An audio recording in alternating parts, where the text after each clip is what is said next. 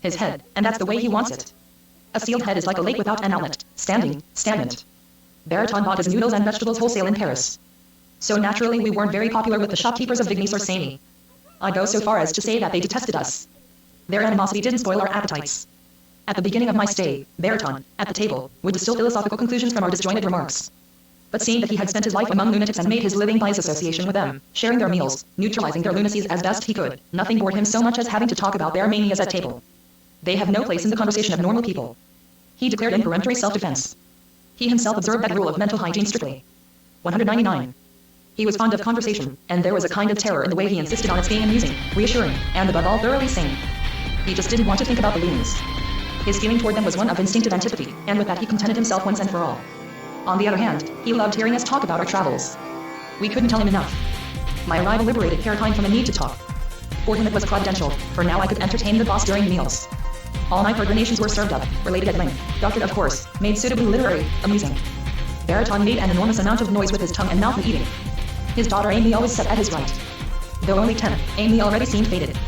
Something lifeless, an incurable grayness flooded our image of Amy, as though unhealthy little clouds were always passing over her face. There were moments of friction between Paratine and Baritone. But Baritone never bore anyone a grudge, as long as they laid no claim to the profits of his establishment. For many years his accounts had been the only element of the sacred in his existence. Once, in the days when Paratine still spoke to him, he had told him bluntly at table that he was lacking in ethics. At first that remark had nettled Baritone, but then the whole thing had been smoothed over. You don't quarrel about such trifles. Listening to the story of my travels, Baritone not only relished a surge of romantic emotion but rejoiced at the money he was saving. You're such a fine storyteller, Ferdinand, that after listening to you don't have to visit those countries anymore. To him no prettier compliment was conceivable. Only easily managed lunatics were admitted to his institution, never vicious, out-and-out homicidal maniacs. The place wasn't absolutely sinister. Hardly any bars and only a few isolation cells. Maybe the most worrisome case was little Amy, his own daughter. The child wasn't regarded as a patient, but the environment haunted her. A howl or two would sometimes reach us in the dining room, but the cause of those screams was always something quite insignificant. And they never lasted long. Then occasionally a group of inmates would suddenly, for no reason at all, be shaken by a prolonged wave of frenzy in the course of their interminable wanderings between the pub, the clumps of bushes, and the begonia beds. Those incidents would be handled without great alarms and excursions by means of tepid baths and buckets of opium extract. Now and then the lunatics would stand at the few dining hall windows that opened out on the street and terrify the neighborhood with their bellowing, but mostly they kept their horror to themselves. They took good care of their horror, defending it against our therapeutic efforts. That resistance of theirs was the spice of their lives. When I think now of all the lunatics I knew at Baritone's, I can't help suspecting that the only true manifestations of our innermost being are war and insanity, those two absolute nightmares. Maybe what makes life so terribly fatiguing is nothing other than the enormous effort we make for 20 years, 40 years, and more, to be reasonable, to avoid being simply, profoundly ourselves, that is, vile, ghastly, absurd. It's the nightmare of having to represent the halt subhuman we were fobbed off with as a small-size universal ideal, a Superman from morning to night. In our nut house we had patients at all prices, the most opulent living in heavily padded Louis XP rooms. Baritone paid these a daily, highly priced visit. They'd be expecting him. Now and then he'd be welcomed with a titanic, truly magnificent, and long premeditated sock in the jaw, which he'd enter on the bill under special treatment. At table Paratine maintained an attitude of reserve. Not that he was the least bit put out by my oratorical triumphs. Quite the contrary, he seemed less preoccupied than in times past, in his microbe days, and all in all, almost happy. Don't forget that he'd had a bad stare over his business with the minor maidens. It had left him rather disconcerted in his dealings with the sex. In his free time, he'd wander around the grounds 200 of our institution just like a patient. He'd smile at me when I passed, but his smiles were so vague, so pale, you'd have thought he was bidding me goodbye. By taking us on as technical aides, Baritone had made a good bargain, for in addition to our unflagging devotion, we brought him entertainment and the echoes of adventure, for which deprivation had left him with such a craving. And indeed, he often took pleasure in expressing his satisfaction with us. Yet on Paratine's score he had certain reservations. He had never felt entirely comfortable with Paratine. Paratine, you see, Ferdinand, he confided in me one day, Paratine is a Russian. To Baritone the fact of his being Russian was as descriptive, morphological, and irreparable as diabetic or nigger. Launched on a topic that had been tormenting him for months, he set his brain to working enormously in my presence and for my special benefit. You wouldn't have recognized the old Baritone. We were on our way to the local tobacco store for cigarettes. Paratine, you see, Ferdinand, of course he's intelligent. But really, you know, there's something dreadfully arbitrary about his intelligence. Don't you agree, Ferdinand? In the first place, he simply refuses to adapt. You can see that at a glance. And he's not at ease in his work.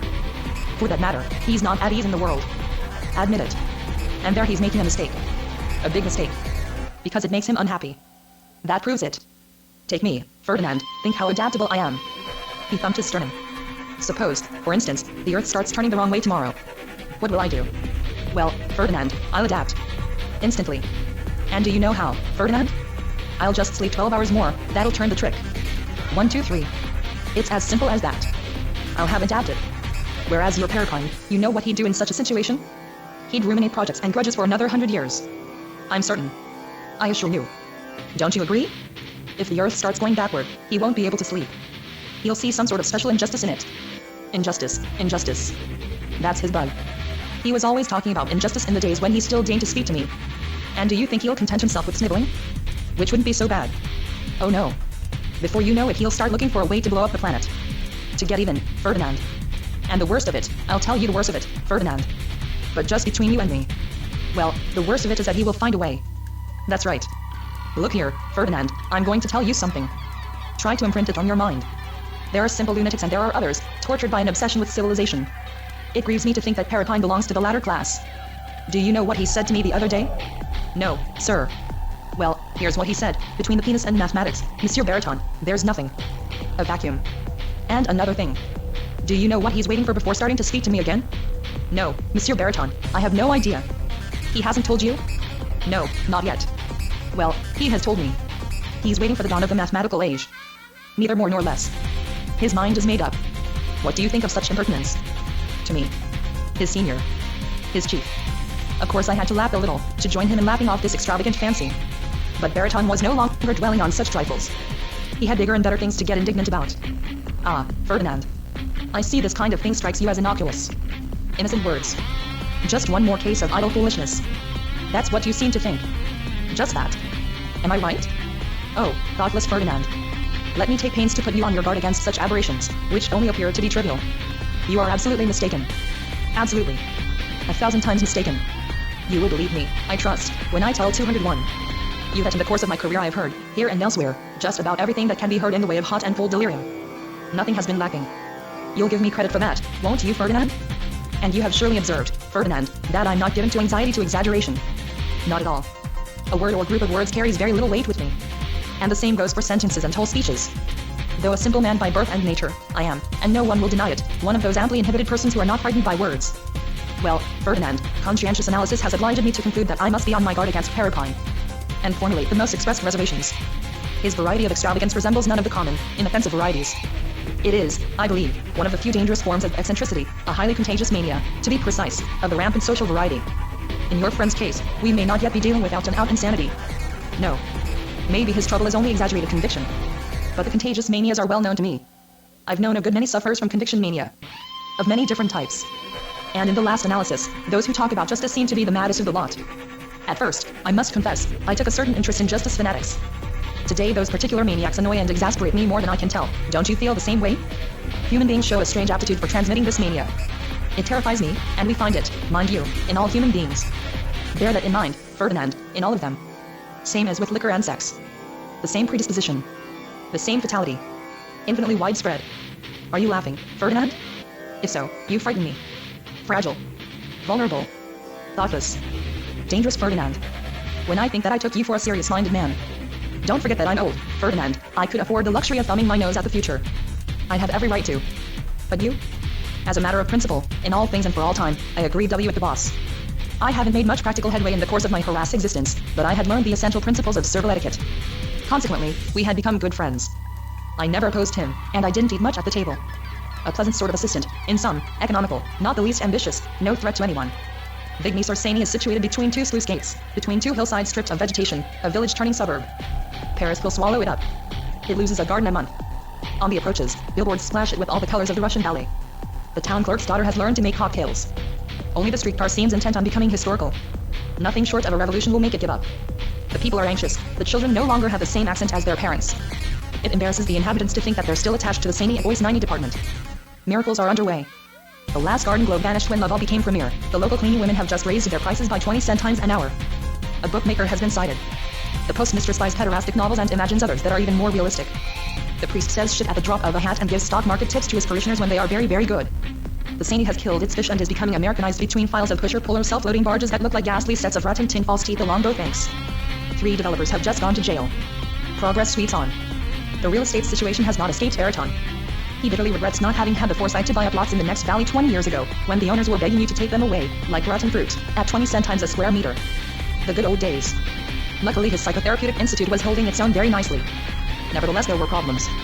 Those insatiable families were always demanding, always insisting on newer and newer methods of treatment, more electrical, more mysterious, more everything.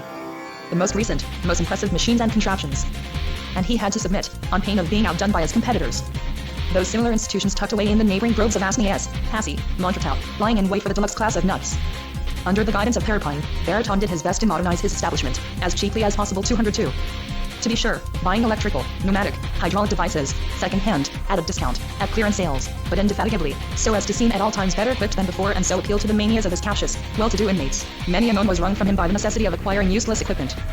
Of currying favor with the very lunatics. I opened my institution, he confided in me one day in an outpouring of sorrow, just before the exposition, 91, a big one, Ferdinand. Wheelinists in those days were, or, if you will, constituted a very small group, much less curious, I can assure you, and less depraved than today. None of us in those days tried to be as crazy as his patients.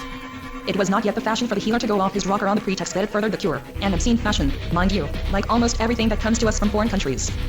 You see, Ferdinand, in the days of my beginnings, French medical men still had self-respect. They didn't feel obliged to rave along with their patients. In the interest of harmony? Don't ask me. To make them happy? Where will it lead us? If we persist in being more ingenious, more morbid, more perverse than the most persecuted lunatic in our asylums, in wallowing with some sort of obscene pride in every form of dementia paraded before our eyes, what will become of us? Do you feel able, Ferdinand, to reassure me about the future of human reason? Or even of plain common sense? At this rate, what will be left of plain common sense in a few years? Nothing. I foresee it. Absolutely nothing. I can predict it. It's obvious.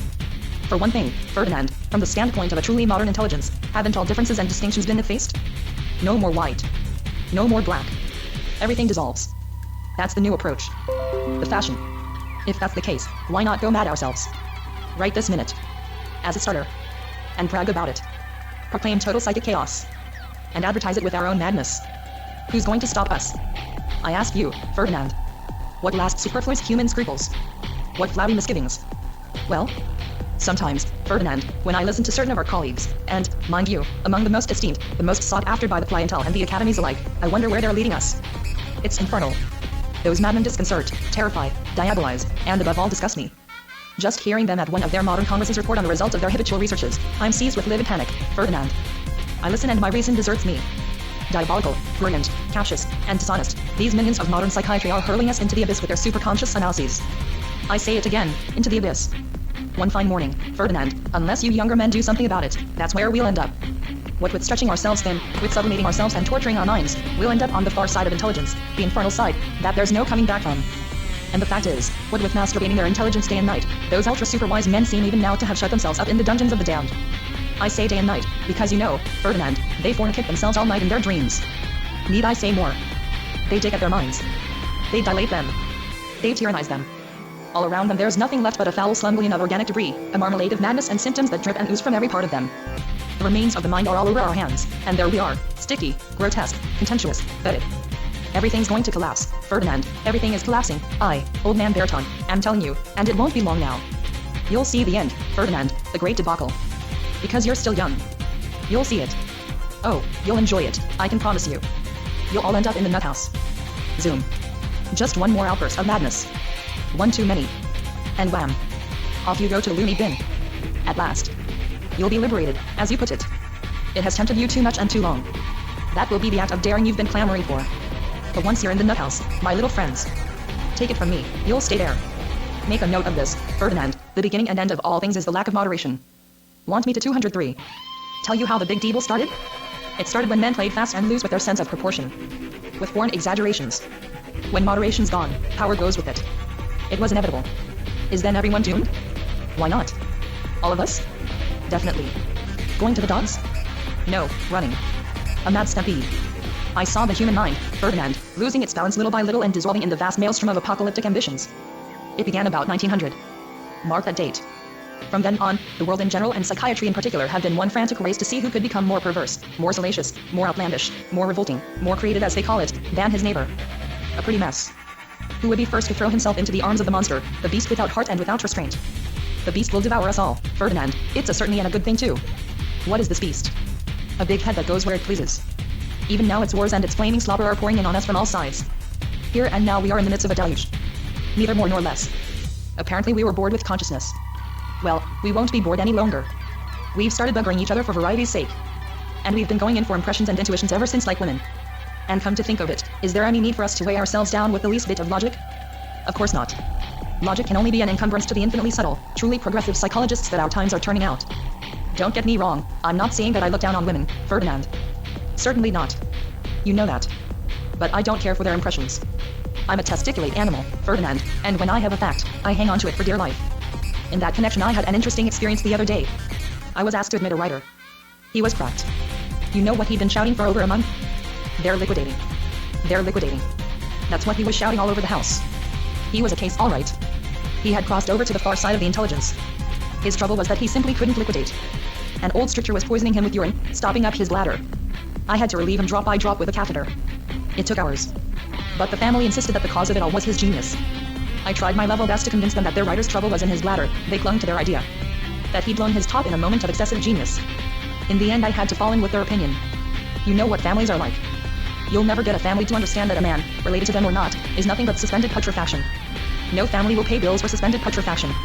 For 20 years, Baritone had been wrestling with the quarrelsome vanity of families. They gave him a hard time.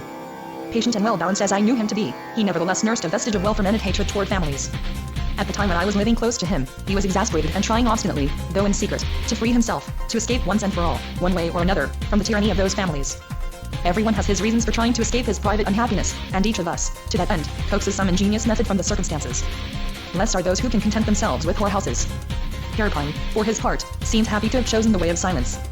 Baritone, as I came to understand only later, doubted in his heart whether he would ever succeed in freeing himself from families, from their hold on him, from the thousand repulsive servitudes involved in elementary psychiatry, in short, from his condition. He so longed for something new and absolutely different that he was thoroughly ripe for flight and escape. This accounted no doubt for his critical tirades. Routine was death to his ego. Sublimation was no longer possible. He just wanted to go away, to take his body somewhere else. There was nothing of a musician in Baritone, and in the end he had to accept everything like a bear. He, who thought himself so reasonable, set himself free by means of a scandalous and thoroughly regrettable action. Later on, at leisure, I shall try to tell what happened. 204. For the moment the job of assistant to Baritone struck me as quite bearable. The therapeutic routine was far from strenuous, though now and then, as you'd expect, I'd feel pretty sick after talking too long with one of the patients. A kind of dizzy spell would come over me, as though the patients, from one commonplace little remark to another, had, without seeming to, led me away from my usual dwelling place to the heart and center of their dementia. For a short moment I wondered how I would ever get out of there and whether I hadn't, unsuspecting, been locked up with them in their madness once and for all. Because I was always kind to the inmates, which was my nature, I lived on the dangerous rim of madness, on the brink, so to speak. I didn't go under, but I felt in constant danger, as if they had lured me by stealth into their unknown city. A city whose streets became softer and softer as you penetrated further between its slobbery houses, with their melting, ill-closed windows and their dubious sounds. The doors and the ground are unstable, shifting, and yet something makes you want to go further, to see if you'll have the strength to retrieve your reason from the wreckage. Reason can easily become an obsession, as good humor and sleep are for neurasthenics. All you can think of is your reason. Everything's out of kilter. It's no joke. So I was worrying along from doubt to doubt when the 4th of May came up. A big day. I was feeling wonderfully well that day. Pulse 78. Like after a good lunch. Then suddenly the world began to spin. I held tight. Everything turns to bile. People start looking weird. As if they'd gone sour like lemons and more malignant than ever before. From climbing too high, no doubt, to the very peak of health, I had fallen in front of the mirror and with passionate fascination was watching myself grow old. On rotten days like that, mountains of fatigue and disgust accumulate between your nose and your eyes, enough in that one spot to last several men for years. Much too much for one man. Just then, all in all, I'd have been glad to go back to the Terapeut. Especially as Peripine had also stopped talking to me. But I was in their bad books at the Terapeut. It's hard to have no source of spiritual or material comfort but your boss, especially when he's an alienist and you're not so sure of your own head. All you can do is hold tight. And not say anything. We could still talk about women together. That was a benign subject, which gave me a chance to make him laugh now and then. In that field he gave me credit for a certain experience, for some slight and nasty competence. It had its advantages that on the whole Baritone should consider me with a certain contempt. A boss always finds the crumminess of his staff rather reassuring. A slave must at all costs be slightly, if then not superlatively, contemptible. An assortment of chronic moral and physical defects justifies the horrible treatment he is getting. Then the earth turns more smoothly, for each man occupies the place he deserves. A person you make use of should be dull and abject, a born failure. It comes as a relief to the boss, especially since Baritone paid us very badly. An employer with his degree of acute avarice tends to be suspicious and uneasy. Failure, debauchee, black sheep, loyal. Now there's a perfect combination that will justify anything. Baritone wouldn't have been displeased if I had been kind of wanted by the police. Those are the things that guarantee an employee's loyalty. I had cast off all self-respect long ago. That sentiment had always struck me as far above my station, much too costly for my resources. I'd made that sacrifice once and for all and had no regrets whatever. By then I was quite content if I could keep myself in a tolerable state of alimentary and physical balance. I had stopped worrying my head about anything else. Nevertheless, I found it hard to get through certain nights, especially when the memory of what had happened in Toulouse prevented me from sleeping. At such times I couldn't help it. I imagined all sorts of dramatic sequels to Grandma Heinrill's fall into the mummy crypt. Fear rose up from my bowels, seized hold of my heart, and made it pound so hard that I jumped out of bed and paced the floor, this way and that way into the depths of darkness and into the dawning 205. Light. During those attacks I despaired of ever recapturing enough peace of mind to fall asleep again. If someone tells you he's unhappy, don't take it on faith. Just ask him if he can sleep. If he can, then all's well. That's good enough. I would never again succeed in sleeping fully. I had lost, so to speak, the habit of trust, the enormous trust you need to sleep soundly among human beings. I have needed at least an illness, a fever, a specific catastrophe to retrieve some small part of my old indifference, neutralize my anxiety, and recapture the divine stupidity of an easy mind. The only bearable days I remember over a period of many years were a few days of heavy feverish flu. Baryton never asked me about my health. For that matter, he chose to disregard his own. Science and life form disastrous mixtures, Ferdinand. Always avoid taking care of your health, believe me. Every question asked of your body becomes a breach through which anxiety, obsession, will enter. Such were his simplest biological principles. He thought he was clever. The known is good enough for me was another of his frequent sayings. He was trying to impress me. He never mentioned money to me, but in his secret heart he thought of it all the time. Though I didn't exactly understand them at the time, Robinson's dealings with the Heinrill family were on my conscience, and from time to time I tried to tell Baryton bits and pieces of the story. But it didn't interest him in the least. He preferred my stories about Africa, especially the ones relating to colleagues of ours whom I'd run across here and there, and to the strange and questionable medical practices of those very freakish colleagues. At the rest home we had an alarm now and then in connection with his little girl Amy Eve. Suddenly at dinner time she was nowhere to be found, neither in the garden nor in her room. I fully expected to find her dismembered body in a clump of bushes one evening. She roamed all over the place with our lunatics, so there was reason to fear the worst. And indeed she had narrowly escaped being raped quite a number of times. When that happened, there'd be no end of screams and shower baths and warnings. Time and again she'd been told to avoid certain hidden paths, but the child was irresistibly attracted to nooks and crannies. On those occasions her father never failed to give her a memorable spanking. All in vain. I think she enjoyed the excitement. We of the staff always had to be on our guard when passing the lunatics in the corridors. Madmen are more prone to murder than ordinary people. We got into the habit of turning our backs to the wall when they passed, prepared to give them a good kick in the groin at the slightest suspicious move. Watching you out of the corners of their eyes, they pass on. Madness apart, we understood each other perfectly. Baryton deplored the fact that none of us played chess. Just to please him, I had to take it up. During the day he distinguished himself by an act of petty chicanery that made life in his entourage extremely fatiguing. Every morning some new and abysmally practical idea would spring from his brain. One day he decided to replace our rolls of toilet paper with folded folios, and we were obliged to ponder and waste a whole week with contradictory resolutions. Finally we decided to wait for the sales at the department stores. The next futile bother had to do with flannel vests. Should they be worn over or under the shirt? And what was the proper way to administer Epsom salts? Baryton evaded these intellectual controversies by stubborn silence. In the end, inspired by boredom, I told Baryton about many more adventures than my travels had ever provided. My stock was exhausted. From then on it was up to him to fill in the conversational vacuum with his niggling pros and cons, of which there was no end. He had defeated me by exhaustion. And I had no such defense as Baryton's total indifference. In spite of myself I had to answer him. I couldn't hold myself back from bickering with him for hours on end about the relative merits of cocoa and coffee. He was 206. Bewitching me with foolishness. We'd start in again about something or other, about elastic stockings for varicose veins, about optimum for attic currents, or the treatment of cellulitis in the region of the elbow. It got so that I'd jabber about anything under the sun in line with his tastes or recommendations, like a human talking machine. He would keep abreast or just ahead of me in those infinitely idiotic meanderings. He saturated me with conversation for all eternity. When Baryton heard us embark on quibbles as long as the noodles we were eating, he'd guffaw to himself and sputter the boss's Bordeaux all over the tablecloth. But peace to the memory of Monsieur Baryton, the bastard. In the end I got rid of him. But what genius it took. The frothy air of the female patients entrusted to my care gave me a hell of a time. When it wasn't cold showers, it was catheters. Their little vices and perversions, their big apertures that always had to be kept clean. One of our young inmates regularly earned me a reprimand from the boss. She'd wrecked the garden by pulling up flowers, that was her mania, and I didn't care for the boss's observations. The betrothed, they called her, she was an Argentine, physically not bad at all, but as for her head, she had only one idea, she wanted to marry her father. One by one she picked all the flowers in the garden and stuck them in the big white veil that she wore day and night, wherever she went. Her family, who were religious fanatics, were dreadfully ashamed. They hid their daughter from the world and her idea with her. According to Baryton, she had succumbed to the absurdity of too strict and rigid an upbringing. The unbending morality of her parents had exploded in her head, so to speak. At dusk we'd read the roll call at great length and send the boarders to their quarters. Then we'd make the rounds of the rooms, mostly to stop the more agitated ones from masturbating too frantically before falling asleep. You have to watch closely and keep them in check on Saturday night, because the families come visiting on Sunday and it's bad for the reputation of the establishment if they find the patients masturbated white. All that reminded me of Biebert and the anti-masturbation syrup. I administered quantities of that syrup in Bigny. I had kept the formula and ended by believing in it. The concierge at the rest home kept a little candy shop with her husband, a big bruiser who was called in now and then when an inmate got violent. And so life and the months went by, pleasantly enough all in all, and we'd have had nothing to complain about if Baryton hadn't suddenly conceived another of his big ideas. He had no doubt been wondering for quite some time if it mightn't be possible to make more and better use of me for the same money. And he finally found the answer. One day after lunch he came out with his idea. First he had them dish up a whole salad bowl full of my favorite dessert, strawberries and cream. Already my suspicions were aroused. And true enough, I had no sooner downed the last strawberry than he attacked. "Ferdinand," he says. "I've been wondering if you mightn't consent to give my little girl Amy a few English lessons." "What do you say? I know you have an excellent accent. And in English a good accent is what counts, don't you think? You see, Ferdinand, without wishing to flatter you, I know how obliging you are." He had caught me off balance. "Why, certainly, Monsieur Baritone," I said. It was agreed then and there that I'd give Amy her first English lesson the very next morning. And others followed, one after another, for weeks.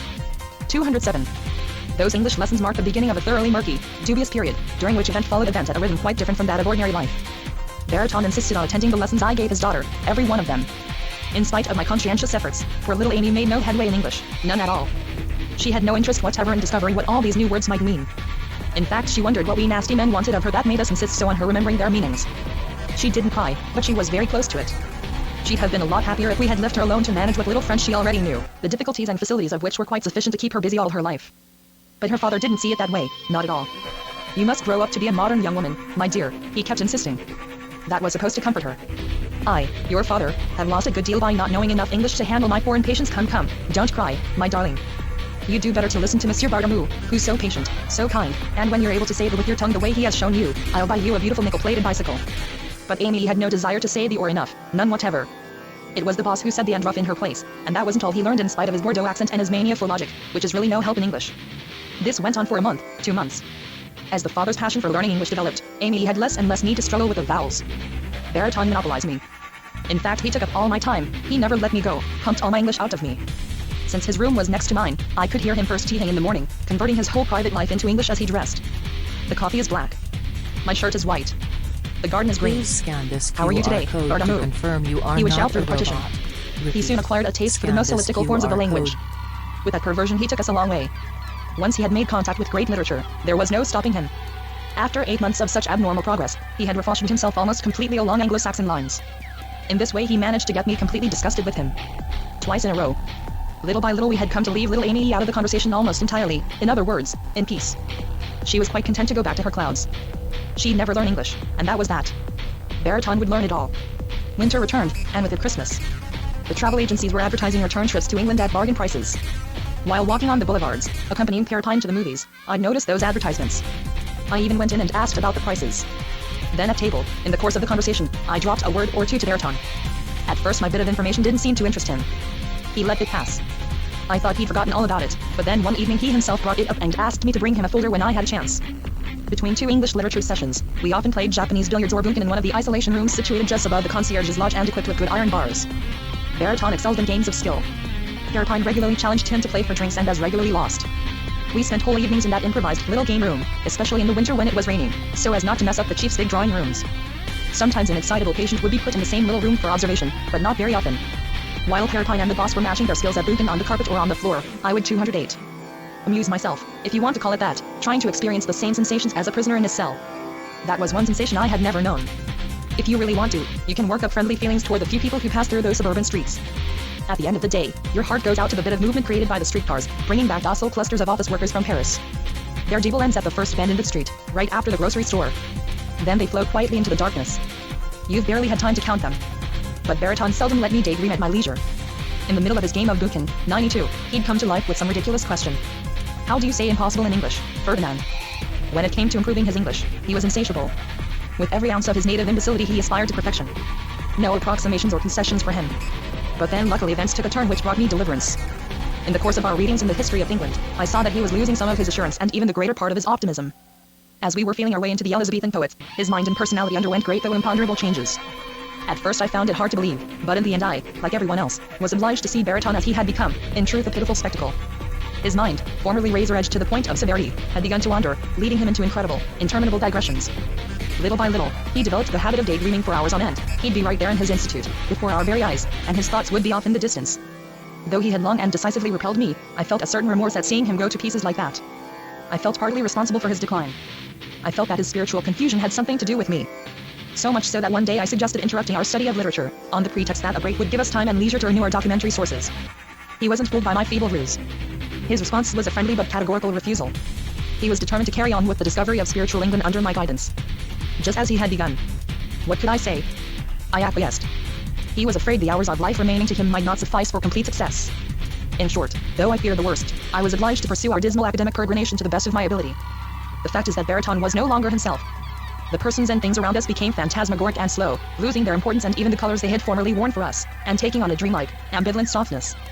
Baraton had come to concern himself only occasionally and more languidly with the administrative details of his own establishment, though it was his life work and for over 30 years the object of his literally passionate interest.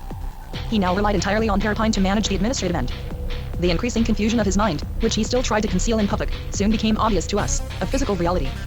One day Gustave Mandamore, a policeman we knew in Bidney because we sometimes employed him for certain heavy work, and undoubtedly the least discerning person I have ever come across though I've known many of his kind, asked me if the boss hadn't received some terrible news. I did my best to reassure him, but without conviction.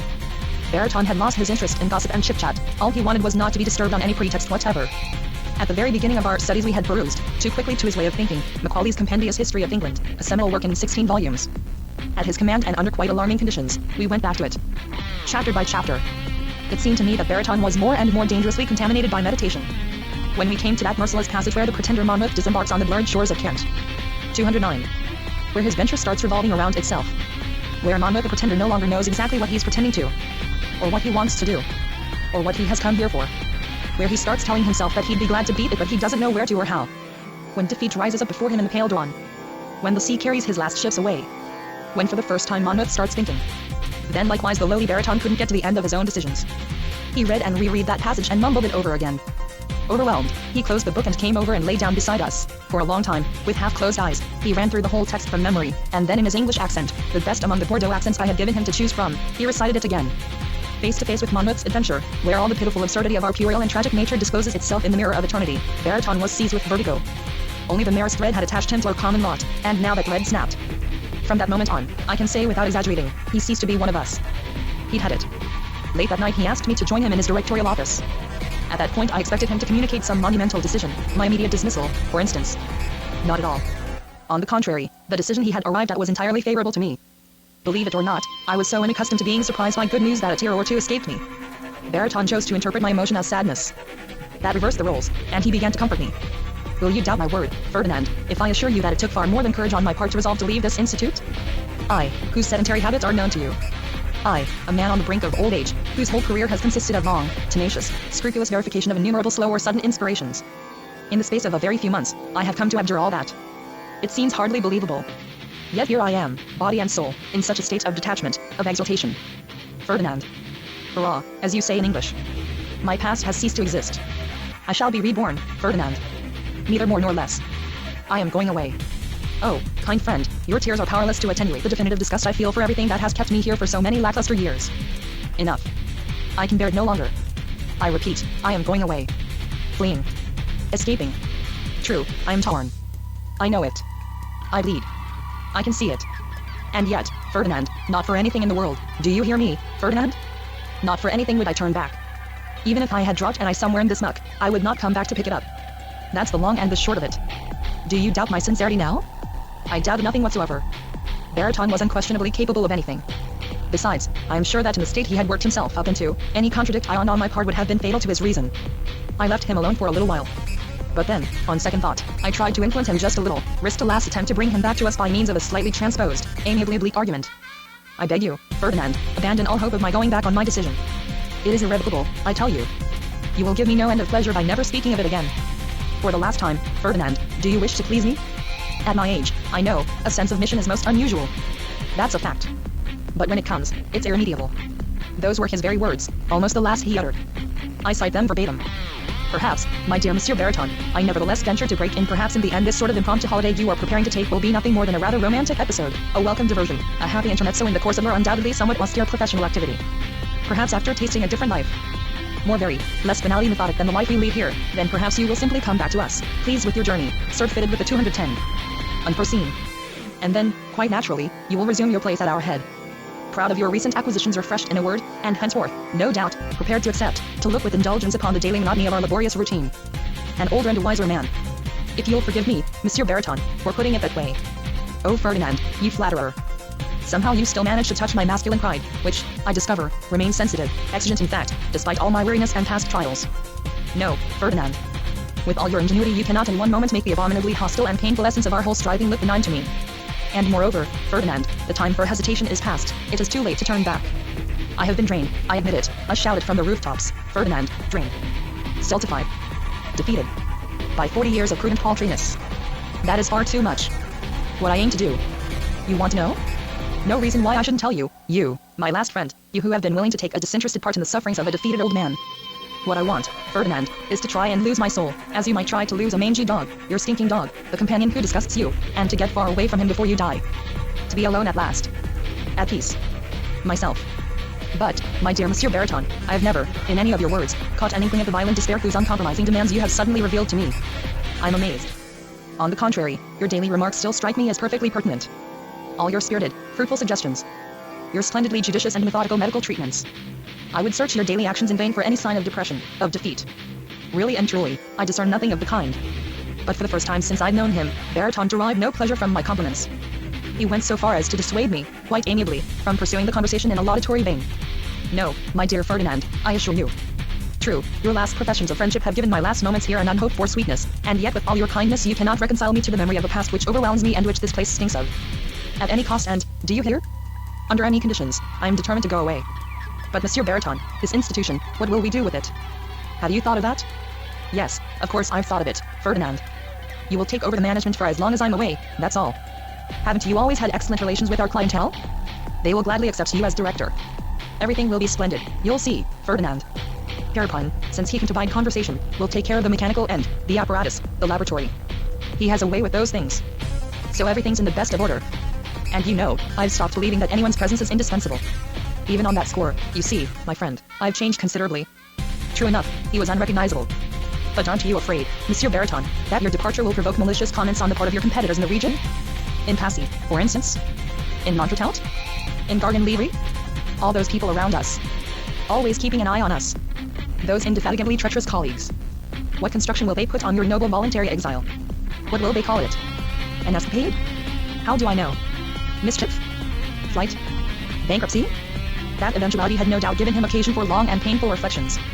It still troubled him, and he turned pale before my eyes at the thought of it. His daughter, Amy, our little half-wit, was in for a pretty rough time. He was entrusting her to the care of an aunt in the provinces, a total stranger if the truth be known. So, once his private affairs had been settled, Pierpont and I would only have to look after his interests and property as best we could. Adrift in a ship without a captain. After all he had told me, I thought it permissible to ask him which way he was heading in his quest for 211. Adventure. To England, Ferdinand. He replied, without batting an eyelash. So much had happened to us in so short a time, I thought we'd have trouble digesting it, but it was clear that we'd have to adapt quickly to our new mode of life. The very next day Pierpont and I helped him with his luggage. The passport with all its little pages and visas startled him somewhat. He had never seen a passport before. But while he was at it, he'd had like to apply for a few spares. We managed to convince him that this was impossible. One last time he stumbled over the question, should he take hard collars or soft collars away with him and how many of each? This problem, still undecided, brought us almost to train time. All three of us jumped into the last streetcar for Paris. Baritone took only a small suitcase, intending to travel light and preserve his mobility wherever he went. On the platform he was impressed by the noble elevation of the car steps on the international trains. Hesitating to mount those majestic structures, he contemplated the car as though gazing at a monument. We helped him a little. Having taken a second-class ticket, he made a comparative, practical, and cheerful observation. First is no better, he said. We shook hands with him. The time was at hand. The whistle blew, and the train pulled out on the dock with an enormous jolt and crashing of steel, abominably mutilating our farewells. He had barely time to say, goodbye, boys. And his hand broke loose, carried away from ours. Then his hand was waving in the smoke he, rushing through the noise, already in darkness, further and further down the rails, light. In a way we weren't sorry to see him go, but all the same the house seemed very empty without him. In the first place, the way he'd gone made us sad, in spite of ourselves so to speak. It wasn't natural. After such a blow we wondered what might happen to us. But we didn't have time to wonder very long. Only a few days after we'd taken Baritone to the station, I'm informed that there's someone asking to see me personally in the office. Abby Protest. So I tell him the news, and what news? Especially the way Baritone had run out on us to go gallivanting around in the septentrional regions. When Protest heard that, he couldn't get over it, and when it finally sank in, the altered situation meant only one thing to him, namely, the advantage I could derive from it. Such trust on the part of your director, he kept saying over and over, strikes me as the most flattering sort of promotion, my dear doctor. I tried to calm him down, but once launched he persisted in his view of the matter and predicted that the most glorious of futures lay in wait for me, a magnificent medical career, as he put it. I couldn't stop him. Nevertheless, though with considerable difficulty, we finally got back to serious matters, that is, to the city of Toulouse, whence he had arrived only the day before. Of course I gave him his turn to speak and tell me all he knew. I even pretended to be astonished, nay, stupefied, when he told me about the old woman's accident. What? What's that? I interrupted. Dead? Heavens above. When did this happen? Little by little, he had to come clean. Without telling me in so many words who had pushed the old woman down her little staircase, he said nothing to deter me from guessing. It seems she hadn't had time to say boo. 212. We understood each other. It was a good job, handled with care. This time he had done for her. He hadn't botched his second try. Luckily everyone in the neighborhood had thought Robinson was still stone blind. So they hadn't suspected anything more than an accident, a very tragic one to be sure, but quite understandable when you thought it over, given the circumstances, the old woman's age and the time of day, the late afternoon when she must have been tired. Just then I had no desire to hear more. He had told me plenty. But it wasn't so easy getting the Abbey to change the subject. The thing was on his mind. He kept coming back to it, apparently in the hope that I'd make some kind of slip and give myself away. Nothing doing. He could keep trying. So after a while he gave up and contented himself with talking about Robinson and his health. His eyes. In that department he was much better. But his morale was still low. In fact his morale was terrible. In spite of the kindness and affection the two women never stopped showing him. He never stopped complaining about his own hard lot and life in general. It didn't surprise me to hear Claudius telling me all that. I knew Robinson. He had a low-down, ungrateful nature. But I distrusted the Abbey even more. I didn't say a word while he was talking to me. All his confiding didn't get him anywhere. I must admit, Doctor, that your friend, in spite of a material life that has become pleasant and easy and the prospect of a happy marriage, has disappointed all our hopes. Once again he is succumbing to the same fatal penchant for escapades, the perverse impulses you detected in the past? What do you think of those tendencies of his, my dear doctor? In short, if I got the drift, Robinson's only thought was to drop everything. At first his fiancée and her mother were angry, then they were stricken with grief. That's what Abbie Protas had come to tell me. All this was rather upsetting, and for my part I made up my mind to hold my tongue and steer clear of these people's little family affairs at all costs. After an abortive interview we parted at the streetcar stop, rather coolly to tell the truth. Not at all easy in my mind, I went back to the rest home. Only a short time after this visit, we had our first news of Baraton. From England. A few postcards. He wished us all good health and good luck. After that a few vapid lines from one place and another. A card with no message on it informed us that he had gone to Norway, and a few weeks later there was a somewhat reassuring telegram, good crossing. From Copenhagen. As we had foreseen, the chief's absence provoked the most vicious comment in Vigny and environs. It seemed best for the future of the Institute that we should provide the patients and our colleagues round about with only the barest minimum of information regarding the reasons for this absence. Months passed, months of extreme caution, dull and silent. Among ourselves we stopped mentioning Baraton altogether. To tell the truth, thinking about him made us feel rather ashamed. And then it was summer again. We couldn't spend all our time in the garden supervising the patients. To prove to ourselves that we had some freedom in spite of it all, we ventured as far as the banks of the Seine, just to get out. After the embankment on the far shore, the great plain of Gennevilliers begins, a beautiful expanse of grey and white, with chimneys softly outlined in the dust and mist. Right beside the towpath you'll see the bargeman's bistrit. It guards the entrance to the canal. The yellow current comes pushing against the lock. For hours on end we look down at all that, and off to the side at the long swamp, the insidious smell of which reaches as far as the motor road. You get used to it. That muck was so old, so worn out by the river floods that it had no color left. Sometimes on summer evenings when the sky went pink and sentimental the mud would take on a kind of gentle look. It was there on the bridge that we'd listen to the accordion 213. Music they'd play on the barges while waiting at the lock gates for the night to be over so they could pass through to the river. Especially the ones coming down from Belgium are musical, they have color all over, green and yellow, and clotheslines full of shirts and drawers and raspberry-colored slips, puffed up by the wind as it beats and gusts into them. I'd often go to the bargeman's bar at the Slack House after lunch, when the owner's cat is blissfully at peace within four walls, shut up in a little blue enamel heaven that belongs to him alone. There I too sat drowsing in the early afternoon, forgotten, I thought, by all the world, waiting for the time to pass. I saw someone coming in the distance, coming up the road. I wasn't long in doubt. He had hardly set foot on the bridge when I recognized him. It was Robinson, his very own self. No possible doubt. He's come looking for me, I said to myself. The priest must have given him my address. I'll have to get rid of him quick. At that particular moment I thought it was foul of him to come around bothering me just as I was starting to build up a cozy bit of self-indulgence. We're always suspicious of things approaching on a road, and we're right. By then he had almost reached the bistrit. I went outside. He seemed surprised to see me. Where in hell have you come from? I asked him, not at all friendly. From La Garenne. He says. Okay. Have you eaten? He didn't look as if he'd eaten, but he didn't want to seem to be starving the moment he got there. So you're on the loose again? I asked him. Because, believe me, I wasn't at all glad to be seeing him again. It didn't suit me one bit. Just then Parapine came up from the canal, looking for me. That was a good thing. Parapine was tired from being on duty so often at the asylum. It was true that I'd been taking my responsibilities rather lightly.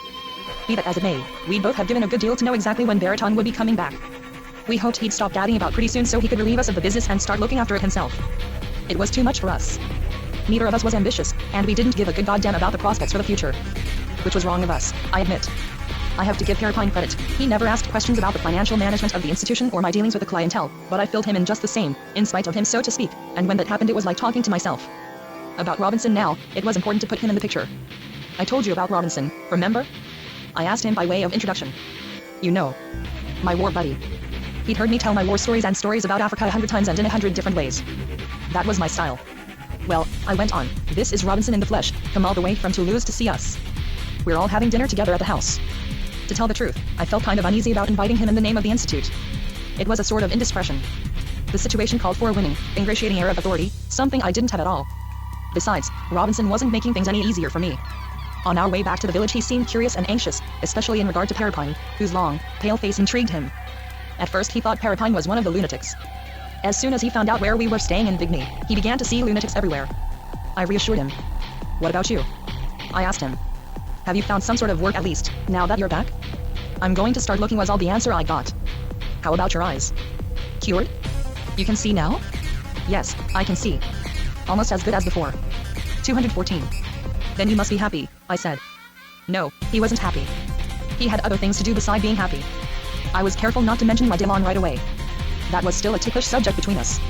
We spent quite some time over our apparatus, and I took the opportunity to tell him a good deal about the rest home and various other things. I've never been able to stop shooting my mouth off right and left, pretty much like Baraton, come to think of it. Our dinner went off cordially. And when it was over I couldn't very well put Robinson out in the street. I decided that for the present we'd set up a folding bed for him in the dining room. Parapine as usual expressed no opinion. All right, lady, I said. You can stay here until you find a job. Thanks, he said simply. And every morning from then on he took the streetcar into Paris, to look for a job as a salesman. He was sick of factories, he said, he wanted to be a salesman. I've got to be fair, he may have knocked himself out looking for a salesman's job, but he certainly didn't find one. One day he came back from Paris earlier than usual. I was still in the garden, supervising my charges near the big pond. He came out and joined me. There was something on his mind. Listen. He began. I'm listening. Couldn't you give me some little job right here? I can't find one anywhere else. Have you really tried? Yes, I've really tried. You want a job here in the nut house? Doing what? Can't you find some little thing in Paris? Would you like Parapine and me to ask some people we know? My offer to help him find a job wasn't to his liking. It's not that there's absolutely no jobs to be had, he said. Maybe I find one. Some little job. Sure. But don't you see? I absolutely have to make it look like I'm off my rocker. It's urgent, it's indispensable. It's gotta look like I'm off my rocker. All right, I said. Say no more. Don't try to shut me up, Ferdinand. I've got to say more, he insisted, because I want you to understand. And as I know you, it takes you a long time to understand anything and decide to do something about it. In that case, shoot, I said. Tell me all about it. I was resigned. If I don't make it look like I'm nuts, I'll be out of luck, I assure you. Big trouble. She's perfectly capable of having me arrested. Now do you get the drift? Madelon, you mean? Madelon. Who else? That's great. You can say that again. So you're really on the outs? As you see. Come this way if you want to tell me more, I interrupted and led him off to one side. It's safer because of the nuts. Mad as they are, they understand certain things that'll sound even wilder when they repeat them. 215. We went up to one of the isolation rooms, and once there it didn't take him long to reconstitute the whole machination, especially as I already knew that he'd stop at nothing, and Abby Prodis had hinted at the rest. He hadn't bungled his second try. No one could accuse him of goofing again. Not by a long shot. You see, the old bag was getting on my nerves more and more. Especially after my eyes got a little better and I could go out in the street by myself. After that I could see things. I could see the old bag too. I could see her all right, in fact I never saw anything else. All day long I had her there in front of me. She was poisoning my life. I honestly think she hung around on purpose to bug me. I can't explain it any other way. And that house we were all living in, you know the house, it's a hard place to keep from fighting in. You saw how small it is. We were all on top of each other. You can say different. And the cellar stairs weren't very solid, were they? I myself had noticed how dangerous those stairs were, when I visited the crypt for the first time with Madelon. They'd been shaky even then. Yes, it was practically a setup, he admitted very frankly. And what about the people down there? I asked him. The neighbors, the priests, the reporters. Didn't their tongues wag some when it happened? No, it seems they didn't. Besides, they didn't think I was up to it. They thought I was a washout. Blind. You understand? Well, you can thank your stars for that, because otherwise. But what about Madelon? Was she in it with you? Not exactly. But just a little, yes, of course, because we were supposed to inherit the whole crypt once the old bag passed on. Things had been settled that way. The two of us were going to take over. So what went wrong between you? Well, that's hard to explain. Was she sick of you? Not at all. She was crazy about me and still dead set on getting married. Her mother was all for it too, more than ever. She wanted us to do it quick because we had come into the old bags mummies and there'd be enough for the three of us to live on and then some. So what went wrong between you? Well, I just wanted them to leave me in peace. It's as simple as that. The mother, the daughter, both of them. Look here, Lean.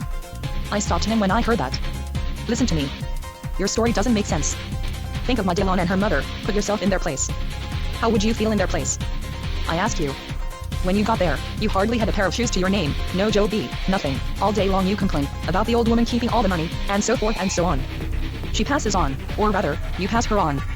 And right away you start making faces again and putting on airs. Put yourself in the place of those two women, stop and think. It's unbearable. Boy, would I have told you what you could do. They should have sent you to jail, that's what you really deserved, I don't mind telling you. 216. That's what I said to Robinson. Maybe so, Robinson answered back. But even if you're a doctor and educated and all that, you'll never understand my nature. You shut up, I finally told him. You poor jerk, don't talk to me about your nature. You talk like a nut. I'm sorry Baraton has gone away God knows where, or he'd have taken you in. Best thing that could happen to you. Lock you up.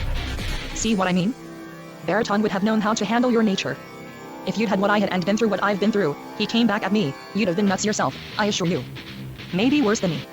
A softie like you. And he began to bawl me out as windily as if he'd had a right to. I watched him closely while he was gassing. I'd often been abused that way by the patients. It didn't bother me anymore. He'd got a good deal thinner since Toulouse, and something had happened to his face, something I'd never seen before, a kind of portrait had settled on his features, with forgetfulness and silenced all around it. In all this Toulouse business there was something else that bothered him, it was only a minor part of the story, but it had gone against his grain, and when he thought about it now it came back at him like bile. It was having to grease the palms of a whole bunch of operators for nothing. When they'd taken over the crypt, he'd had to dish out commissions right and left, to the priest, the chairwoman, the town hall, the vicars, and God knows who else, all to no end, and that had stuck in his craw. Just talking about it threw him into a fit. Thieving he called it. And now tell me, did you finally get married? I asked him. I've told you already, no. I didn't want to anymore. But your little Madelon wasn't bad? You can tell me different. That's not the question. Oh yes it is. You said you were free, didn't you? If you were dead set on leaving Toulouse, you could have left her mother in charge of the crypt for a while. You'd have come back later. Physically yes, you're right, he went on. I admit it, she was first class. You told me the truth. Especially because it so happened that when I got my sight back, the first thing I saw was her, in a mirror. Can you imagine? In the light. About 2 months after the old woman fell. I was trying to look at Madelon's face, and then suddenly my sight came back. Like a flash of light. You get the picture? Wasn't it nice? Sure, it was nice. But that's not everything. And you cleared out all the same? Yes, but let me explain, seeing you want to understand. She started it. She started thinking I was acting funny. That I'd lost my sip. That I wasn't nice to her anymore. That kind of crap. Maybe your conscience was troubling you. Conscience? Sure, why not? Call it anything you want, I was feeling rotten, that's all. But I don't think it was conscience. Were you sick? 217. Yeah, sick, that's what it probably was. For the last hour I've been trying to make you say I'm sick. Admit you're pretty slow. Okay, I tell him. Let's say you're sick if you think it's the safest way. It would make sense, he assured me. Because I wouldn't put anything past her. She could start singing to the cops any day now. He sounded like he was giving me advice, and I didn't want his advice. That kind of thing didn't appeal to me at all, because of the complications it would lead to. Do you really think she'd talk? I asked him, just to make sure. After all, she was your accomplice in a way. That ought to make her think twice before shooting her mouth off. Think twice.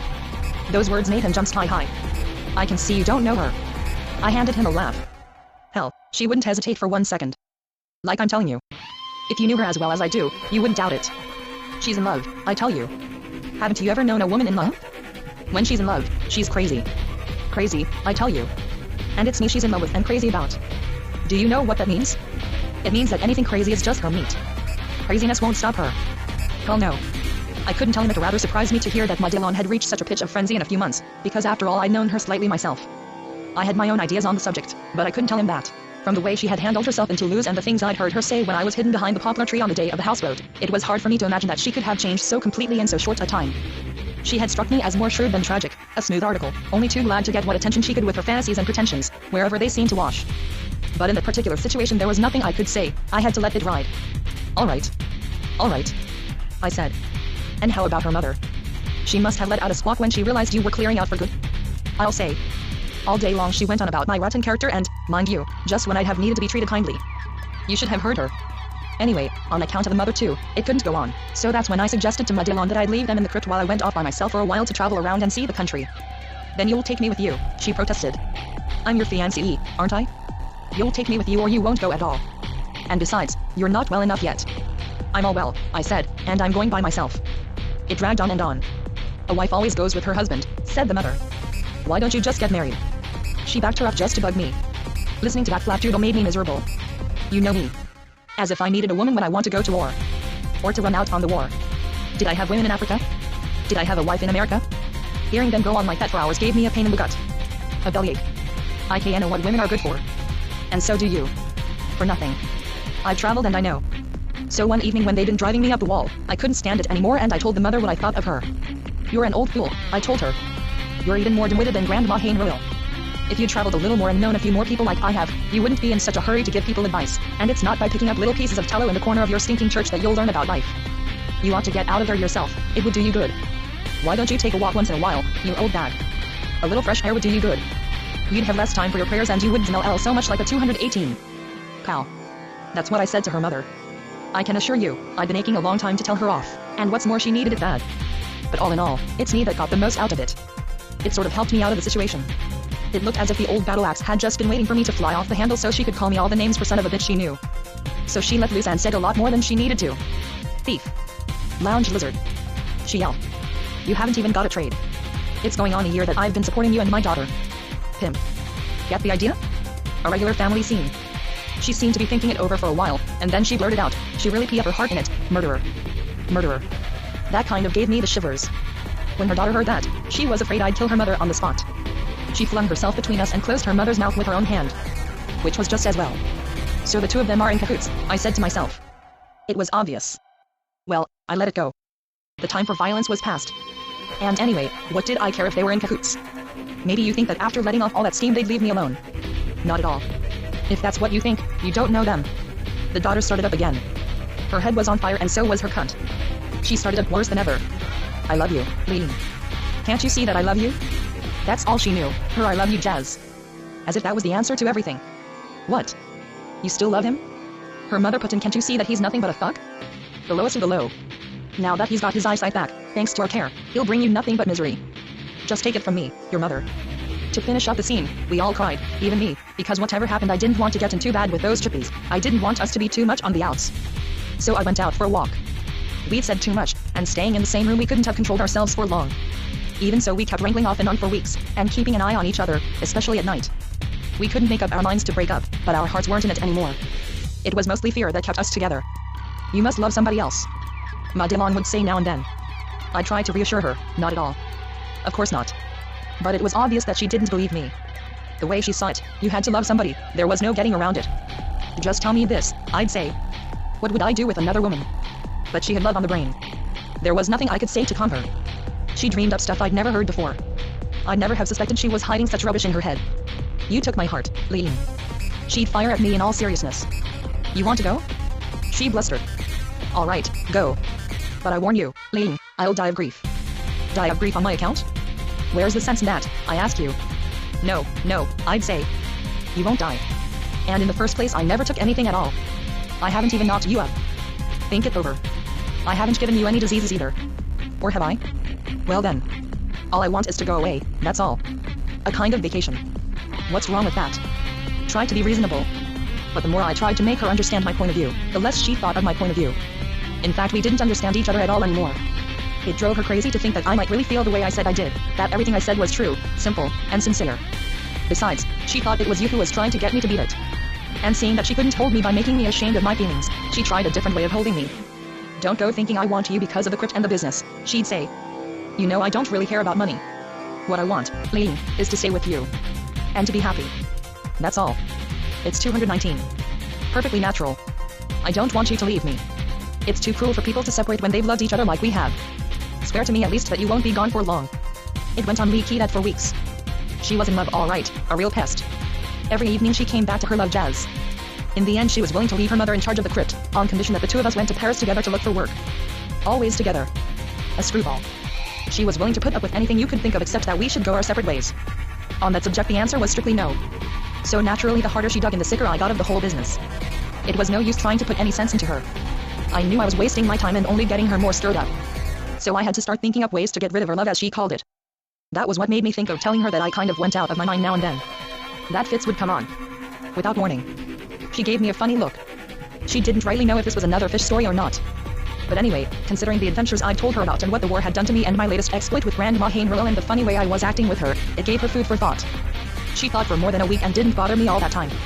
She must have said a word or two to her mother about my fit. Anyway, they didn't seem so eager to hang on to me anymore. Good deal. I said to myself, it's going to be alright. Free at last. I could already see myself slipping quietly away in the direction of Paris without any breakage. But not so fast. I started overdoing it. Frills. I thought I'd hit on the smart way of proving to her once and for all that I'd been telling the truth. That I really went nuts when the spirit moved me. Feel. I said to Madelon one evening. Feel the bump on the back of my head. And the scar on top of it. Some bump, eh? When she had a good feel of the bump on the back of my head, it really started her off, I can tell you. But imagine, it didn't disgust her at all, far from it. It gave her hotter pants than ever. That's where I was wounded in Flanders, I said. That's where I was trepanned. Oh, Lean. She cried out, still feeling the bump. Can you ever forgive me, Lean? I doubted you up to now, but now I beg your forgiveness with all my heart. I see it all now. I've been beastly to you. Oh yes, I have. I've been awful.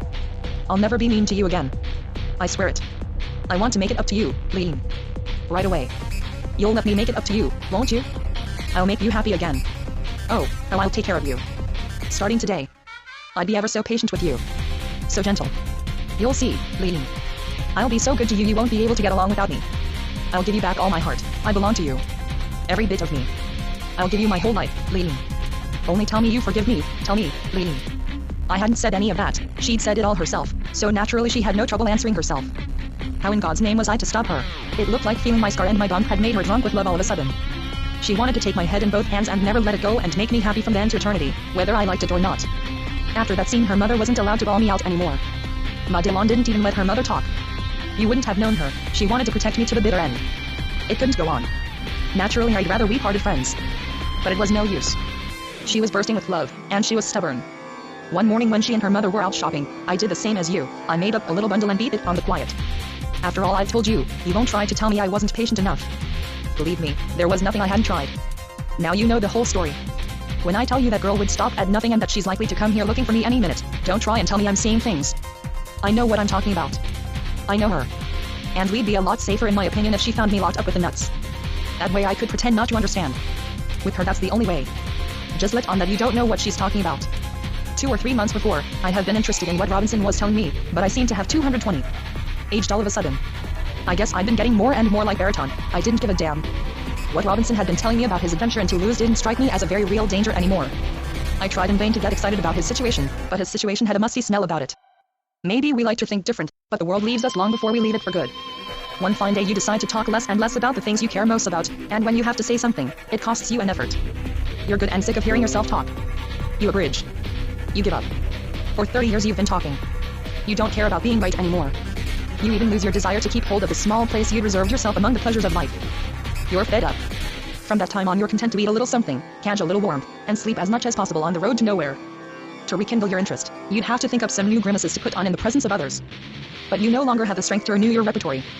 You stammer. Sure, you still look for excuses for hanging around with the boys, but death is there too, stinking, right beside you. It's there the whole time, less mysterious than a game of poker. The only thing you continue to value is petty regrets, like not finding time to run out to Bois Colombes to see your uncle while he was still alive, the one whose little song died forever one afternoon in February. That horrible little regret is all we have left of life. We vomited up the rest along the way, with a good deal of effort and misery. We're nothing now but an old lamppost with memories on the street where hardly anyone passes anymore. If you've got to be unhappy, you may as well keep regular habits. I insisted on everybody in the house being in bed by 10 o'clock. I was the one who turned out the lights. The business took care of itself. We didn't overtax our imaginations. The Baraton system of taking credence to the movies kept us busy enough. Under our management the institution wasn't run as economically as it had been. Wanting waste, we figured, might bring the chief back, since it gave him such nightmares. We had bought an accordion, so Robinson could play music for the patients to dance to in the garden during the summer months. It was hard to keep the inmates busy day and night. We couldn't send them to church all the time, they got too bored. We received no further reports from Toulouse. Abby Prodis never came back to see us. The asylum settled down to a life of furtive monotony. We weren't easy in our minds. Too many ghosts around. Months passed. Robinson was looking better. At Easter time our patients became rather agitated. Women in light-colored dresses had taken to strolling back and forth outside the garden. harbingers of spring. I gave them bromides. At the Terracout, the cast had been changed several times since the days when I'd worked there. The little English girls were far away, I was told. In Australia. We'd never see them again. I wasn't allowed backstage since the business with Tanya. I didn't press the point. We started writing letters all over the place, especially to the consulates of the northern countries, to try and get some news of Baraton's movements. There were no answers of any interest. Meanwhile, Perripine performed his technical duties in dignified silence. I doubt if in 24 months he had uttered more than 20 sentences in all. I was obliged to attend to the daily material and administrative details practically unaided. I made a few mistakes. Perripine never held them up to me. We got along fine together by dint of sheer indifference. An adequate turnover of patients kept the institution going nicely. After paying for supplies and rent, we still had more than enough to live on, and it goes without saying that Amy's aunt was paid regularly for the child's board. 221. Robinson, I had the impression, was suffering much less from anxiety than when he got there. He was looking better and had gained 3 kilos. On the whole, it seemed that as long as families had little lunatics in their midst, they would keep coming to us, conveniently situated as we were, at 2 steps from the capital. Our garden alone was worth the trip. On fine summer days, people would come from Paris just to admire our flowers and our clumps of roses. It was on one of those Sundays in June that I thought I recognized Madeleine for the first time, in the middle of a group of strollers. For a moment she stood there, just outside our gate. At first I didn't want to mention this apparition to Robinson, for fear of frightening him, but then, thinking it over, I advised him, for a time at least, to give up the aimless strolls in the neighborhood that he'd got in the habit of taking. My advice had him worried. But he didn't ask to know more. Toward the end of July we received a few postcards from Baraton, this time from Finland. We were glad to hear from him, but he didn't say one word about coming back. He only wished us good luck and sent us friendly greetings. 2 months passed and then more. Again the roads were covered with summer dust. Around All Saints' Day one of our lunatics caused something of a stir outside our institute. This patient had always been quiet and well behaved, but the mortuary excitement of All Saints was too much for him. We were quick enough to stop him from standing at the window and shouting that he didn't ever want to die. The passers-by thought he was too funny for words. In the midst of this ruckus I again had the unpleasant impression, but much more definitely than the first time, of having recognized Madeleine in the front row of a group at the exact same place outside the gate. In the night that followed I was awakened by a feeling of distress. I tried in vain to forget what I had seen. There was no point in trying to get back to sleep. I hadn't been back to Rancy in a long time. As long as I was being pursued by a nightmare, I wondered if it mightn't be a good idea to take a look out there, where all misfortunes came from sooner or later. I'd left plenty of nightmares behind me out there. In a pinch you might think of going to meet them halfway as a kind of precaution. Coming from Bibney, the shortest way to Rancy is along the Seine as far as the Gennevilliers Bridge, the low flat one. The slow river mists break up just over the water, rise, drift, race, stagger, and fall on the other side of the parapet, around the little dim lamps. The big tractor factory on the left is hiding in a great chunk of darkness. The windows have been opened by a dismal conflagration that is burning it away from inside and goes on and on. After the factory you're alone on the riverbank. But you can't lose your way. Your degree of fatigue gives you a pretty good idea that you've reached your destination. At that point you just have to turn left into the Rue des Bournettes, and then it's not far. It's easy to get your bearings because of the green and red signal lights at the grade crossing, which are always lit.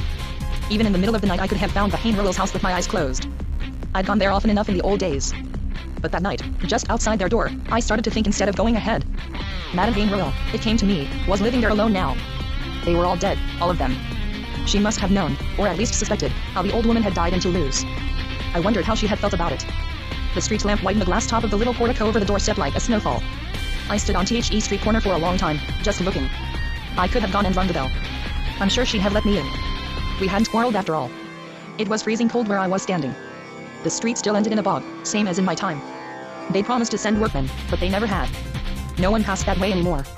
222. It wasn't that I was afraid of Madame Hain-Rouleau. No. But all of a sudden I had lost all desire to see her.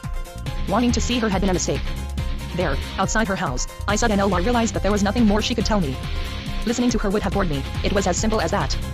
We were nothing to each other anymore. By then I'd gone further into the night than she had, further even than Grandma Hain-Rouleau, who was dead. We weren't all together anymore. We had left each other for good. Death had come between us and so had life. Inevitably. Each man for himself, I mumbled and started back to Vigny. Madame Hain-Rouleau hadn't had enough education to follow me any further. Character, yes, she had plenty of that. But no education. That was the rub. No education. Education is indispensable. That's why she couldn't understand me anymore, or understand what was going on around us, vicious and stubborn as she was. That's not enough. You need a heart and a certain amount of knowledge to go further than other people. To get back to the Seine I took the Rue des Saint-Zilens and then the Impasse Bassin. My worry was all straightened out. I was pleased, almost happy, because now I knew that there was no point in batting my brains out over the Hain-Rouleau woman. I finally dropped her by the wayside, a bitch. What a number. We'd been pretty good friends in our own way. We had understood each other for quite some time. But now she wasn't low enough for me, and she couldn't go down any further. To catch up with me. She had neither the education nor the strength. You don't go up in life, you go down. And she couldn't get down to where I was. There was too much night around me. Passing the house where Biebert's aunt had been the concierge, I'd have liked to go in and see who was living now in the lodge where I'd taken care of Biebert and where he had died. Maybe his schoolboy picture was still hanging over the bed. But it was too late to be waking people up. I went on without showing myself. A little further on the Faubourg de la Liberté, I saw the light still burning in Beezen's junk shop. I hadn't expected that. But it was only a gas jet in the middle of the window. Beezen knew all the news and gossip of the neighborhood from hanging around the cafes. He was known all the way from the flea market to the Port Maillet. He could have told me some good ones if he'd been awake. I pushed his door. The bell rang, but no one answered. I knew that he slept in the back room, his dining room actually. And there he was in the dark with his head between his arms on the table, sitting twisted beside his cold dinner that was still waiting, lentils. He had begun to eat. Sleep had grabbed hold of him the moment he started. He was snoring loudly. True, he'd been drinking. I well remember what day it was, a Thursday, the day of the market at Les Lilas. He had a green cloth full of his acquisitions spread out at his feet. I had always liked Beezen, he was no crummier than most. Obliging, easygoing. I wasn't going to wake him up just out of curiosity, just to get answers to my few little questions. So I turned off the gas and left. I'm sure he had a hard time making ends meet in that business of his. But at least he found no difficulty in falling asleep. I can deny that I felt sad as I started back to Bigny at the thought that all those people, those houses, those dirty, dingy, dismal things no longer spoke to me at all, no longer spoke straight to my heart as they had in the old days, and that, chipper as I might seem, I quite possibly didn't have the strength to go on much further like that alone. About meals at Bigny, we had stuck to the same arrangements as in Baraton's day, that is, we all got together at table, except that now we usually ate in the billiard room above the concierge's lodge. It was cozier than the regular dining room, where unpleasant memories of English conversation still hung in the air. And besides, the furniture in the dining 223 room was too good for us new in 1900 pieces with opaline stained glass windows. From the billiard room you could see everything that was going on in the street. That could come in handy. We'd spend whole Sundays in that room. Now and then we'd invite a doctor from the neighborhood to dinner, but our usual guest was Gustavi, the traffic cop. He was regular. I can vouch for that. We'd got acquainted out of the window one Sunday, watching him on duty at the crossroads coming into town. The cars were giving him trouble. First we just exchanged a few words, and then from Sunday to Sunday we really got acquainted. It so happened that I'd cared for his two sons in Paris, one with measles, the other with mumps. Gustavi Mandamour, that was his name, from Cantal, was our faithful friend. Conversation with him could be kind of trying, because he had trouble with his words. He could find them all right, but he couldn't get them out, they'd stay in his mouth making noises. One evening Robinson invited him into the billiard room, as a joke I think. But it was Gustavi's nature to keep on with anything he had started, so after that he came every evening at the same time, 8 o'clock. He felt at ease with us, better than at the cafe, as he himself told us, because of the political discussions at the cafe that often got out of hand. We, on the other hand, never talked politics. In Gustavi's case politics was a ticklish subject. It had got him into trouble at the cafe. The fact is, he should always have steered clear of politics, especially when he had a few drinks under his belt, which sometimes happened. In fact he had a reputation for drinking, that was his weakness. While with us he felt safe in every respect. He admitted it. We didn't drink. At our place he could let himself go and no harm would come of it. He knew he could trust us. When Peregrine and I thought of the situation we had escaped from, and the one that had fallen into our laps at Baraton's, we didn't complain. There was no call to, because all things considered we'd had a miraculous stroke of luck, and we had all the social standing and material comfort we needed. Still, for my part, I had never imagined that the miracle would last. I had a crummy past behind me, and already it was coming back at me like the belchings of fate.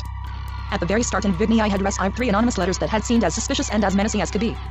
And then scads of other equally vicious letters. It's true that we often received anonymous letters at Vigny and didn't pay much attention to them as a rule. Usually they came from former patients, whose persecution mania had followed them home. But these letters and their turns of phrase had me worried. They weren't like the others, their accusations were precise, and they were all about me and Robinson. To come right out with it, they accused us of shacking up together. A crummy insinuation. At first I was reluctant to mention them to Robinson, but I finally decided to when I kept receiving more and more letters of the same kind. So then the two of us tried to figure out who could have sent them. We drew up a list of all the possible people we both knew. That didn't get us anywhere. Anyway, this accusation didn't make sense. Homosexuality wasn't my line, and Robinson didn't give a damn about sex one way or the other. If anything was bugging him, it certainly wasn't sex. Only a jealous woman could have dreamed up such rotten calumnies. In short, of all the people we knew, only Madelon seemed capable of pursuing us all the way to Vigny with such foul fabrications. She could go on writing her poison letters for all I cared. What I feared was that, exasperated at getting no answer, she'd come around in person one of these days and kick up a ruckus at the institute. You had to expect the worst. For several weeks we jumped every time the bell rang. I was expecting a visit from Madelon, or still worse, from the police. Every time Gustavi Mandamour came around for his game a little earlier than usual, I wondered if he didn't have a summons tucked in his belt, but in those days Mandamour was still as friendly and easygoing as 224. Could be. It wasn't until later that he too underwent a striking change. At that time he came almost every day and lost every game he played with perfect equanimity. If his disposition changed, it was definitely our fault. One evening, just out of curiosity, I asked Mandamour why he never won at cards. I had no serious reason for asking him, only my mania for knowing the why and the wherefore, especially seeing that we didn't play for money. While we were talking about his bad luck, I stepped up to him, studied him closely, and saw that he was extremely far-sighted. The fact is that with the lighting we had there he could barely distinguish clubs from diamonds. Something was bound to happen. I corrected his infirmity by giving him a nice pair of glasses. At first he was delighted with them, but not for long. Since he played better with his glasses, he didn't lose as often as before, and then he took it into his head to stop losing altogether. That was impossible, so he cheated. And when, as sometimes happened, he lost in spite of his cheating, he sulked for hours. In short, he became impossible. I was aghast. He'd get sore for no reason at all, and to make matters worse he tried to upset us, to give us things to worry about. When he lost, he'd get even, in his own way. And yet, I repeat, we weren't playing for money, only for fun and glory. But he was furious all the same. One evening when his luck had been bad, he harangued us before leaving. Gentlemen, I'm warning you to watch your step. Considering the people you associate with, if I were you, I'd be careful. Among others, there's a dark-haired woman who's been passing your house for days. A lot too often, if you ask me. She must have her reasons. I wouldn't be surprised if she had a bone to pick with one of you gentlemen. That's the pernicious way Amanda Moore threw this thing in our faces before leaving the room. That got a rise out of us all right. Nevertheless, I pulled myself together in an instant. Oh, thank you Gustavi, I answered calmly. I don't see who this dark-haired woman you refer to can be. None of our former female patients, as far as I know, has had reason to complain of our care. It must be some poor deranged creature. We'll find out. Anyway, you're right, it's always best to know. Thanks again for telling us, Gustavi. And good evening. Robinson's consternation was such that he couldn't get up from his chair. When the policeman had gone, we examined the information he'd given us from every angle. After all, it could be another woman, it didn't have to be Madelon. There were others who used to hang around under the windows of our nut house. Still, there was good reason to believe it was she, and the mere possibility scared us out of our wits. If it was Madelon, what was she up to now? And what could she have been living on all these months in Paris? And supposing she was going to turn up in person, we'd better talk it over right away and decide what to do. Look here, Robinson, I said. Make up your mind, it's high time, and don't change it. What do you want to do? Do you want to go back to Toulouse with her? No, I tell you. No. That was his answer. Plain enough. Okay, I said. But in that case, if you really don't want to go back with her, the best thing, in my opinion, would be for you to leave the country for a while and try and make a living somewhere else. That's the surest way to get rid of her. She wouldn't follow you out of the country, would she? You're still young. You've recovered your health. You're rested. We'll give you a little money, take it and shove off. That's my advice. Besides, you must be aware that this is no job for you. You can't go on like this forever. If he had listened to me, if he had cleared out then and there, it would have suited me, I'd have been really glad. But he wouldn't buy it. 225. Why are you so mean to me, Ferdinand? He said. It's not nice of you at my age. Just look at me. He didn't want to shove off. He was sick of moving around. This is as far as I'll go, he said. Say what you please, do what you please. I won't go. That was how he requited my friendship. Still, I kept trying. But what if Madelon were to turn you in, just supposing, in connection with old Madame Royal? You told me yourself that you wouldn't put it past her. That would be just too bad, he said. She can do as she pleases. That kind of talk was something new, coming from Robinson. Up until then he had never been a fatalist. At least go find yourself some little job nearby, in a factory, then you won't have to be here with us all the time. If somebody comes looking for you, we'll have time to warn you. Heracline was in complete agreement with me. The matter must have struck him as really grave and urgent because he even went so far as to say a few words to us. We'd have to figure out some place to put Robinson, where he wouldn't be noticed. One of our business connections was a carriage maker not far away who owed us a small debt of gratitude for certain little favors we'd done him in awkward situations. He agreed to give Robinson a trial at hand painting. It was delicate work, not hard and nicely paid. Ling, we told him the morning he started, and don't make a fool of yourself in your new job. Don't attract attention with your screwed up ideas. Arrive on time. Don't leave before the others. Say good morning to everybody. In other words, behave. It's a decent shop, and you've been well recommended. But right away he got himself spotted, though you can say it was his fault. A stool pigeon, who worked in one of the other workshops, saw him going into the boss's private office. That did it. Reported. Undesirable element. Fired. So a few days later Robinson came back to us, jobless. It was bound to happen. Then, just about the same day, he started coughing again. We auscultated him and found a whole collection of rails all up and down his right lung. Calling for bed rest. One Saturday evening just before dinner someone asked for me personally in the reception room. A woman, they tell me. It was her all right, wearing a little three-cornered hat and gloves. I remember well. No need of preliminaries. She couldn't have picked a worse moment. I give it to her straight before she can say a word. Madelon, I said, if you've come to see Ling, I can tell you right away to forget it. Just turn around and go home. His lungs are affected and so is his head. Quite seriously, I might add. You can see him. Anyway, he has nothing to say to you. Not even to me? No, not even to you. Especially not to you, I added. I expected her to flare up. No, she only stood there in front of me, shaking her head from side to side and compressing her lips. With her eyes she tried to find me where she had left me in her memory. I wasn't there anymore. I, too, had moved in her memory. In that situation I'd have been afraid of a husky man, but from her I had nothing to fear. She was only a weak woman, so to speak. I had always wanted to slap a face consumed with anger, to see what a face consumed with anger would do under the circumstances. A slap or a fat check is what it takes if you want to see all the passions that go beating about behind a face. Take a 226. Sudden tack. It's as beautiful as watching a sailing ship maneuvering in a stormy sea. The whole person keels over in the changed wind. That's what I wanted to see. For at least 20 years that desire had been goading me. On the street, in cafes, wherever aggressive, touchy, boastful people quarrel. I'd never have dared for fear of getting hit back and even more of the shame that comes of getting hit. But here for once I had a golden opportunity. Get out, I said, just to raise her fury to white heat. She couldn't get over my talking to her like that. She started to smile, hideously, repulsively, as if she thought me ridiculous and really contemptible. Smack. Smack. I slapped her face twice, hard enough to stun a mule. She slumped down on the big divan on the other side of the room, against the wall, with her head between her hands. Her breath came in short gasps and she moaned like a puppy that's been beaten too much. Then, as if she'd thought it over, she jumped up, light and bouncy, and went out the door without even turning her head. I hadn't seen a thing. I'd have to try again. But regardless of what we did, she was smarter than all of us together. She saw her Robinson again, she saw him as often as she pleased. It was Paratine who first spotted them together. They were on the terrace of a cafe across from the Gare de Nest. I'd suspected they were seeing each other, but I didn't want to seem to be taking the slightest interest in their relations. After all, it was none of my business. He was doing his work at the rest home, and not at all badly, taking care of the paralytics, a nasty job if ever there was one, wiping them, swanging them, changing their underwear, helping them slaughter. We couldn't expect any more of him. If he chose to see his Madeleine on the afternoons when I sent him to Paris on errands, that was his business. We definitely hadn't seen her at Vigny's or Saint's since those slaps in the face. But I was pretty sure that since then she must have told him some rotten things about me. I stopped talking to Robinson about Toulouse, as if none of all that had ever happened. 6 months passed for better or worse, and then there was a vacancy on our staff, and we suddenly needed a nurse, skilled in massage. The old one had gone off to get married without giving notice. Quite a few fine-looking girls applied for the job. In fact, so many strapping young women of all nationalities flocked to Vigny as soon as our ad appeared that we were hard put to it to choose among them. In the end we picked a Slovak by the name of Sophie, whose complexion, energetic yet gentle bearing, and divine good health struck us, I have to admit, as irresistible. This Sophie knew only a few words of French, but I undertook without delay, the least I could do, to give her lessons. And lo and behold, in contact with her youth and freshness I felt my interest in teaching revive, though Baritone had done everything in his power to disgust me with it. Impenitent. But what youth? What vigor? What muscles? What an excuse. Supple. Springy. Amazing. Her beauty was diminished by none of that false or true reticence that impedes ale to Occidental converse. Frankly, I couldn't admire her enough. From muscle to muscle, I proceeded by anatomical groups. By muscular slopes, by regions.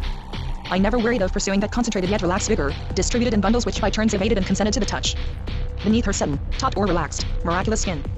The era of these living joys, of great undeniable physiological and comparative harmonies is yet to come. The body, a godhead mauled by my shameful hands. The hands of an honest man, that unknown priest. Death and words must give their permission first. What foul affectations. A cultivated man needs to be rolled in a dense layer of symbols, caked the asshole with artistic excrement, before he can tear off a piece. Then anything can happen. A bargain. Think of the saving, getting all your thrills from 227. Reminiscences. Reminiscences are something we've got plenty of, one can buy beauties, enough to last us a lifetime. Life is more complicated, especially the life of human forms. A hard adventure, none more desperate. Compared with the addiction to perfect forms, cocaine is a pastime for station masters. But let's get back to our Sophie. Her mere presence seemed a feat of daring in our sulking, fearful, unsavory household. After she had been with us for some time, we were still glad to number her among our nurses, yet we could not help fearing that she might one day disturb the fabric of our infinite precautions or suddenly, one fine morning, wake up to our sleazy reality. Sophie still failed to suspect the depth of our fetid resignation. A gang of failures. We admired her, so alive in our midst. Just her way of getting up from a chair, coming to our table, leaving it again. She charmed us. And every time she performed those simple gestures, we experienced surprise and joy. We made strides in poetry, so to speak, just marveling at her being so beautiful and so much more obviously free than we were. The rhythm of her life sprang from other wellsprings than ours. Our wellsprings were forever slow and slimy. The joyful strength, precise yet gentle, which animated her from her hair to her ankles troubled us, alarmed us in a charming sort of way, but definitely alarmed us, yes, that's the word. Though our instinct reveled in her innate joy, our peevish knowledge of the things of this world rather frowned on it, that essentially frightened, ever-present knowledge which towers in the cellars of existence, accustomed to the worst by habit, by experience. Sophie had the winged, elastic, precise gait that is so frequent, almost habitual, among the women of America, the gait of heroic creatures of the future, whom life and ambition carry lightly toward new kinds of adventure. 3 masters of joyful warmth, bound for the infinite. Parapine, who was hardly given to lyricism on the subject of attractive women, would smile to himself when she left the room. Just to look at her did your soul good. Especially mine, I must say, which had lost none of its aptitude for desire. wishing to take her by surprise, to ravish a little of her pride, of the prestige and power she had acquired over me, to diminish her, in short to humanize her a little and reduce her to her paltry proportions. I would go into her room when she was sleeping. At such times, Sophie offered a very different sight or commonplace, yet surprising and reassuring as well. Without ostentation, almost uncovered, lying crosswise on the bed, legs every which way, skin moist and relaxed, she was battling with fatigue. In the depths of her body she dug into sleep, so hard that it made her snore. That was the only time when I found her within my reach. No more enchantment. No joking. This was serious. She toiled as though to pump more life out of existence. At such times she was greedy, drunk with wanting more and more. You should have seen her after those sleeping bouts, still swollen, her organs exultant, ecstatic under her rosy skin. At such times she was funny, as laughable as other people. For some minutes she'd reel with happiness, then the full light of day would come to her and delivered, as if too heavy a cloud had just passed, she'd resume her glorious flight. All that can be fucked. It's extremely pleasant to grasp this moment when matter becomes life. You rise up to the endless plateau that spreads out before men. You go. And again you come the limit up there, and then it's like an enormous desert. Among us, her friends rather than employers, I believe, was the most intimate. True, she was regularly unfaithful to me with the orderly in charge of the violent ward, an ex-fireman. For my own good, she told 228. Me, so as not to put too great a strain on me, considering all the brain work I had underway, which wasn't exactly compatible with the demands of her fiery temperament. Entirely for my own good. She cuckolded me in the interest of hygiene. What could I say? All this, when I think of it, could have given me nothing but pleasure if the Madelon business hadn't been weighing on my mind. One fine day I told Sophie the whole story to see what she'd say. Telling her my troubles made me feel a little better. I was sick of the endless quarrels and resentments growing out of that wretched passion, and Sophie thought I was perfectly right. Seeing that Robinson and I had been such good friends, she thought we should all have one big reconciliation, just patch the whole thing up as quickly as possible. Her advice came from a good heart. Central Europe is full of good hearts. The only trouble was that she didn't know much about the characters and reactions of the people around here. With the best intentions in the world, she gave me the worst possible advice. I came to realize that she'd been wrong, but too late. You should see Madelon, she advised me. From what you've told me, I'm sure she's a good girl deep down. It's just that you provoked her, and you were really brutal and mean to her. You owe her an apology and a nice present too, to make her forget. That's the way things were done in her country. Everything she advised me to do was exquisitely polite but not at all practical. I took her advice, mostly because behind all the frills and foolishness, behind the diplomatic maneuvers, I envisaged the possibility of a little force, and that would have been most entertaining. In fact, it would have made a new man of me. Under the pressure of age and circumstances, I know to my sorrow, my friendly feelings were taking an insidiously erotic turn. Betrayal. And Sophie, without meaning to, was abetting me in this betrayal. There was so much curiosity in Sophie she couldn't help being attracted by danger. An excellent nature, nothing Protestant about her. She never tried to belittle the opportunities life offered and was never suspicious of them. Just my type. She went further. She understood the need for variety in the distractions of the rear end. An adventurous disposition of that sort, you'll have to agree, is most unusual in women. We had definitely picked the right one. She wanted me, and I thought it perfectly natural, to give her some idea of Madelon's physique. She was afraid of seeming awkward in an intimate situation with a Frenchwoman, in view of the stupendous reputation in this line that has been pinned on Frenchwomen in foreign parts. As for enduring Robinson's attentions at the same time, it was only to give me pleasure that she consented. Robinson didn't send her at all, so she said, but on the whole we were in agreement. That was the main thing. Okay. I waited a while for a good opportunity to approach Robinson with my plan for a general reconciliation. One morning when he was in the office copying medical reports into the big book, the moment struck me as propitious, and I interrupted him to ask him very simply whether he thought it would be a good idea for me to see Madelon and suggest that we let our violent bygones be bygones. Whether on the same occasion I might introduce her to Sophie, my new friend. And lastly, if he didn't think it was time we all got together and patched up our quarrels. At first, I could see, he hesitated, then he replied, but without enthusiasm, that he saw no object on. I suspect Madelon had told him that I'd try to see her soon on one pretext or another. About the slap in the face I'd given her the day she came to beg me, I didn't breathe a word. I couldn't run the risk of his yelling at me there and calling me a brute in public, because after all, though we'd been friends a long time, there in the institution he was under my orders. Authority first. January was a funny time for that sort of operation. Because it was most convenient, we decided to meet in Paris one Sunday and go to the movies together. We thought maybe we'd drop in at the Badagnolas Carnival for a while first if it wasn't too cold out. Robinson had promised to take her to the Badagnolas Carnival. 229. Madelon, he told me, was wild about carnivals. That was a lucky thing. Meeting again for the first time, a carnival was the best possible place. We sure got an eyeful of that carnival. And a headful too. Bim bam. And bam again. We whirl around. And we're carried away. And we scream and we yell. There we were, in the crowd with lights and noise and all the rest of it. Step up, step up. Show your skill, show your daring, and laugh, laugh, laugh. Will everyone tried in his overcoat to appear to his best advantage, sharp and just a little aloof, to show that he usually went elsewhere for his entertainment, to more expensive places, as they say in English. You tried to make the impression of knowing, light-hearted young blades and spiffy of the icy wind, just one more humiliation, and the depressing fear that you were spending too much money on these amusements and might have occasion to regret it for a whole week. The merry-go-round sends up a big belch of music. It can't quite deliver itself of the waltz from Faust, but it tries hard. The waltz plumps down and shoots up again and swirls around the circular ceiling, which spins with its thousands of pastry light bulbs. The steam Calliope's having a bad time. The music is giving it a pain in its pipe, its stomach. Would you care for a piece of nougat? Or would you rather try another target? Take your choice. In our group at the shooting gallery it was Madelon, with the brim of her hat turned up over her forehead, who showed the most skill. Look, she says to Robinson. My hand isn't shaking. And we had plenty to drink, didn't we? Just to show you the kind of things we were saying. We'd just come out of a restaurant. One more try. And Madelon won the bottle of champagne. Bing bang. Bullseye. Then I bet her she can catch me on the Dodge and cars. I'll take you up on that, she says as chipper as you please. We'll take separate cars. And there we go. I was glad she'd accepted. It was a way of making up to her. Sophie wasn't jealous. She had her reasons. So Robinson climbs into the back car with Madelon and I get into another up front with Sophie. Man, do we collide. And it's crash. And hold tight. But I see right away that Madelon doesn't enjoy being shaken up. Neither does Lean for that matter. He used to like it, but no more. It's plain that he doesn't feel comfortable with us. While we're clutching at the rail, some silent boys come along and start feeling us up, men and women alike, and making propositions. We're freezing. We shake them off. We laugh. More and more feeler-uppers come from all directions with music and rhythm and excitement. You get such jolts on these barrels on wheels that your eyes pop out of your head every time you clash. Great fun. Violence and joy. The hula accordion of pleasures. I want to make up with Madelon before we leave the carnival. I want to very much, but she doesn't respond to my overtures anymore. It's no soap. She's snubbing me. Keeping me at a distance. I can't make her out. These moods that come over her. I'd had hopes of something better. Physically, come to think of it, she has changed completely. She can't bear comparison with Sophie. No sparkle, no luster. Good humor was more becoming to her, but now she has an air of possessing superior knowledge. That irritates me. I'd gladly give her another slap in the face. Maybe that would bring her around, or maybe then she'd tell me what she knows that's so superior. Come on, smile. This is a place of merriment. We haven't come here to weep. Let's whoop it up. She's found work with an aunt of hers, so she tells Sophie while we're strolling later on the Rue du Rocher. Her aunt is a corset maker. May as well believe her. It wasn't hard to see that if reconciliation was the idea, this meeting was a failure. My little scheme was a washout too. In fact, a gigantic flop. Seeing each other again had been a mistake. Sophie hadn't really grasped the situation. She hadn't realized that this get-together would just make everything more complicated. Robian Son should have warned me. 230. Told me how stubborn she was. Too bad. Oh well. Barn. Bam. The carnival goes on. Let's try the caterpillar, as they call it. My idea and my treat. One more attempt to make up with Madelon. But she keeps slipping away from me, avoiding me. Taking advantage of the crush, she climbs into another seat up front with Robinson. I'm flummoxed again. We're dazed by waves and whirls of darkness. I mutter under my breath that it's hopeless. Sophie finally agrees with me. She realizes that in this whole affair I have been led away by my lecherous fantasies.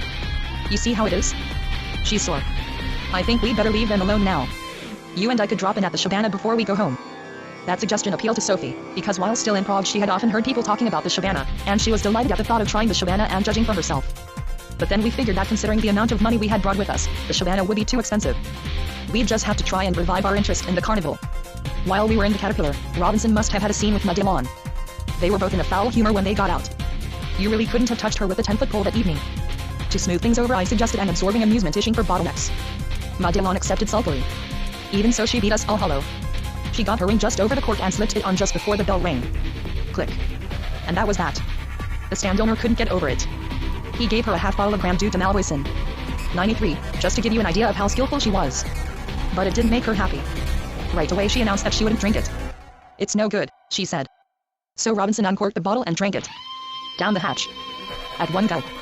A funny thing for him to do, because he practically never drank. Then we came to the tin wedding.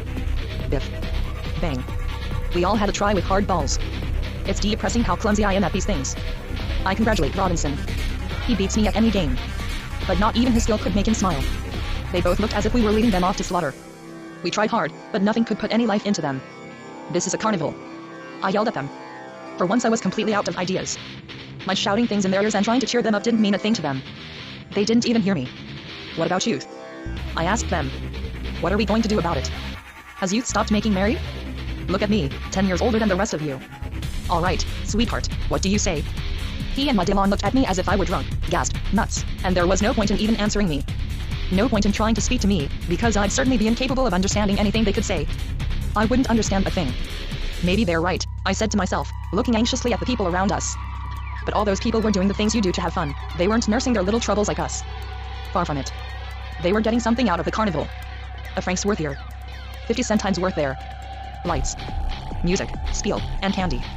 They were buzzing around like flies, scads of them, with their little grubs in their arms, livid, pasty-faced babies, so pale in the glaring light that you could hardly see them. Just around their noses those babies had a bit of pink, in the area for colds and getting kissed. Among all the stands I immediately recognized the Gallery of the Nations. A memory, I didn't mention it to the others. That makes 15 years that have gone by. A long time. And what a lot of friends I've lost along the way. I'd never have thought the Gallery of the Nations could drag itself out of the mud it was sunken out there in St. Cloud. But now it was all refurbished, as good as new, with music and everything. You gotta hand it to them. And all these people shooting. A shooting gallery always does business. And the egg was back again like me, there in the middle, supported by practically nothing, bobbing up and down. It cost 2 francs. We passed it by, we were too cold to try, it was best to keep moving. But not because we were short of change, our pockets were still full of change, our little pocket music. I'd have tried anything just then to put some life into us, but no one was doing a thing to help. If Parapine 231 had been with us, it would probably have been worse, seeing how gloomy he was with people. Luckily he'd stayed home to look after the loonies. I was sorry I'd come. Then Madelon started laughing after all, but there was nothing funny about her laugh. Robinson, who was beside her, snickered so as not to be different. Then Sophie started making jokes. That was all we needed. As we were passing the photographer's booth, he noticed our hesitation. We had no great desire to go in, except Sophie maybe. But a moment later, thanks to our hesitation, we were at the mercy of his camera. He drawled out his commands, and we submitted on the cardboard bridge. He must have built it himself of the purported ship, La Belle France. The name was written on imitation lifebelts. We stood there for quite some time, staring straight ahead, challenging the future. Other customers were waiting impatiently for us to come down off the bridge, and already they were avenging themselves for having to wait by not only finding us too ugly for words, but telling us so out loud. They thought they could take advantage of our not being able to move. But they couldn't phase Madelon. She slanged them back with the full force of her southern accent. She could be heard for miles around. She told them where to get off. A magnesium flash. We all flinch. We each get a picture. We're even uglier than before. The rain comes through the canvas roof. Our feet are footsore and frozen stiff. The wind had found holes all over us while we were posing, so much so that there's hardly anything left of my overcoat. All we can do is keep walking among the booths. I didn't dare suggest going back to Vigny. It was too early. Our teeth were already chattering with the cold, and the heartthrob organ of the merry-go-round jangled our nerves till we were shivering even more. The end of the whole world, that's what the damned organ is laughing about. It bellows its message of disaster through its silver-plated kazoos, and the tune goes out to die in the environing darkness, along the pissy streets that come down from Montmartre. The little housemaids from Brittany are definitely coughing a lot more than they did last winter when they just arrived in Paris. Their green and blue mottled eyes do their best to decorate the flanks of the wooden horses. The boys from Auvergne, who treat them to the rides, are cautious post office clerks and, as everyone knows, never lay them without a rubber. They have no desire to catch it a second time. In expectation of love, the housemaids squirm and wiggle in the disgustingly melodious din of the merry-go-round. They're kind of sick to their stomachs, but that doesn't stop them from posing in the freezing cold, because this is the great moment, the time to try their youthful charms on the definitive lover, who may be there, already smitten, tucked away among the yokels in this frozen crowd. Love is still hanging back, but it'll come, same as it does in the movies, and happiness with it. If the rich man's son loves you for just one evening, he'll never leave you. It's been known to happen, and it's good enough. Naturally he's sweet, and naturally he's handsome, and naturally he's rich. The old woman who keeps the newsstand over by the metro doesn't give a damn about the future. She scratches her old conjunctivitis and slowly festers her eyes with her fingernails. An obscure pleasure that costs nothing. It's been going on for 6 years now, and her itching gets worse and worse. Strollers, driven into groups by the bitter cold, gather around the lottery booth. A brazier of rear ends. They can't get in. So quickly, to warm themselves, they run, they bound into the knot of people across the way, waiting to get in to see the two-headed calf. Under cover of the urinal, a young candidate for unemployment quotes his price to a provincial couple flushed with excitement. The morals cop knows what's going on, but he doesn't care. His assignment at the moment is the entrance to the Café Massou. 94 He's been watching the Café Massou for a week. The instigator must operate in the tobacco shop or in the back room of the filthy bookshop next door. Anyway, it was reported long ago. Either one or the other of them, it seems, procures underage girls, who appear to 232 be selling flowers. Anonymous letters again. The chestnut vendor on the corner does a bit of informing too. He has to. Everything that's on the sidewalk belongs to the police. That machine gun kind of, that you hear over there, shooting in crazy short bursts, is only the guy who runs the wheel of death on his motorcycle. An escaped convict, so they say, but I'm not sure. Anyway, he has crashed through his tent twice in this same spot and once a couple of years ago in Toulouse. Why can't he and his contraption smash up for good? Why can't he break his neck and spinal column once and for all? That noise would put anybody in a temper. The same goes for the streetcar with its bell. In less than a month it's killed 2 old folks in Big Ray, hugging the walls of the shanties. The bus on the other hand is quiet. It pulls up slowly on the Place Pigalle, taking every possible precaution, staggering a little, blowing its horn, all out of breath, with its 4 passengers, who get off as slowly and carefully as choir boys. Strolling from booth to booth, from clump to clump of humanity, from merry-go-rounds to lotteries, we'd come to the end of the carnival, to the big dark vacant lot where the families go to pee. Nothing to do but turn back. Retracing our steps, we ate chestnuts to work up a thirst. We got sore mouths but no thirst. There was a worm in the chestnuts, a cute little fellow. Naturally it was Madelon who got it. That was exactly when things started going really badly between us. Up until then we had kept ourselves more or less under control, but that worm really made her furious. As she was going over to the gutter to spit out the worm, Lean said something to stop her. I don't remember what he said or what had got into him, but all of a sudden her going over to spit went against Robinson's grain. Like a damn fool he asked her if she'd found a seed in it. Honestly, that was no question to ask her. And then Sophie sees fit to join in their argument. She couldn't see what they were fighting about. She wanted to know. Being interrupted by Sophie, a foreigner, exasperated them even more. What would you expect? Just then a bunch of hoodlums come between us, and we're separated. Actually they were young fellows trying to pick up customers, but with mimicry, kazoos, and assorted cries of terror. When we managed to get back together, she and Robinson were still fighting. It looks like time to go home, I thought. If we leave them here together for another few minutes, they'll disgrace us right here in the middle of the carnival. Better call it a day. The whole thing had been a failure, you couldn't deny it. Let's go home, I suggested to Robinson. He gave me a look of surprise, but it still struck me as the wisest, most sensible course. Haven't you had enough? I added. He made a sign meaning that I should ask Madelon how she felt about it. I had no objection to asking Madelon, but I didn't think it was a very bright thing to do. We'll take Madelon with us, I finally said. Take her? He asked. Where do you want to take her? To Vigny, of course, I said. That was a blunder. I'd done it again. But once I'd said it, I couldn't take it back. We have an empty room for her in Vigny, I went on. There's no shortage of rooms out there. We could all have a bite to eat before going to bed. At least it'll be more cheerful than freezing around here, like we've been doing for the last 2 hours. No trouble at all. Madelon made no answer to my suggestions. She didn't even look at me while I was speaking, but I know she hadn't missed a word of what I'd said. Anyway, I'd said it and it couldn't be helped. Then when I'd wandered a few steps away from the group, she came over to me quietly and asked if I wasn't trying to put something over on her, inviting her out to Vigny. I didn't answer her. No sense trying to reason with a jealous woman. Anything I could say would only be a pretext for another endless scene. 233. Besides, I didn't even know whom or what she was jealous of. It's often hard to localize feelings of jealousy. Come to think of it, she was probably jealous of everything, same as everyone else. By that time Sophie didn't know where she was at, but she went on trying to be agreeable. She even took Madelon's arm, but Madelon was much too furious and much too glad to be furious to let herself be diverted by friendly gestures. We fought our way through the crowd to the streetcar stop on the Place Clichy. Just as we were about to board a car, a cloud burst right over the square, and the rain came down in cascades. The heavens emptied. In half a second every taxi in sight had been grabbed. I heard Madelon right near me asking Robinson in an undertone, "You're not going to insult me in front of all these people? Are you, Lean?" She was in bad shape. "You're sick of me, aren't you? Why don't you say so?" She went on. "Say you've had enough of me. That you'd rather be alone with these two. You all go to bed together, I bet, when I'm not there, don't you? Say you like it better with them than with me. Go on, say it so I can hear you." After that she stood silent, her face contracted into a grimace around her nose, which pointed upward and tugged at her mouth. We were waiting on the sidewalk. "You see how your friends treat me?" She started him again. "You see, Lean?" Lean, I have to give him credit, didn't answer back. He didn't do anything to provoke her. He could be very violent at times, but he just looked the other way at the house fronts and the boulevard and the cars. And yet Lean had his violent moments. When she saw she wasn't getting anywhere with threats, she came back at him in a different way, with love talk, while we were all waiting. "I love you, Lean, here, I love you. Do you realize at least what I've done for you? Maybe I shouldn't have come today, but you do love me just a little, don't you? You must love me just a little. You have a heart, haven't you? Tell me, Lean, tell me you have a heart. Then why do you despise my love? We had a beautiful dream, the two of us together. And now you're so cruel to me. You've trampled my dream, Lean. You've soiled it. You've destroyed my ideal, you can say different. I suppose you don't want me to believe in love anymore. Is that it? And now you want me to go away for good. Is that what you want?" All these questions while the rain was dripping through the awning of the cafe. It was coming down on us all. He had warned me all right, she was exactly the way he had said. He hadn't made anything up. I'd never have thought them capable of rising to such an emotional paroxysm in so little time. Seeing the cars and all were making so much noise, I was able to whisper a few words in Robinson's ear. I suggested that we try to run out on her and get this shindig over with as quickly as possible, because it was a flop and we'd better break up quietly before the situation soured in earnest and people got really angry, as there was good reason to fear. "You want me to find you a pretext?" I whispered. "Then we'll all beat it separately?" "No." He answered. "Don't do that. Don't. She's capable of throwing a fit right here and we'd never be able to stop her." I let it go at that. Come to think of it, maybe Robinson enjoyed being yelled at in public, and besides he knew her better than I did. As the shower was letting up, we found a taxi. We jumped in, and there we were all squeezed together inside. First we didn't say a word to each other. The air was too heavy between us and I felt I'd put my foot in it enough. I thought I'd better wait a while before doing it again. Lean and I took the folding seats, the two women sat in back. On weekend nights the road to Argentoil is badly congested, especially as far as the port.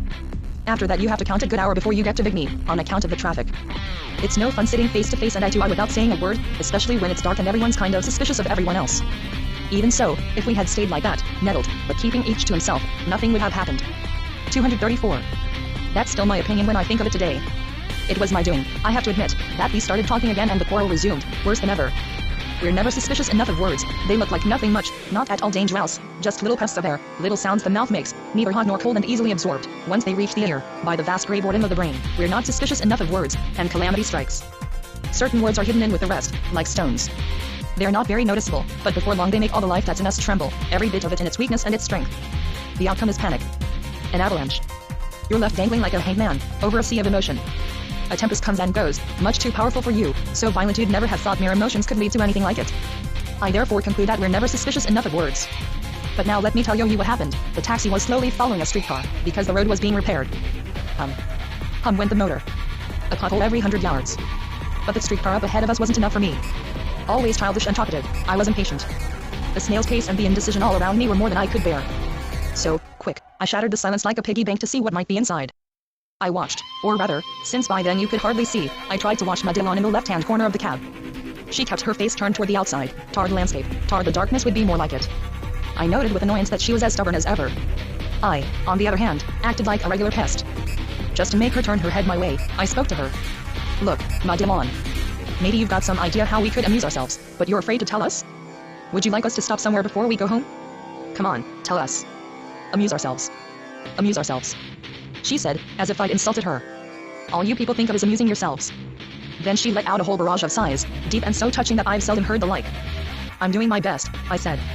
It's Sunday. How about you, Lean? She asked him. Are you doing your best too? Straight from the shoulder. Are you kidding? Was his comeback. I looked at them both when we passed a street lamp. What I saw was anger. Madelon leaned forward as if to kiss him. It was written that no one would miss a chance to put his foot in it that night. The taxi had slowed down again because of the trucks that were strung out all along the road. It exasperated him to be kissed, and he pushed her away, rather roughly, I must say. Of course that wasn't a nice thing to do, especially in front of us. When we came to the end of the Avenue Clichy, to the port, night had fallen, the lights were going on in the shops. Under the railroad bridge, in spite of the echo that's always so loud, I could still hear her asking, don't you want to kiss me, Lean? She kept at him. He still didn't answer. So then she turned to me and harangued me directly. The affront was too much for her. What have you done to Lean to make him so mean? Tell me this minute. What kind of stories have you been telling him? That's the way she lit into me.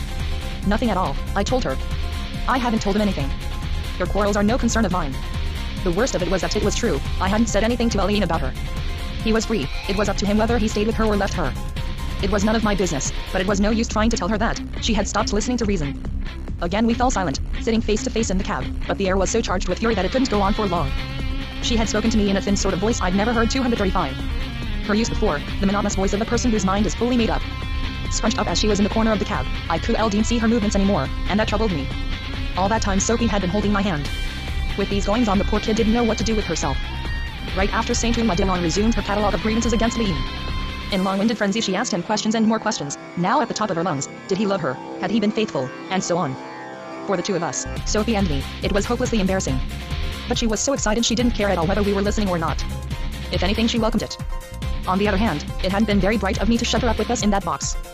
Every word resounded and, with her character, that made her want to put on a big act for our benefit. Teehee Taxi had been another of my brainstorms. Lean had stopped reacting. He was tired after the evening we'd spent together, and he was always a little short of sleep, he'd always had that trouble. For God's sake calm down, I managed to shout at Madelon. The two of you can have it out when we get there. You'll have plenty of time. Get there. Get there. She said in a tone that would make your hair stand on end. We'll never get there, I tell you. And anyway, she went on, I'm sick of your dirty nasty ways. I'm a decent girl. I'm better than the whole lot of you together. Pigs. You can make a fool out of me. You can't understand a girl like me, you're not good enough. You're too rotten the whole lot of you to understand someone like me. You'll never understand anything that's clean and beautiful. In sum, she attacked us in our self-esteem. She went on and on. I kept strictly quiet on my folding seat, I didn't so much as let out a murmur. But it did no good, every time the driver shifted gears she'd start yapping again. At times like that the least little thing can provoke disaster. Just making us miserable seemed to be giving her a big kick, she followed out her nature to the bitter end, she couldn't help it. Don't imagine you're going to get off so easy. She threatened us. That you're going to get rid of me on the quiet. Oh no. I may as well tell you right away. No, you won't get away with it. You no good scum. You've ruined my life. I'll wake you up, you bastards. Suddenly she bent over toward Robinson, grabbed him by the lapels of his overcoat, and started shaking him. He made no attempt to break loose. You wouldn't catch me interfering. It almost looked as if Robinson annoyed seeing her getting more and more excited on account of him. He was grinning. It wasn't natural.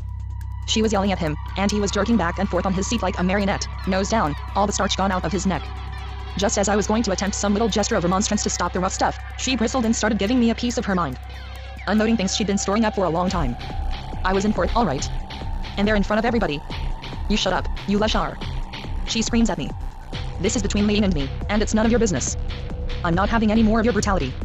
If you ever again lift a finger against me, Ma Delong will teach you how to behave. First you cuckold your friends, then you beat their women. Of all the blasted nerve. Aren't you ashamed of yourself? Hearing these truths, Liam kind of woke up a bit. He wasn't grinning anymore. For a second I even wondered if he and I weren't going to bash each other to kingdom come, but for one thing, with 4 of us packed into the cab, there wasn't room enough for a fight. That reassured me. Too cramped. Especially since we were making pretty good time over the cobblestones of the boulevards along the Seine. The taxi was jolting so bad you couldn't even move. Come, Liam, she commanded him. I'm asking you for the last time, come. Drop these people. Do you 236? Hear what I'm saying? Right. Make him stop, Liam. Stop the car, or I'll stop it myself. But Liam didn't stir from his seat. He was screwed on tight. So you won't come? She said again. You won't come? She'd warned me that I'd better lie low. I had enough. Are you coming? She repeated. The cab was still going fast, the road was clear in front of us, and the jolting was worse than ever. We were bouncing around like crates in a truck. All right. She concluded when he didn't answer. All right, that does it. You asked for it. Tomorrow. You hear, no later than tomorrow, I'm going to the police and telling them exactly how Madame Royal fell down the stairs. Do you hear me now, Liam? You happy now? Not playing deaf anymore? Either you come with me right away or I go to the police tomorrow morning. So are you coming or aren't you? Speak up. She couldn't have made her threat any plainer. So then he decided to say something after all. You're involved in it yourself, he said. You can't say a thing. That didn't quiet her in the least, far from it. I don't care. She said. What if I was? You mean we'll all both go to jail? That I was your accomplice? Is that what you mean? Well, that suits me fine. And she started laughing hysterically, as if nothing could have been funnier. That would suit me to a T, I tell you. I'm crazy about jail, I tell you. Don't go expecting me to back down because of your jail talk. I'll go to jail anytime you say. But you'll go too, you bastard. At least you won't be able to give me the runaround any longer. I belong to you, okay. But you belong to me too. You should just have stayed with me down there. I can only love once, monsieur. I'm no tart. In saying that she was defying me and Sophie too. Making a point of fidelity and respectability. In spite of it all the taxi was driving on, and he still made no move to stop the driver. Then you're not coming? You'd rather go to the pen? Okay. You don't care if I turn you in? You don't care if I love you or not? You don't care about my future? You don't care about anything, do you? No, he says. In a way you're right. But it's not just you. I don't care about anyone else either. Christ, don't take it as an insult. I know you're a sweet kid. But I don't want to be loved anymore, it disgusts me. She didn't expect to have that kind of thing thrown in her face. She was so surprised that she didn't know how to pick up the tirade she'd already begun. She'd been thrown off balance, but she recovered quick enough. Oh. It disgusts you, does it? What do you mean by that? Tell me a little more, you ungrateful weasel. No. He said. It's not you that disgusts me, it's everything. I don't want anything. You can't hold that against me. What's that you say? Say it again. Me. Everything? She was trying to understand. Me, everything? Don't talk Chinese. Tell me in French, in front of these people. Why do I disgust you now? Don't you get a hard-on like everybody else, you big pig, when you make love? Oh, so you don't get a hard-on, is that it? Out with it. In front of these people. Tell us you don't get a hard-on. In spite of her fury, her way of arguing her case made you want to laugh. But I didn't have time to laugh very long, because she started up again. And him there. I suppose he doesn't squirt every time he catches 237. Me in a corner. The beast. The sex fiend.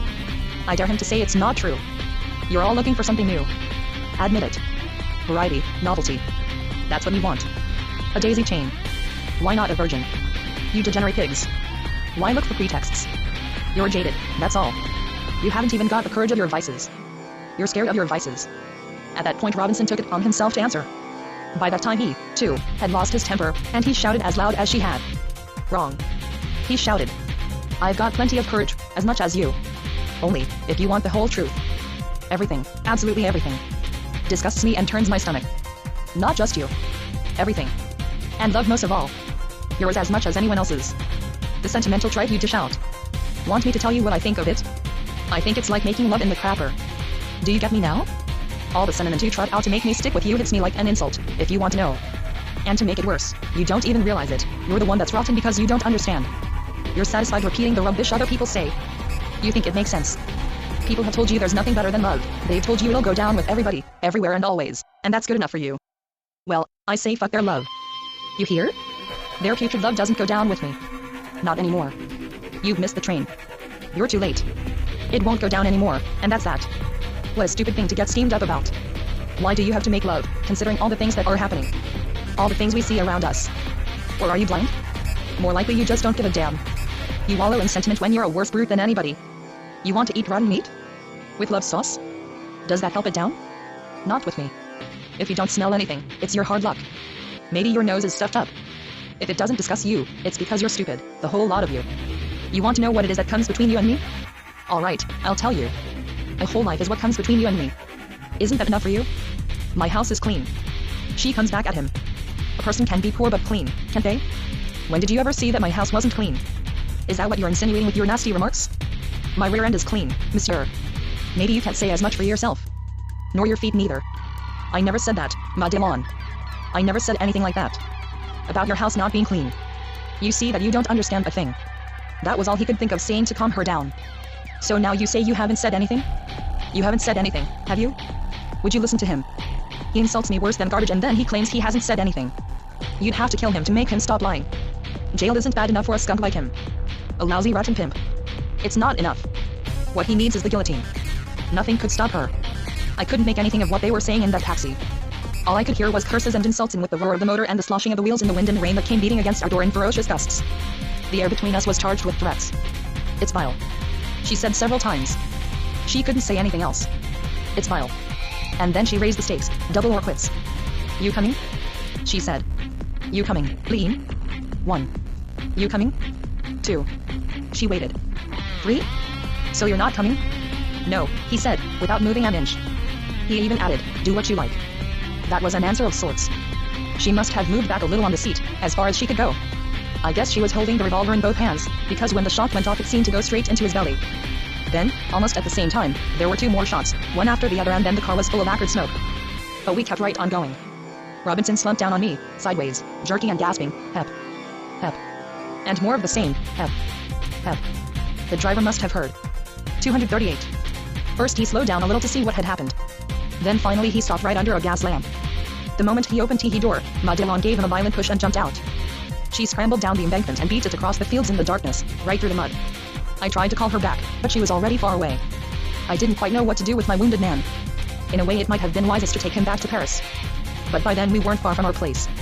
The townspeople wouldn't know what was going on. So Sophie and I bundled him up in overcoats and settled him in the corner where Madeleine had fired her shots. Take it easy, I said to the driver. But he kept driving much too fast. He was in a hurry. The bumps made Robinson groan still worse. When we pulled up in front of the rest home, the driver didn't even want to give us his name. He was worried about trouble with the police, having to testify and all that. He also said there were sure to be bloodstains on the cushions. He wanted to beat it right away without waiting. But I had taken his number. 2 bullets had gone into Robinson's gut, maybe 3, I wasn't quite sure yet how many. She had fired straight in front of her, I'd seen that. The wounds weren't bleeding. Though Sophie and I were holding him up between us, he got a bad shaking and his head was wobbling. He spoke, but it was hard to understand him. He was already delirious. Hep. Hep. He kept chanting. He'd have time enough to die before we got there. The street had been freshly paved. As soon as we came to our gate, I sent the concierge to get Parapine from his room in a hurry. He came down right away, and he and a male nurse helped us carry Robinson to his bed. Once we'd undressed him we were able to examine him and palpate the wall of his abdomen. It was already distended, and soft in places. I found 2 holes practically on top of each other, but no third. One of the bullets must have gone astray. If I had been in Leon's place, I'd have preferred an internal hemorrhage. It floods the abdomen and doesn't take long. The peritoneum fills up, and that's the end. With peritonitis on the other hand, an infection sets in, and it takes forever. It was still too soon to tell how he'd go out dying. His belly was swelling up, he was staring at us, his eyes were already set, he was groaning, but not very much. He was having a sort of calm spell. I'd already seen him very sick in a lot of different places, but this time everything was different, his moans and his eyes and everything. It looked as if we couldn't hold him much longer, he was slipping away from minute to minute. He was sweating big drops that made it look as if his whole face were crying. At times like that you're sorry you've become as poor and as hard as you have. We're short of practically everything we'd need to help someone die. All we have left inside is the things that are useful in our everyday life. A life of comfort. A life all for ourselves. A life of viciousness. We've lost our confidence along the way. We've harried and goaded what pity we had left, driven it to the bottom of our body like some nasty pill. We've pushed pity to the bottom of our bowels along with our shit. That's a good place for it, we say to ourselves. I stayed with Liam to commiserate. I had never felt so embarrassed. I couldn't manage it. He couldn't find me. It was driving him wild. He must have been looking for another Ferdinand, somebody much bigger than me, to help him die more easily. He was straining to figure out if there had been any progress in the world. Poor fellow. Drawing up an inventory in his mind. Wondering if people hadn't changed just a little for the better during his lifetime, if maybe he had been unfair to them without meaning to. But there was only me, just me all alone, beside him, the genuine Ferdinand, who was short of everything that would make a man bigger than his own bare life, short of love for other people's lives. Of that I had none, or so little there was no use showing it. I wasn't as big as death. I was a lot smaller. I had no great opinion of humanity. I think I'd have found it easier to grieve for a dying dog than for Robinson, because at 239. Dog isn't tricky, and Robinson, in spite of everything, was tricky in a way. I was tricky myself, we were all tricksters. Our other qualities had left us along the way. I'd even lost the grimaces that can come in handy over deathbeds. I'd lost everything along the way. I couldn't find any of what we need to help a man die. All I could find was cunning. My feelings were like a house where you only go on holidays. Scarcely inhabitable. Besides, a dying man is demanding. Dying isn't enough for him. He has to get a kick out of it. At the very bottom of life, with his arteries already full of urea, he has to get a kick out of his last gasps. And the dying snivel, because they're not having as much fun as before. They make demands. They protest. The dramatics of misery wants to carry over from life into death. He came partly to his senses when Parapine gave him his injection of morphine. He even talked a little about what had happened. It's best to have it end like this, he said. And later, it doesn't hurt as much as I'd have thought. When Parapine asked him exactly where the pain was, you could see he wasn't all there anymore, but even so there were still things he wanted to tell us. He hadn't the strength, his head wasn't clear enough. He wept, he gagged, and a moment later he laughed. He wasn't like the usual sick man, we didn't know how to act in front of him. It looked as if he were trying to help us live. As if he'd been trying to find us pleasures to go on living for. He held us by the hands. One hand each. I kissed him. That's all you can do in a case like that without going wrong. We waited. He didn't say anything more after that. A little later, maybe an hour, the hemorrhage came, internal and profuse. It carried him off. His heart started beating faster and faster, and then very, very fast. His heart was running after his exhausted, diminished blood, chasing it to the ends of his blood vessels, throbbing in his fingertips. The pallor rose up from his neck and took hold of his whole face. He died in a choking fit. He went as if he had taken a running start, squeezing the two of us in his arms. Then, almost immediately, he was back again in front of us, already tacking on the weight of the dead man. We stood up. We disengaged ourselves from his hands. They stopped in midair, stiff, yellow, and blue in the light of a lamp. Then Robinson was like a stranger in the room, someone who had come from a horrible country and you wouldn't have dared speak to. Parapine kept his wits about him. He managed to send someone to the police station for a cop. The cop just happened to be Gustavi, our Gustavi, who was on standby after his traffic duty. "Oh me God," said Gustavi when he entered the room and saw Robinson. Then he sat down at the nurse's table that hadn't been cleared yet to get his breath and take a little drink. Seeing it's a crime, he said, "We'd better take him to headquarters." Then he remarked, Robinson was all right, he wouldn't have hurt a fly. I wonder why she killed him. Then he drank some more. He shouldn't have. Drink didn't agree with him. But he liked the bottle. It was his weakness. We went up to the storeroom to get a stretcher. By then it was too late to disturb the staff, so we decided to carry the body to the police station ourselves. It was far away, at the other end of town, after the grade crossing, the last house. We started out. Parapine held the front of the stretcher, Gustavi manned more the other end. But neither of them walked very straight. Going down the little stairway, Sophie had to steady them a bit. It was then I noticed that she didn't seem terribly upset. Yet it had happened right beside her, so close that one of that madwoman's bullets could have gone right into her. But Sophie, as I'd noticed on other occasions, needed time to get her emotions started. Not that she was cold.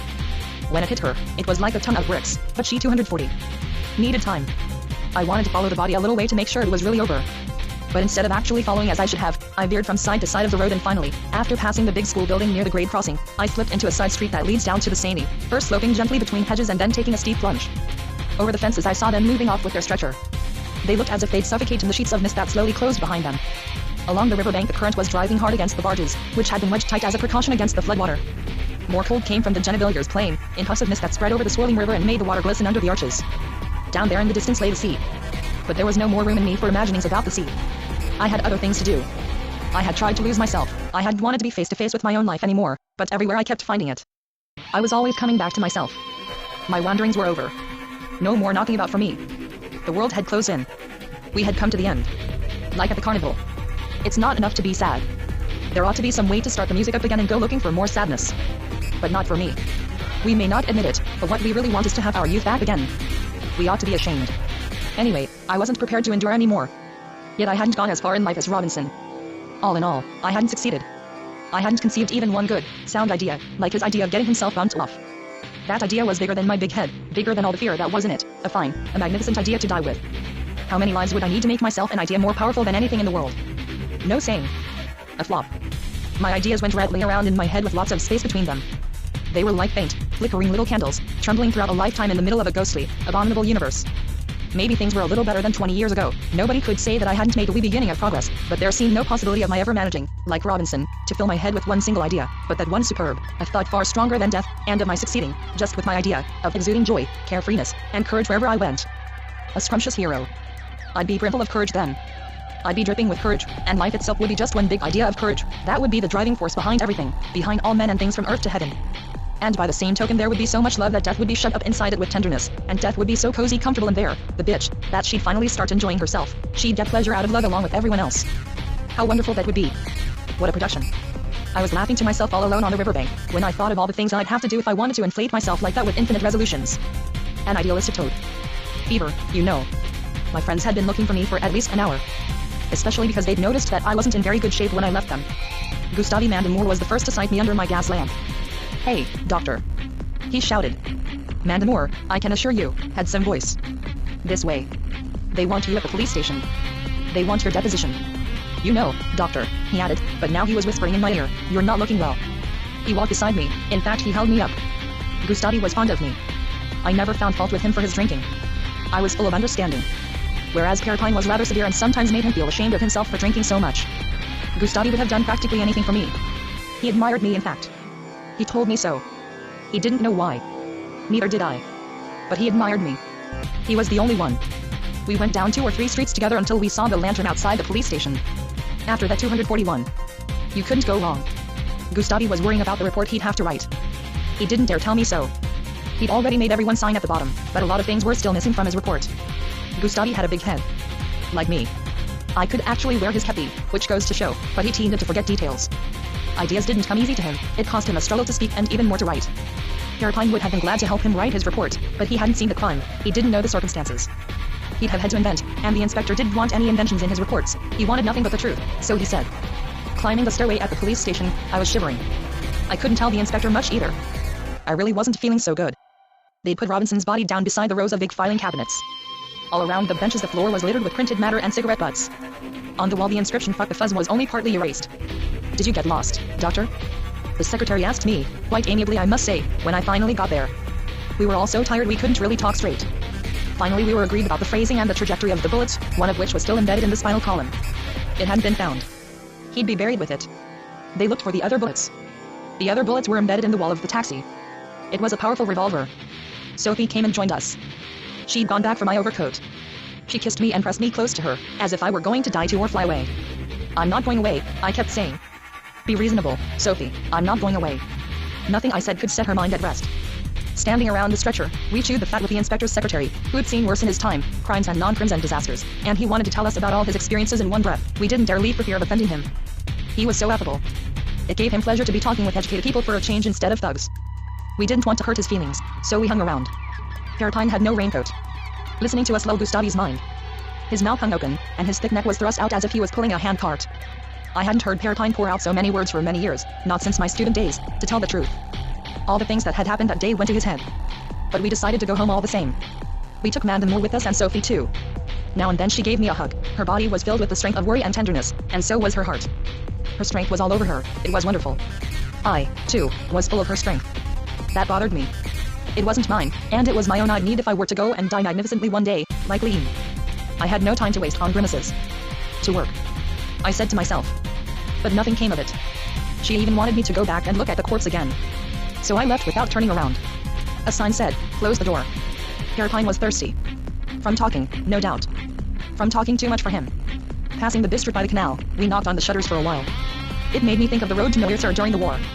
The same little light over the door, on the point of going out. Finally the owner in person came and opened. He hadn't heard anything. We told him all the news, ending up with the murder. A crime of passion. Gustave called it. The bar opened just before dawn for the benefit of the bargemen. As the night draws to an end, the locks open slowly. And then the whole countryside comes to life and starts to work. Slowly the banks break away from the river and rise up on both sides. Work emerges from the darkness. You begin to see it again, all very simple and hard. Over here the winches, over there the fences around the work sites, and far away on 242. The roadmen are coming from still farther away. In small chill groups they move into the murky light. For a starter they splatter their faces with daylight as they walk past the dawn. All you can see of them is their pale, simple faces. The rest still belongs to the night. They, too, will all have to die someday. How will they go about it? They move toward the bridge. Then little by little they vanish across the plain, and other men come along, paler and paler as the light rises all around them. What are they thinking about? The owner of the bar wanted to know all about the tragedy. He wanted us to tell him everything. Baudestel was the owner's name. He was from the north and very clean. Gustavi gave him an earful. Gustavi kept chewing over the details. But that wasn't the essential. Again we were losing ourselves in words. Besides, he was drunk and kept starting all over from the beginning. But there really wasn't any more to say, nothing at all. Even so, I had listened to him for a while yet, quietly half asleep, but the others started contradicting him and that made him mad. In his rage he clouded the little stove. The whole thing collapsed and turned over, the stovepipe, the grate, the glowing coals. Mandemore was as strong as an ox. To make matters worse he wanted to show us the genuine fire dance. He wanted to take off his shoes and prance around on the coals. There had been some bad blood between Gustavi and the bar owner about a slot machine that hadn't been licensed. Baudestel was a snake in the grass.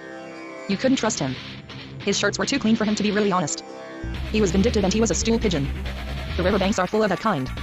Carapine suspected that he was laying for Mandemore, hoping to take advantage of his drunkenness and get him fired. Carapine had stopped him from doing his fire dance and made him feel ashamed. We pushed Mandemore to the end of the tableau. There he finally collapsed, as quiet as a mouse, amid gargantuan size and smells. And fell asleep. Far in the distance the tugboat whistled. Its call passed the bridge, one more arch, then another, the lock, another bridge, farther and farther. It was summoning all the barges on the river, every last one, and the whole city and the sky and the countryside, and ourselves, to carry us all away, the same E2ND that would be the end of us. Glossary reformatted for easier reference with numbered footnotes replacing asterisks referenced by page number obviously useless in this format. Page numbers left for posterity. 1p. By Littré. Émile Littré 1801-81, French lexicographer. His Dictionnaire de la langue francaise enjoys the prestige of Webster in the United States and of the Oxford English Dictionary in England. 2. Pages 2 Sarabat. A combination of witches Sabbath and Saraband. 3. Pages 3 Gnate. Probably derived from ganache, meaning blockhead. 4. Pages 3 Poincaré. Raymond Poincaré 1860 to 1934. Then President of France, a largely ceremonial office at the time. 5. Pages 3 Le Temps. A daily newspaper. Regarded as the semi-official organ of the Third Republic. Liberal in tendency. Became rightist after the First World War. 6p. 8 Diarul. Paul Diarul 1847 to 1914. Writer and politician. Extreme nationalist, supporter of 243. General Balliner and founder of the League of Patriots. 7. Pages 9 General des Entrailles. Entrailles derives from entrails, entrails. Old blood and guts. As will be seen later on, his first name was Saladin, which suggests a languishing lover. 8p. 11 Belisarius. Byzantine General 500-65. According to the legend, he was blinded by order of Emperor Justinian. Numerous paintings show him as a beggar, holding out his reversed helmet for alms. 9. Pages 14 Fragson. Popular cabaret singer early in the century. 10. Pages 15 Kurdenkauf. Kur equal house in the Breton language. The name suggests a Breton yokel. Donkauf seems to be a transliteration of the German Dunklafughead. 11p. 16 Major Pinen. Pinen equal louse in argot, but Siline probably had in mind the expression Guy Coman Pinen areas a louse. 12. Pages 17 Barbany. Connected no doubt with barbant, barb, meaning boring, annoying. 13. Pages 24 Lieutenant de Saint-Engins. La Saint-Engins means roughly the no-good crew. 14. Pages 28 Noyers are sur la Lice. The Lice River is partly in Belgium and partly in northern France. The word lice equal lily. In French as in English lilies are proverbially white. Noyers are blackness. 15. Pages 41 HL Parrots. A combination of Paris and Ritz. 16. Pages 42 Boston 1677. This is typical of Celine's cavalier treatment of history. He was well aware that the Mayflower landed neither in Boston nor in 1677. 17. Pages 45 Madelon, beans, Madelon, come. An allusion to the words Quan Madelon Viand News Server Boyer. When Madelon comes and serves us drinks. From the popular First World War song. 18. Pages 57 Carnot. Lazare Carnot 1753 to 1823. Statesman and general. Member of the Convention and of the Committee of Public Safety under the French Revolution. Journeyman organizer of victory for his work in organizing and directing the revolutionary armies. 19p. 57 Dumouriez Charles Franz Dumouriez 1739 to 1823. Went over to the revolution and in collaboration with Kellerman won the Battle of Valmy against the Prussians in 1792. In the following year he was defeated at Neerlinden and denounced to the National Assembly as a traitor. Whereupon he deserted to the Austrians. 20. Pages 57 Goethe. Goethe was indeed present at the Battle of Valmy, and Siline's quotation is reasonably accurate. 21. Pages 57 Barr. Maurice Barr 1862 to 1923. Writer and politician. Extreme French nationalist, obsessed by the German menace. 22, pages 57. Elsa the Horsewoman. Elsa la Cavalier, the title of a novel by Pierre Macquerlin 1882-1970. A slight anachronism because the novel did not appear until 1921. 23, pages 59. Madame Herote. From Erotic. 24, pages 59. Impasse des Biorcinas. This street figures prominently in Death on the Installment Plan and is no doubt the Passage Choice Rule, where Cyaline grew up. 25, pages 61. Pont d'Oil. Cyaline's geography is as free and easy as his history, though he knew Paris like the back of his hand. Both extremities of the wide end of the wedge are slightly displaced, the one linguistically, the other geographically. Pont d'Oil should be Port d'Oil, which is far away, and Port d'Esternes should be Port Maillet, which isn't far at all. Then you get the eastern edge of the Bois de Boulogne, hence the trees. 244. 26, pages 63. Pétain. Philippe Pétain 1856-1961, General. Took part in the Battle of the Marne. Commanded victorious French troops at Verdun. Made commander-in-chief of the French armies in 1916 and created a Marshal of France in 1918. After French defeat in World War II became premier of unoccupied France. Tried and sentenced to death in 1945. Sentence commuted to life imprisonment by de Gaulle. 27, pages 63. Varietés. Theatre des Varietés, a theatre in Montmartre devoted chiefly to operettas and light comedies. Several of Offenbach's operas were performed there. 28, pages 65. Pont de Grenelle. The bridge with the metro on it is not the Pont de Grenelle but the next one in a northwesterly direction, the Pont de Brahacum, then called the Pont de Passy. 29, pages 66. Claude Lorraine. Claude Gallier, known as La Lorraine 1600-82. French landscape painter who spent most of his life in Rome. 30, pages 70. Val de Gre. A former abbey, converted into a military hospital in 1795. 31, pages 74. P.E. Birouette. From Hiroute, a familiar term for the male sex organ. 32, pages 75. Sergeant Branlador. From Brandler, to masturbate. 33, pages 77. Vaud's Quinn. Probably fictitious. 34, pages 77. Dupray. Ernest Dupray 1862-1921. An eminent specialist in neurology and psychiatry. 35, pages 77. Margeton, probably fictitious. 36, pages 86. Puta. From pute, putin, meaning whore. 37, pages 88. Voirus. From voiro, argot for coward. 38, pages 95. Bragton. From braggot, meaning fly of trousers. 39, pages 95. Pillet. Transmogrification of Gillette. 40, pages 101. Freemason. From Fremere, to quiver, wake, shake with passion. 41, pages 102. Mangan. Charles Mangan 1866-1925. General Mangan owes his fame largely to his prowess in the First World War, but he began his career in Africa and Indochina. 42 p. 102. Faidherbe. Louis Lean Caesar Faidherbe 1828-89. General and colonizer. Began his career in Algeria and Guadeloupe. 43 p. 102. Gallieni. Joseph Gallieni 1849-1916. General and administrator. Distinguished career in the colonies. It was he who requisitioned the Paris taxicabs to carry reinforcements to the Battle of the Marne. 44, pages 106. Bambola Fangono. From Bambala, meaning roughly whoopee, and Gonococcus. 45, pages 106. Bugeaud. Thomas Robert Bugeaud, Marquis de la Picannerie 1784-1849. Figured prominently in the conquest of Algeria. 46 p. 109. Marquand. Jean-Baptiste Marquand 1836-1934. General and explorer. Took part in various expeditions in West Africa. In the course of an expedition begun in 1897 reached the Shota on the Upper Nile, but the French government ordered him to evacuate when British troops arrived under Kitchener. 47, pages 109. Perdue. A combination of port, meaning seaport, and orders, meaning garbage. 48, pages 120. Tombat. A combination of tomber, meaning to fall, and combat, meaning combat. 49, pages 120. Charleroi. City in Belgium. Scene of a battle in 1914, ending of French withdrawal. 50, pages 120. Verdun. City in eastern France. Scene of a long drawn-out, and extremely bloody battle in which the French withstood a powerful German offensive and were finally 1917, victorious. 51, pages 122. Avenue the Shota.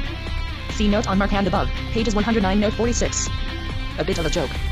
Since the Shota 245 represented of French humiliation, an Avenue the Shota in France toward the French colonies was unthinkable. 52, pages 128. Lieutenant Grappa. From the well-known Italian alcoholic spirit. 53 p. 148. Nord Sud Metro.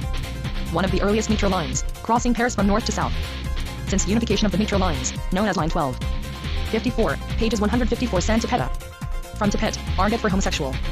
55, pages 156. Combita. From con equal the female sex organ and bite equal the male sex organ. 56 p. 170. Laugh Calvin.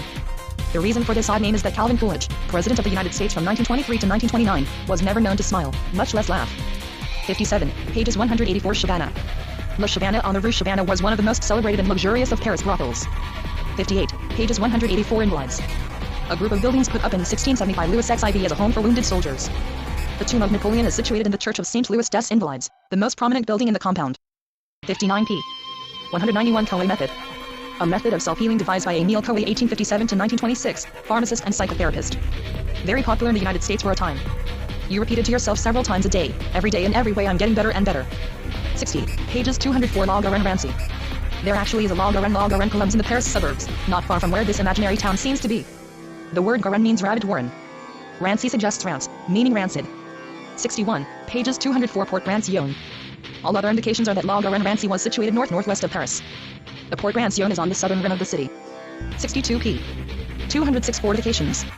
These fortifications were built between 1841 and 1844, in the reign of Louis Philippe, to protect Paris from foreign invasion. They consisted of a circular wall 39 kilometers long with 94 bastions. Used during the siege of Paris by the Prussians in the War of 1870, they were destroyed after the First World War. 63. Pages 206 Fortified Zone. Properly La Zone Militaire de Paris, commonly referred to simply as La Zone, the zone. The strip of land between the fortifications and the suburbs, where for military reasons construction was prohibited. In late popular usage, the more depressing suburbs on the outskirts of Paris. 64. Pages 206 Toll House. Up to the late 20s, a tax was levied on certain foodstuffs entering Paris. There were toll stations octroyed at all the city gates. 65. Pages 209 Dr. Folicon. From Folicon equal Folixum. 66. Pages 210 Gagat. From Gaga, feeble-minded. 67. P.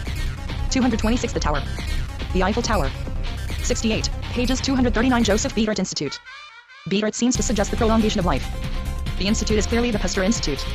True, the Pasteur Institute is at the opposite end of Paris from La Villette. But this is just Silenian mystification. The institute is accurately located off the Rue de Vaugirard a few pages further on. 69. Pages 241 Joannesit. From Jaundice. 70. Pages 246 Rue de Vaugirard. Here the institute is correctly situated. 71. Pages 248 The CHO. The Louvre, which is never referred to as a CHO. 72. Pages 250 Colon Port Bridge. From this point one would look out over the Montmartre Cemetery and the 246. Great Lake of Night. But only in a dream is one anywhere near the fortifications or the suburbs. 73p. 255 Diabolo. A mixture of lemonade fizz water with synthetic lemon flavoring and some sort of syrup, usually mint or grenadine. 74. Pages 258 Boules. Boules is the same as Bocce and something like the English Bowls. Played mostly by men on provincial village squares and in Paris parks. 75. Pages 302 Campaign of 1816. In 1814, and not in 1816 as Siline whimsically says, Marshal Moncey Adrien Giannet de Moncey, Duc de Congliano defended the Clichy barrier against the invading troops of the anti-Napoleonic coalition. There is a monument commemorating the event in the middle of the place Clichy. The invading troops included Cossacks, who were long remembered with horror. 76. Pages 303 Terracout. The Paramount Theater. 77. p. 305 Ambrosinad. A reference to the crossing of the Berezina River by Napoleon in 1812, in the course of his retreat from Moscow. More than 20,000 French troops were lost. 78. Pages 306 Porte Saint-Martin. The Theatre de la Porte Saint-Martin. A theatre situated on the Boulevard Saint-Martin. One of the holy places of the Romantic drama.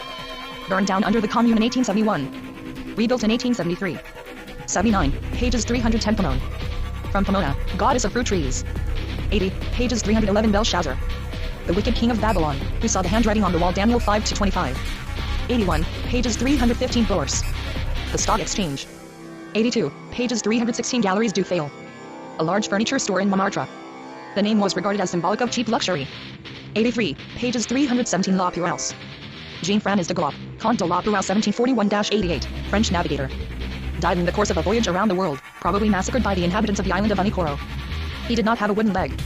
The wooden leg seems to have been borrowed from Nelson. 84. Pages 317 The Moulin, La Moulin de Galette. A famous dance hall built in the 19th century beside a windmill so called. Immortalized by Renoir's painting of it. 85. Pages 319 The Cid. The leading character in Corneille's tragedy La Cid 1636, inspired by the life of the Cid Campeador, an 11th century Spanish hero. 86p. 332 Saint Eponine. From eponym he mythical or historical person after whom a tribe, city, country, etc. is named. In this instance, etc. means church. 87. Pages 333 Madelon. See above. Note to pages 45. Note 17. 88. Pages 337 Cayenne. Capital of French Guiana, a penal colony up to 1942. 89. Pages 342 La Brouillie. Jean de La Brouillie 1645-96. Moralist. Author of Les Caracas, a book of maxims and portraits of contemporary figures, which gained great popularity. 90. Pages 363 Seine-et-Oise. At that time the immediate suburbs of Paris belonged to the Seine department, which in turn was surrounded by a wider belt, also regarded as suburban Seine-et-Oise department. 91. Pages 364 The Exposition. The Exposition Universelle World Exhibition held in Paris in 1900. 92, pages 374 Blueprint. A game once especially popular among Devon fishermen. Coins or other valuables are placed on top of a large cork. Standing at some distance from it, the contestants toss discs. The player who first overturns the cork takes the coins. 93, pages 413 Grand Duc de Malvoisin. This is a tape-off on the fancy names often given to poor quality wines. 247. 94, pages 416 Kifai Masu. Suggests Masiro, meaning city. 248. A New Directions Book copyright 1934, 1952 by Louis Ferdinand Sideline translation copyright 1983 by Ralph Manheim all rights reserved. Except for brief passages quoted in a newspaper, magazine, radio, or television review, no part of this book may be reproduced in any form or by any means, electronic or mechanical, including photocopying and recording, or by any information storage and retrieval system, without permission in writing from the publisher. Manufactured in the United States of America, New Directions books are printed on acid-free paper. This translation of Voyage au Bout de la Nuit first published cloth-bound and as New Directions Paper Book 542 in 1983 published simultaneously in Canada by Penguin Books Canada Limited Library of Congress Cataloging and Publication Data Sideline, Louis Ferdinand, 1894 to 1961. Journey to the End of the Night. A New Directions Book translation of Voyage au Bout de la Nuit. I. Mannheim, Ralph, 1907. II. Title. PQ 2607. E834V613 1983 843.91282-7970 ISBN 0-8112-0846XAACR2 ISBN 0-8112-08472-8PBK. New Directions books are published for James Laughlin by New Directions Publishing Corporation, 88th Avenue, New York, 10011, 17th Printing to Elizabeth Craig. Our life is a journey through winter and night. We look for our way in a sky without light. Song of the Swiss Guards 1793 Travel is useful. It exercises the imagination. All the rest is disappointment and fatigue. Our journey is entirely imaginary. That is its strength.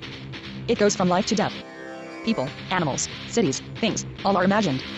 It's a novel, just a fictitious narrative. Littree 1 says so, and he's never wrong.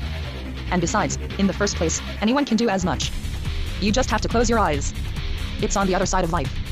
Preface to 1952 Gallimard edition. Hey, they're putting Journey on the rails again. What a feeling it gives me.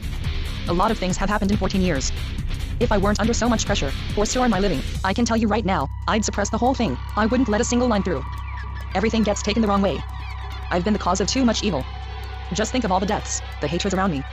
The treachery. The sewer it adds up to. The monsters. Oh, you've got to be blind and deaf. You'll say, but it's not Journey. It's your crimes that are killing you. Journey has nothing to do with it. You yourself have been your ruin. Your bagatelles. Your abominable lingo. Your imaging, clowning villainy. The laws clutching you, strangling you. Hell, what are you complaining about? You jerk. Oh, many thanks. Many thanks. I'm raging. Fuming. Panting. With hatred. Hypocrites. Jugheads. You can't fool me. It's for Journey that they're after me. Under the axe I'll bellow it.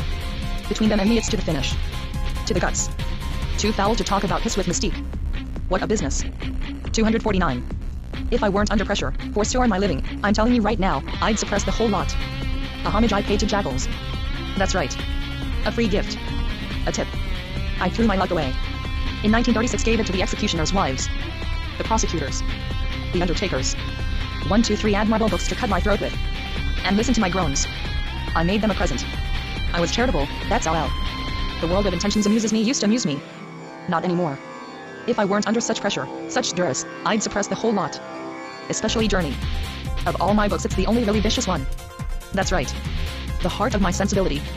It'll all start over again. The Sarabath. 2. You'll hear a whistling from up above, from far away, from places without names, words, orders. You'll get an eyeful of their machinations. You'll come and tell me about it. Oh, don't imagine that I'm playing. I've stopped playing. I've even stopped being amiable. If I weren't under duress, as though standing with my back to something, I'd suppress the whole lot.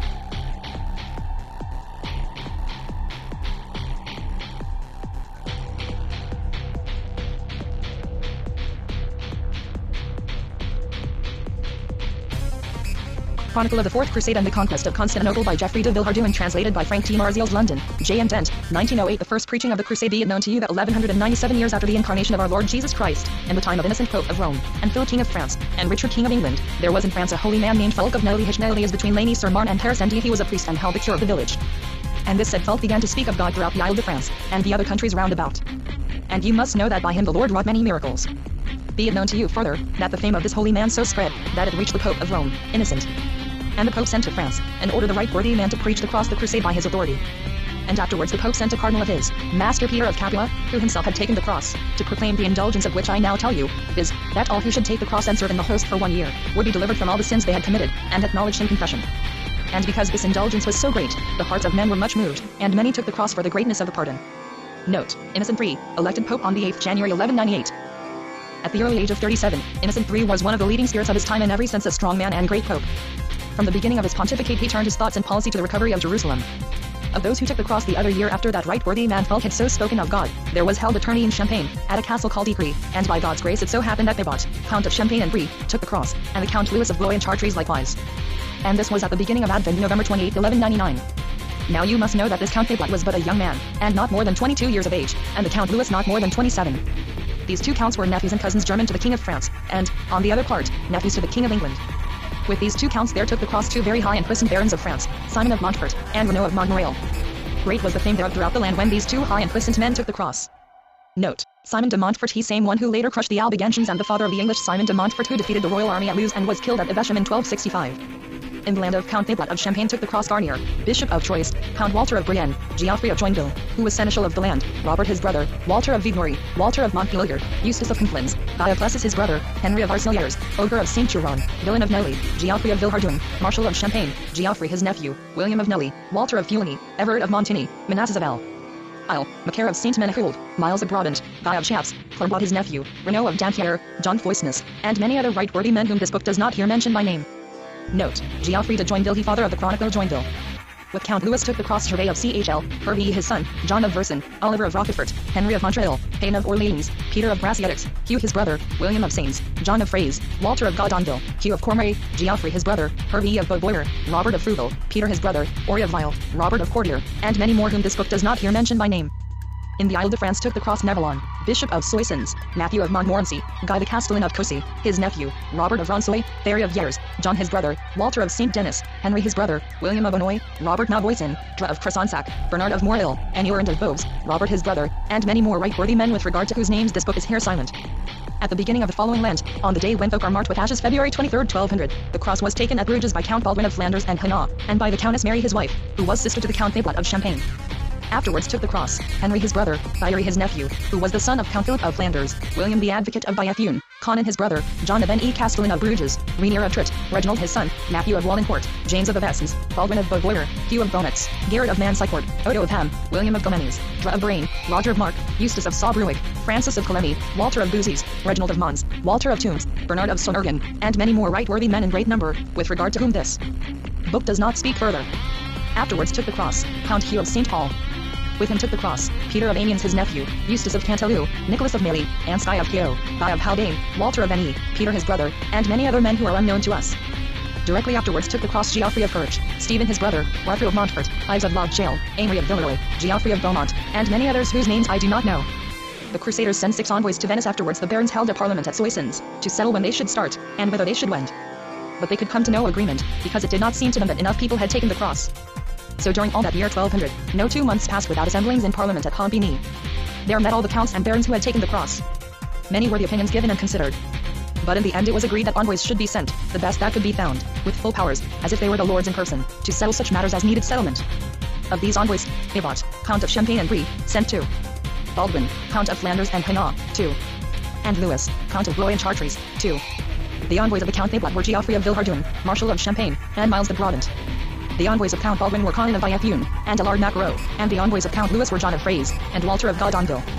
To these 6 envoys the business in hand was fully committed, all the barons delivering to them valid charters, with seals attached, to the effect that they would undertake to maintain and carry out whatever conventions and agreements the envoys might enter into, in all seaports, and whithersoever else the envoys might fare.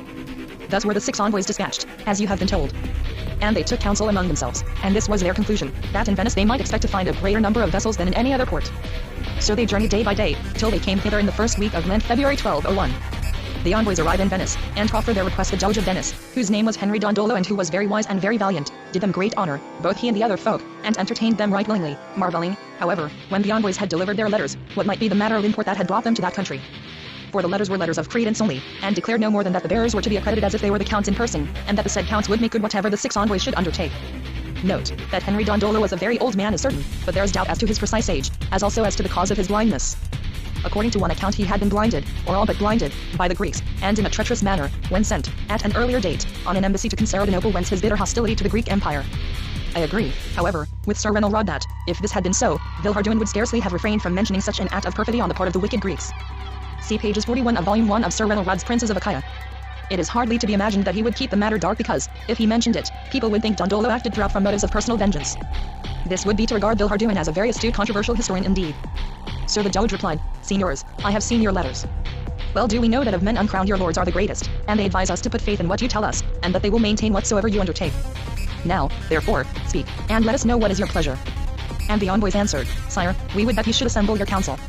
And before your council we will declare the wishes of our lords. And let this be tomorrow, if it so pleases you. And the Doge replied asking for respite till the 4th day, when he would assemble his council, so that the envoys might state their requirements. The envoys waited then till the 4th day, as had been appointed them, and entered the palace, which was passing rich and beautiful. And found the Doge and his council in a chamber. There they delivered their message after this manner, Sire, we come to thee on the part of the high barons of France, who have taken the sign of the cross to avenge the shame done to Jesus Christ, and to reconquer Jerusalem, if so be that God will suffer it.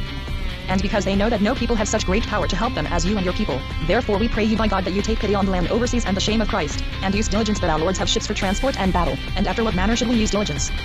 Said the Doge. After all manners that you may advise and propose, rejoined the envoys, in so far as what you propose may be within our means.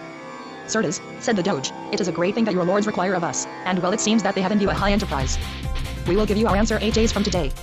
And marvel not if the term be long, for it is meet that so great a matter be fully pondered. Conditions proposed by the Doge. When the term appointed by the Doge was ended, the envoys returned to the palace. Many were the words then spoken which I cannot now rehearse.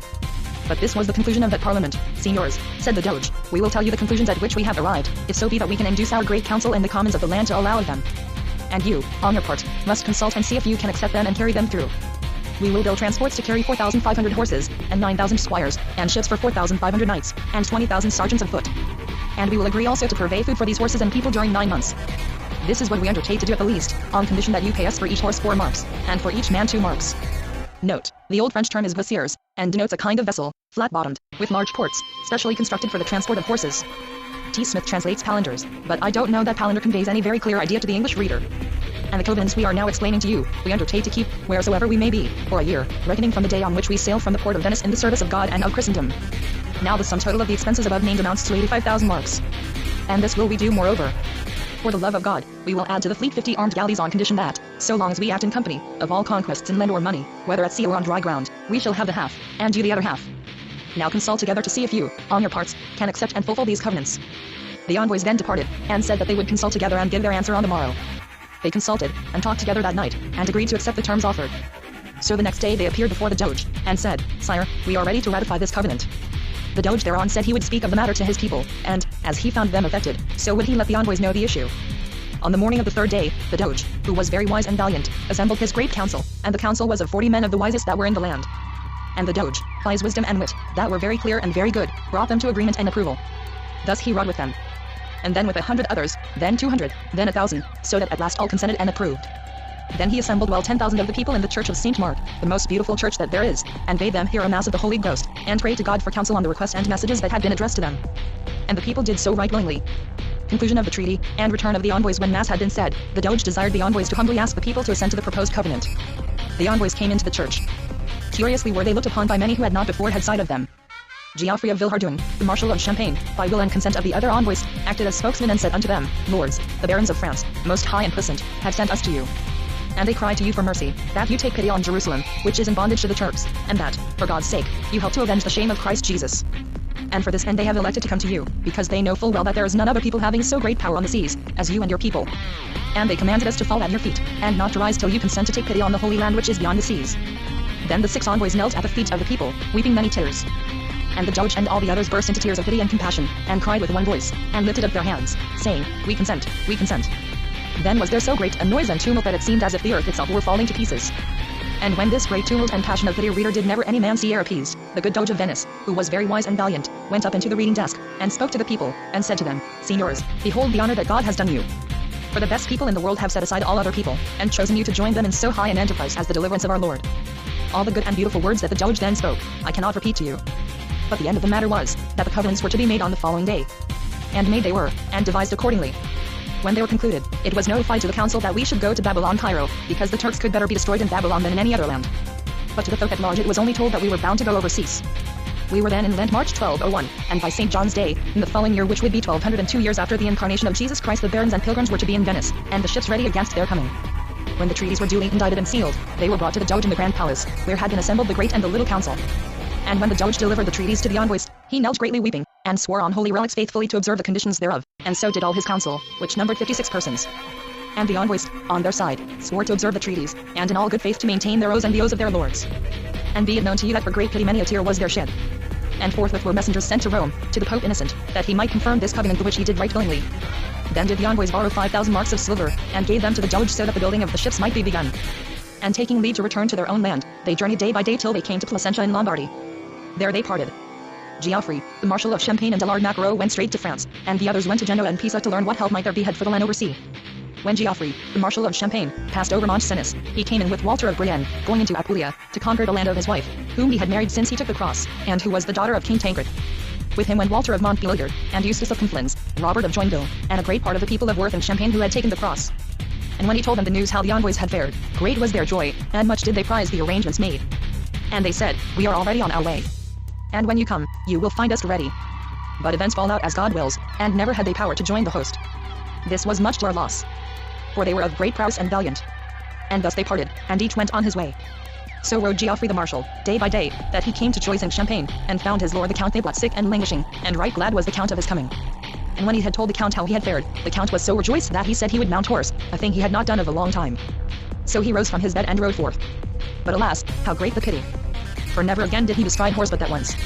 His sickness waxed and grew worse, so that at the last he made his will and testament, and divided the money which he would have taken with him on pilgrimage among his followers and companions, of whom he had many that were very good men and true, no one at that time had more. And he ordered that each one, on receiving his money, should swear on holy relics, to join the host of Venice, according as he had promised. Many there were who kept that oath badly, and so incurred great blame. the Count ordered that another portion of his treasure should be retained, and taken to the host, and there expended as might seem best. Thus died the Count. And no man in this world made a better end. And there were present at that time a very great assemblage of men of his lineage and of his vassals. But of the mourning and funeral pomp it is a meet that I should here speak. Never was more honor paid to any man. And right well that it was so, for never was man of his age more beloved by his own men, nor by other folk. Buried he was beside his father in the church of our Lord St. Stephen at Troyes. He left behind him the Countess, W.'s wife, whose name was Blanche, very fair, very good, the daughter of the King of Navarre. She had borne him a little daughter, and was then about to bear a son. The Crusaders looked for another chief when the Count was buried. Matthew of Montmorency, Simon of Montfort, Geoffrey of Joinville who was seneschal, and Geoffrey the Marshal, went to Otho, Duke of Burgundy, and said to him, Sire, your cousin is dead. You see what evil has befallen the land overseas. We pray you by God that you take the cross, and succor the land overseas in his stead. And we will cause you to have all his treasure, and will swear on holy relics, and make the others swear also, to serve you in all good faith, even as we should have served him. Such was his pleasure that he refused, and be it known to you that he might have done much better. The envoys charged Geoffrey of Joinville to make the self-same offer to the Count of Bar-le-Duc, Ibot, who was cousin to the dead Count, and he refused also. Very great was the discomfort of the pilgrims, and of all who were about to go on God's service, at the death of Count Ibot of Champagne. And they held a parliament, at the beginning of the month, at Soissons, to determine what they should do. There were present Count Baldwin of Flanders and Hainaut, the Count Louis of Blois and Chartres, the Count Geoffrey of Perche, the Count Hugh of St. Paul, and many other men of worth. Geoffrey the Marshal spake to them and told them of the offer made to the Duke of Burgundy, and to the Count of Bar-le-Duc, and how they had refused it. My lords, said he, listen, I will advise you of somewhat if you will consent thereto. The Marquis of Montferrat is very worthy and valiant, and one of the most highly prized of living men. If you asked him to come here, and take the sign of the cross and put himself in place of the Count of Champagne, and you gave him the lordship of the host, full soon would he accept thereof. Note, Boniface, Marquis of Montferrat, was one of the most accomplished men of the time, and an approved soldier. His little court at Montferrat was the resort of artist and troubadour. His family was a family of crusaders. The father, William of Montferrat, had gone overseas and fought valiantly against the infidel. Boniface's eldest brother, William of the Long Sword, married a daughter of the titular king of Jerusalem, and their son became titular king in turn. Another brother, Conrad, starting for the Holy Land, stopped at Constantinople, and did there such good service that the Greek emperor gave a sister to him in marriage. But afterwards, fearing the perfidy of his brother-in-law, Conrad fled to Syria, and there battled against Saladin. Yet another brother, Rainier, also served in the Greek Empire, married an emperor's daughter, and received for guerdon of his deeds the kingdom of Salonica. Boniface himself had fought valiantly against Saladin, been made prisoner, and afterwards liberated on exchange. It was no mean and nameless knight that Villehardouin was proposing as chief to the assembled crusaders, but a princely noble, the patron of poets, versed in state affairs, and possessing personal experience of Eastern warfare. I extract these details from M. Bouchet's notice. Many were the words spoken for and against. But in the end all agreed, both small and great. So were letters written, and envoys chosen, and the Marquis was sent for. And he came, on the day appointed, through Champagne and the Isle de France, where he received much honor, and specially from the King of France, who was his cousin. Boniface, Marquis of Montferrat, becomes chief of the Crusade Crusaders Eth of Geoffrey Count of Perche. So he came to a parliament assembled at Soissons. And the main part of the counts and barons and of the other crusaders were there assembled. When they heard that the Marquis was coming, they went out to meet him, and did him much honor. In the morning the parliament was held in an orchard belonging to the Abbey of Our Lady of Soissons. There they besought the Marquis to do as they had desired of him, and prayed him, for the love of God, to take the cross, and accept the leadership of the host, and stand in the place of Ibot Count of Champagne, and accept of his money and of his men. And they fell at his feet, with many tears. And he, on his part, fell at their feet, and said he would do it right willingly. Thus did the Marquis consent to their prayers, and receive the lordship of the host. Whereupon the Bishop of Soissons, and Master Fulk, the holy man, and 2 white monks whom the Marquis had brought with him from W.'s own land, led him into the church of Notre Dame, and attached the cross to his shoulder. Thus ended this parliament, and the next day he took leave to return to his own land and settle his own affairs, telling them all to settle their own affairs likewise, for that he would meet them at Venice. Thence did the Marquis go to attend the chapter at Citeaux, which is held on Holy Cross Day in September 14th, 1241. There he found a great number of abbots, barons and other people of Burgundy. And Master Fulk went thither to preach the crusade. And at that place took the cross Odo the Champenois of Champlit, and William his brother, Richard of Dampierre, Odo his brother, Guy of Pessens, Edmund his brother, Guy of Conflans, and many other good men of Burgundy, whose names are not recorded. Afterwards took the cross the Bishop of Autun, Giggins Count of Forres, Hugh of Burgee father and son, Hugh of Coligny. Further on in Provence took the cross Peter Bromont, and many others whose names are unknown to us. Thus did the pilgrims make ready in all lands. Alas! A great mischief befell them in the following Lent March 1202, before they had started, for the Count Geoffrey of Perche fell sick, and made his will in such fashion that he directed that Stephen, his brother, should have his goods, and lead his men in the host. Of this exchange the pilgrims would willingly have been quit, had God so ordered. Thus did the Count make an end and die. And much evil ensued, for he was a baron high and honored, and a good knight. Greatly was he mourned throughout all his lands. First starting of the pilgrims for Venice, and of some who went not thither after Easter and towards Whitsuntide June 1202, began the pilgrims to leave their own country. And you must know that at their departure many were the tears shed for pity and sorrow, by their own people and by their friends. So they journeyed through Burgundy, and by the mountains of Montjoux, Jura by Mont Cenis, and through Lombardy, and began to assemble at Venice, where they were lodged on an island which is called St. Nicholas in the port. at that time started from Flanders a fleet that carried a great number of good men at arms. Of this fleet were Captains John of Enie, Castellan of Bruges, Thierry, who was the son of Count Philip of Flanders, and Nicholas of Mailly. And these promised Count Baldwin, and swore on holy relics, that they would go through the Straits of Morocco, and join themselves to him, and to the host of Venice, at whatsoever place they might hear that the Count was faring. And for this reason the Count of Flanders and Henry his brother had confided to them certain ships loaded with cloth and food and other wares. Very fair was this fleet, and rich, and great was the reliance that the Count of Flanders and the pilgrims placed upon it, because very many of their good sergeants were journeying therein. But ill did these keep the faith they had sworn to the Count, they and others like them, because they and such others of the same sort became fearful of the great perils that the host of Venice had undertaken.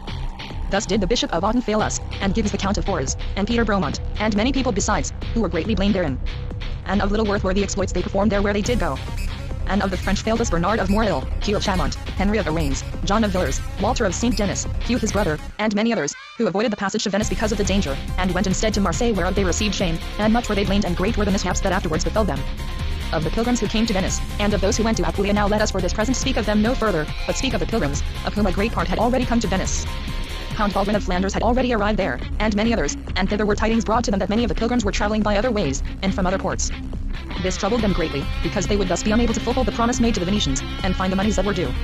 So they took counsel together, and agreed to send good envoys to meet the pilgrims, and to meet Count Louis of Blois and Chartres, who had not yet arrived, and to put them in good heart, and beseech them to have pity of the Holy Land beyond the sea, and show them that no other passage, save that from Venice, could be of profit. For this embassy they made choice of Count Hugh of St. Paul and Geoffrey the Marshal of Champagne, and these rode till they came to Pavia in Lombardy. There they found Count Louis with a great many knights and men of note and worth. And by encouragements and prayers prevailed on many to proceed to Venice who would otherwise have fared from other ports, and by other ways. Nevertheless from Placentia many men of note proceeded by other ways to Apulia. Among them were Villain of Noli, who was one of the best knights in the world, Henry of Arceliers, Renaud of Dampierre, Henry of Longchamp, and Giles of Tressannes, liegeman to Count Baldwin of Flanders and Hainaut, who had given him, out of his own purse, 500 livres to accompany him on this journey. With these went a great company of knights and sergeants, whose names are not recorded. Thus was the host of those who went by Venice greatly weakened. And much evil befell them therefrom, as you shall shortly hear. The pilgrims lacked money wherewith to pay the Venetians, thus did Count Louis and the other barons wend their way to Venice. And they were there received with feasting and joyfully, and took lodging in the island of St. Nicholas with those who had come before. Goodly was the host, and right worthy were the men. Never did man see goodlier or worthier. And the Venetians held a market, rich and abundant, of all things needful for horses and men. And the fleet they had got ready was so goodly and fine that never did Christian man see one goodlier or finer. As well galleys as transports, and sufficient for at least 3 times as many men as were in the host. Ah! The grievous harm and loss when those who should have come hither sailed instead from other ports. Right well if they had kept their tryst, would Christendom have been exalted, and the land of the Turks abased. The Venetians had fulfilled all their undertakings, and above measure, and they now summoned the barons and counts to fulfill theirs and make payment, since they were ready to start. The cost of each man's passage was now levied throughout the host. And there were people enough who said they could not pay for their passage, and the barons took from them such monies as they had. So each man paid what he could.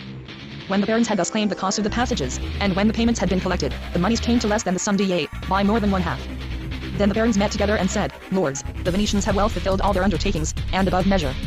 But we cannot fulfill ours in paying for our passages, seeing we are too few in number.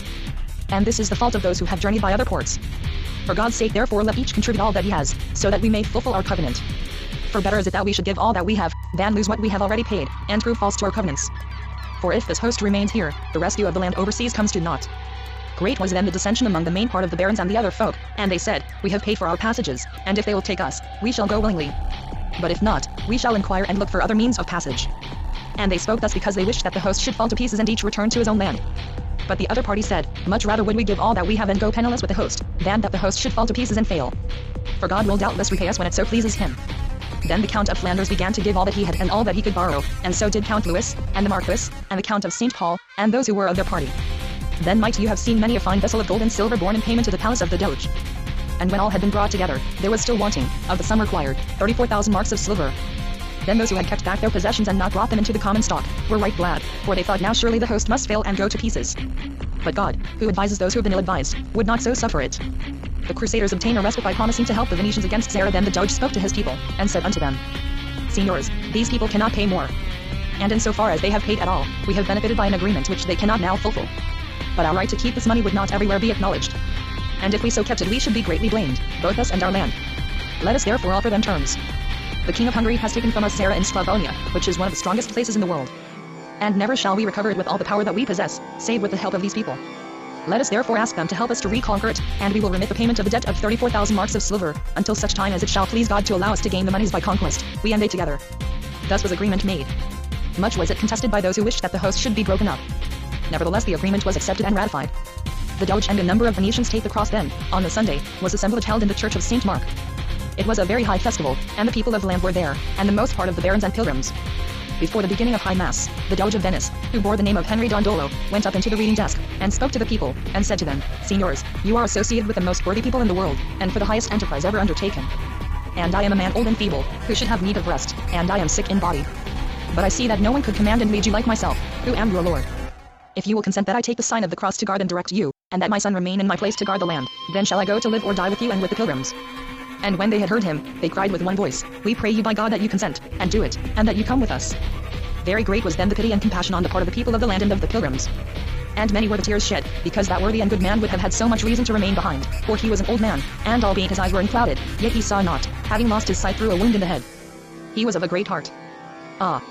How little like him were those who had gone to other ports to escape the danger. Thus he came down from the reading desk, and went before the altar, and knelt upon his knees greatly weeping. And they sewed the cross onto a great cotton hat, which he wore, in front, because he wished that all men should see it. And the Venetians began to take the cross in great numbers, a great multitude, for up to that day very few had taken the cross. Our pilgrims had much joy in the cross that the Doge took, and were greatly moved, because of the wisdom and the valor that were in him. Thus did the Doge take the cross, as you have heard. Then the Venetians began to deliver the ships, the galleys, and the transports to the barons, for departure. But so much time had already been spent since the appointed term, that September drew near 1202. Message of Alexius, the son of Isaac, the dethroned emperor of Constantinople, of Philip of Nerival of the Germans, now given her to one of the greatest marvels, and most wonderful adventures that you have ever heard tell of. At that time there was an emperor in Constantinople, whose name was Isaac, and he had a brother, Alexius by name, whom he had ransomed from captivity among the Turks. This Alexius took his brother the emperor, tore the eyes out of his head, and made himself emperor by the aforesaid treachery. He kept Isaac a long time in prison, together with the son whose name was Alexius. This son escaped from prison, and fled in a ship to a city on the sea, which is called Ancona. Thence he departed to go to King Philip of Germany, who had his sister for wife. And he came to Verona in Lombardy, and lodged in the town, and found there a number of pilgrims and other people who were on their way to join the host. And those who had helped him to escape, and were with him, said, Sire, here is an army in Venice, quite near to us, the best and most valiant people and knights that are in the world, and they are going overseas. Cry to them therefore for mercy, that they have pity on thee and on thy father, who have been so wrongfully dispossessed. And if they be willing to help thee, thou shalt be guided by them. Perchance they will take pity on thy state.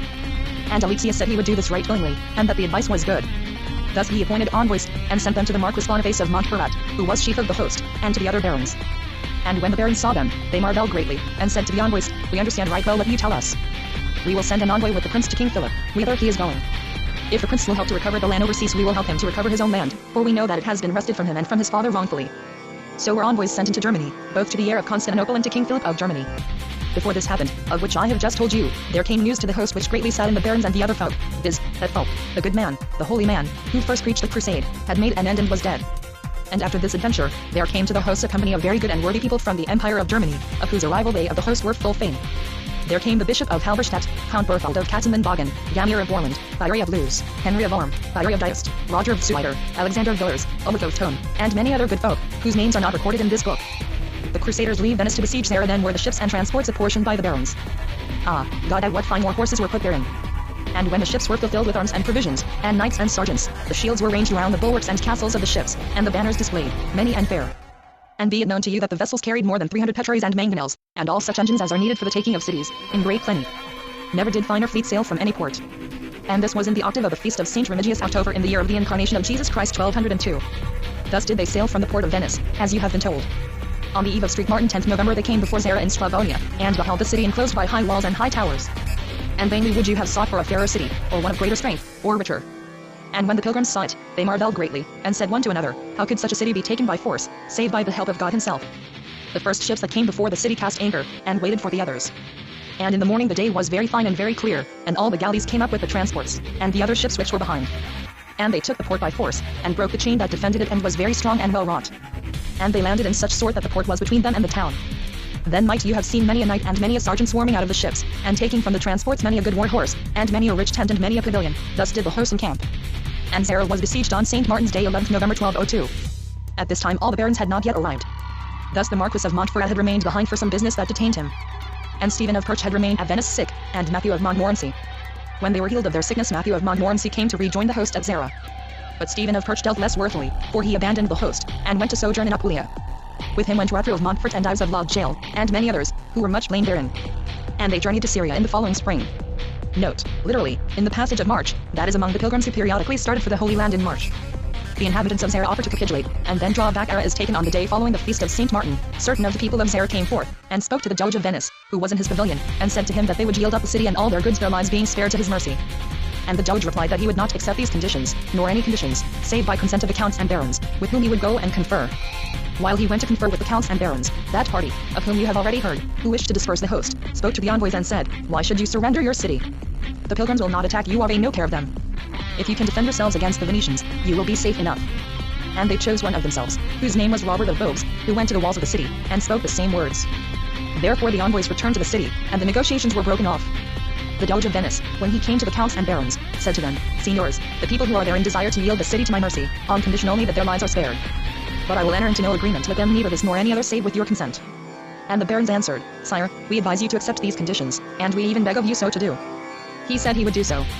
And they all returned together to the pavilion of the Doge to make the agreement, and found that the envoys had gone away by the advice of those who wished to disperse the host. Then rose the abbot of Ox, of the order of the Cistercians, and said to them, "Lords, I forbid you, on the part of the Pope of Rome, to attack the city. For those within it are Christians, and you are pilgrims." When the Doge heard this, he was very wroth, and much disturbed, and he said to the counts and barons, "Signors, I had this city, by their own agreement, at my mercy, and your people have broken that agreement. You have covenanted to help me to conquer it, and I summon you to do so." Whereon the counts and barons all spoke at once, together with those who were of their party, and said, "Great is the outrage of those who have caused this agreement to be broken, and never a day has passed that they have not tried to break up the host. Now are we shamed if we do not help to take the city." And they came to the Doge, and said, "Sire, we will help you to take the city in despite of those who would let and hinder us." Thus was the decision taken. The next morning the host encamped before the gates of the city, and set up their petraries and mangonels, and other engines of war, which they had in plenty, and on the side of the sea they raised ladders from the ships. Then they began to throw stones at the walls of the city and at the towers. So did the assault last for about 5 days. Then were the sappers set to mine one of the towers, and began to sap the wall. When those within the city saw this, they proposed an agreement, such as they had before refused by the advice of those who wished to break up the host. The Crusaders established themselves in the city affray between the Venetians and the Franks, thus did the city surrender to the mercy of the Doge, on condition only that all lives should be spared. Then came the Doge to the counts and barons, and said to them, "Signors, we have taken this city by the grace of God, and your own. It is now winter, and we cannot stir hence till Eastertide. For we should find no market in any other place. And this city is very rich, and well furnished with all supplies. Let us therefore divide it in the midst, and we will take one half, and you the other." As he had spoken, so was it done. The Venetians took the part of the city towards the port, where were the ships, and the Franks took the other part. There were quarters assigned to each, according as was right and convenient. And the host raised the camp, and went to lodge in the city.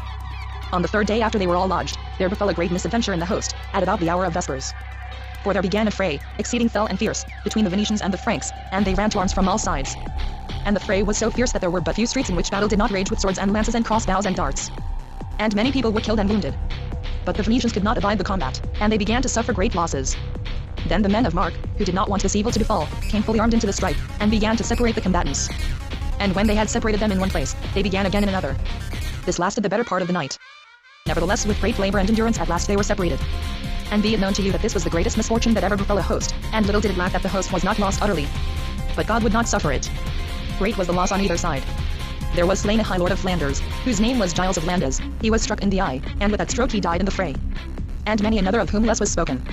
The Doge of Venice and the barons labored much, during the whole of that week, to appease the fray, and they labored so effectually that peace was made. God be thanked therefore. On what conditions Alexius proposes to obtain the help of the Crusaders for the conquest of Constantinople. A fortnight after came to Zara the Marquis Boniface of Montferrat, who had not yet joined, and Matthew of Montmorency, and Peter of Gracio, and many another man of note. And after another fortnight came also the envoys from Germany, sent by King Philip and the heir of Constantinople. Then the barons, and the Doge of Venice assembled in a palace where the Doge was lodged. And the envoys addressed them and said, "Lords, King Philip sends us to you, as does also the brother of the king's wife, the son of the emperor of Constantinople." "Lords," says the king, "I will send you the brother of my wife. And I commit him into the hands of God, he keep him from death. And ye into your hands. And because you have fared forth for God, and for right, and for justice, therefore you are bound, in so far as you are able, to restore to their own inheritance those who have been unrighteously despoiled. And my wife's brother will make with you the best terms ever offered to any people, and give you the most puissant help for the recovery of the land oversea. And first, if God grant that you restore him to his inheritance, he will place the whole empire of Romania in obedience to Rome, from which it has long been separated.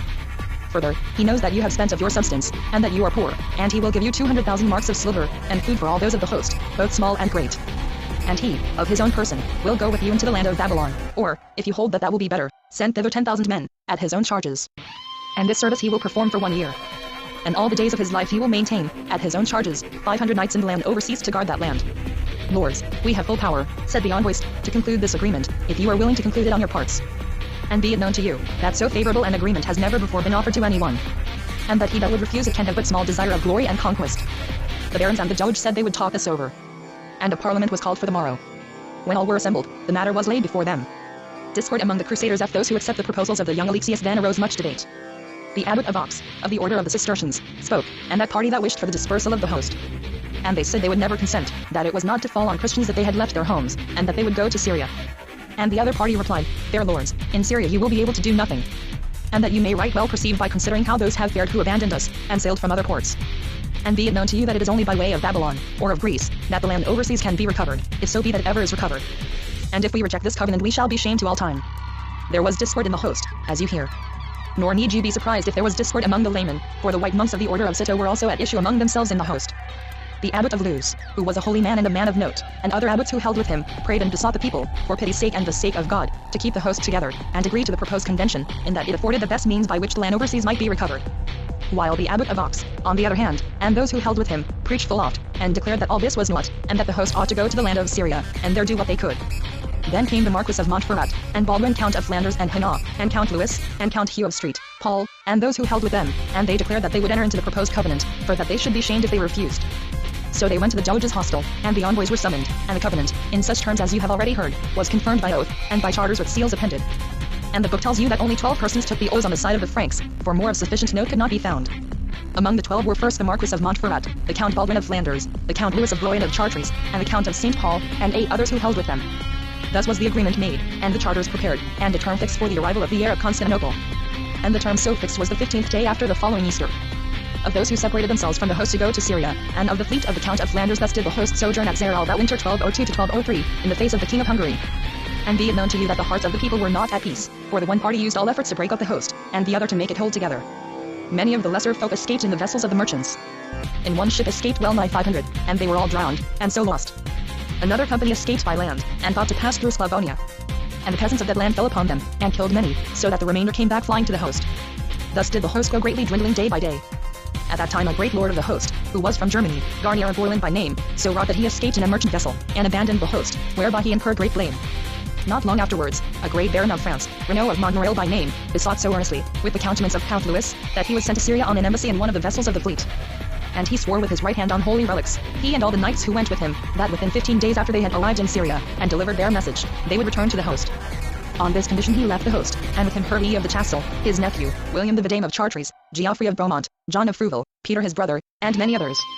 And the oaths that they swore were not kept, for they did not rejoin the host. Then came to the host news that was heard right willingly, viz., that the fleet from Flanders, of which mention has been made above, had arrived at Marseille. And John of Eny, Castellan of Bruges, who was captain of that host, and Thierry, who was the son of Count Philip of Flanders, and Nicholas of Mailly, advised the Count of Flanders, their lord, that they would winter at Marseille, and asked him to let them know what was his will, and said that whatever was his will, that they would do. And he told them, by the advice of the Doge of Venice and the other barons, that they should sail at the end of the following March, and come to meet him at the port of Modon in Romania. Alas! They acted very evilly, for never did they keep their word, but went to Syria, where, as they well knew, they would achieve nothing. Now be it known to you, lords, that if God had not loved the host, it could never have held together, seeing how many people wished evil to it. The Crusaders obtained the Pope's absolution for the capture of Zara. Then the barons spoke together and said that they would send to Rome, to the Pope, because he had taken the capture of Zara in evil part. And they chose as envoys such as they knew were fitted for this office, 2 knights, and 2 clerks. Of the 2 clerks one was Nevelon, Bishop of Soissons, and the other Master John of Noyon, who was Chancellor to Count Baldwin of Flanders. And of the knights one was John of Fraise, the other Robert of Boves. These swore on holy relics that they would perform their embassy loyally and in good faith, and that they would come back to the host. 3 kept their oath right well, and the 4th evilly, and this one was Robert of Boves. For he executed his office as badly as he could, and perjured himself, and went away to Syria as others had done.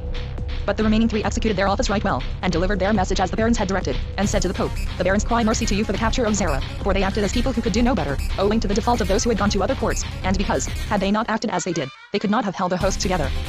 And as to this they refer themselves to you, as to their good father, that you should tell them what are your commands, which they are ready to perform.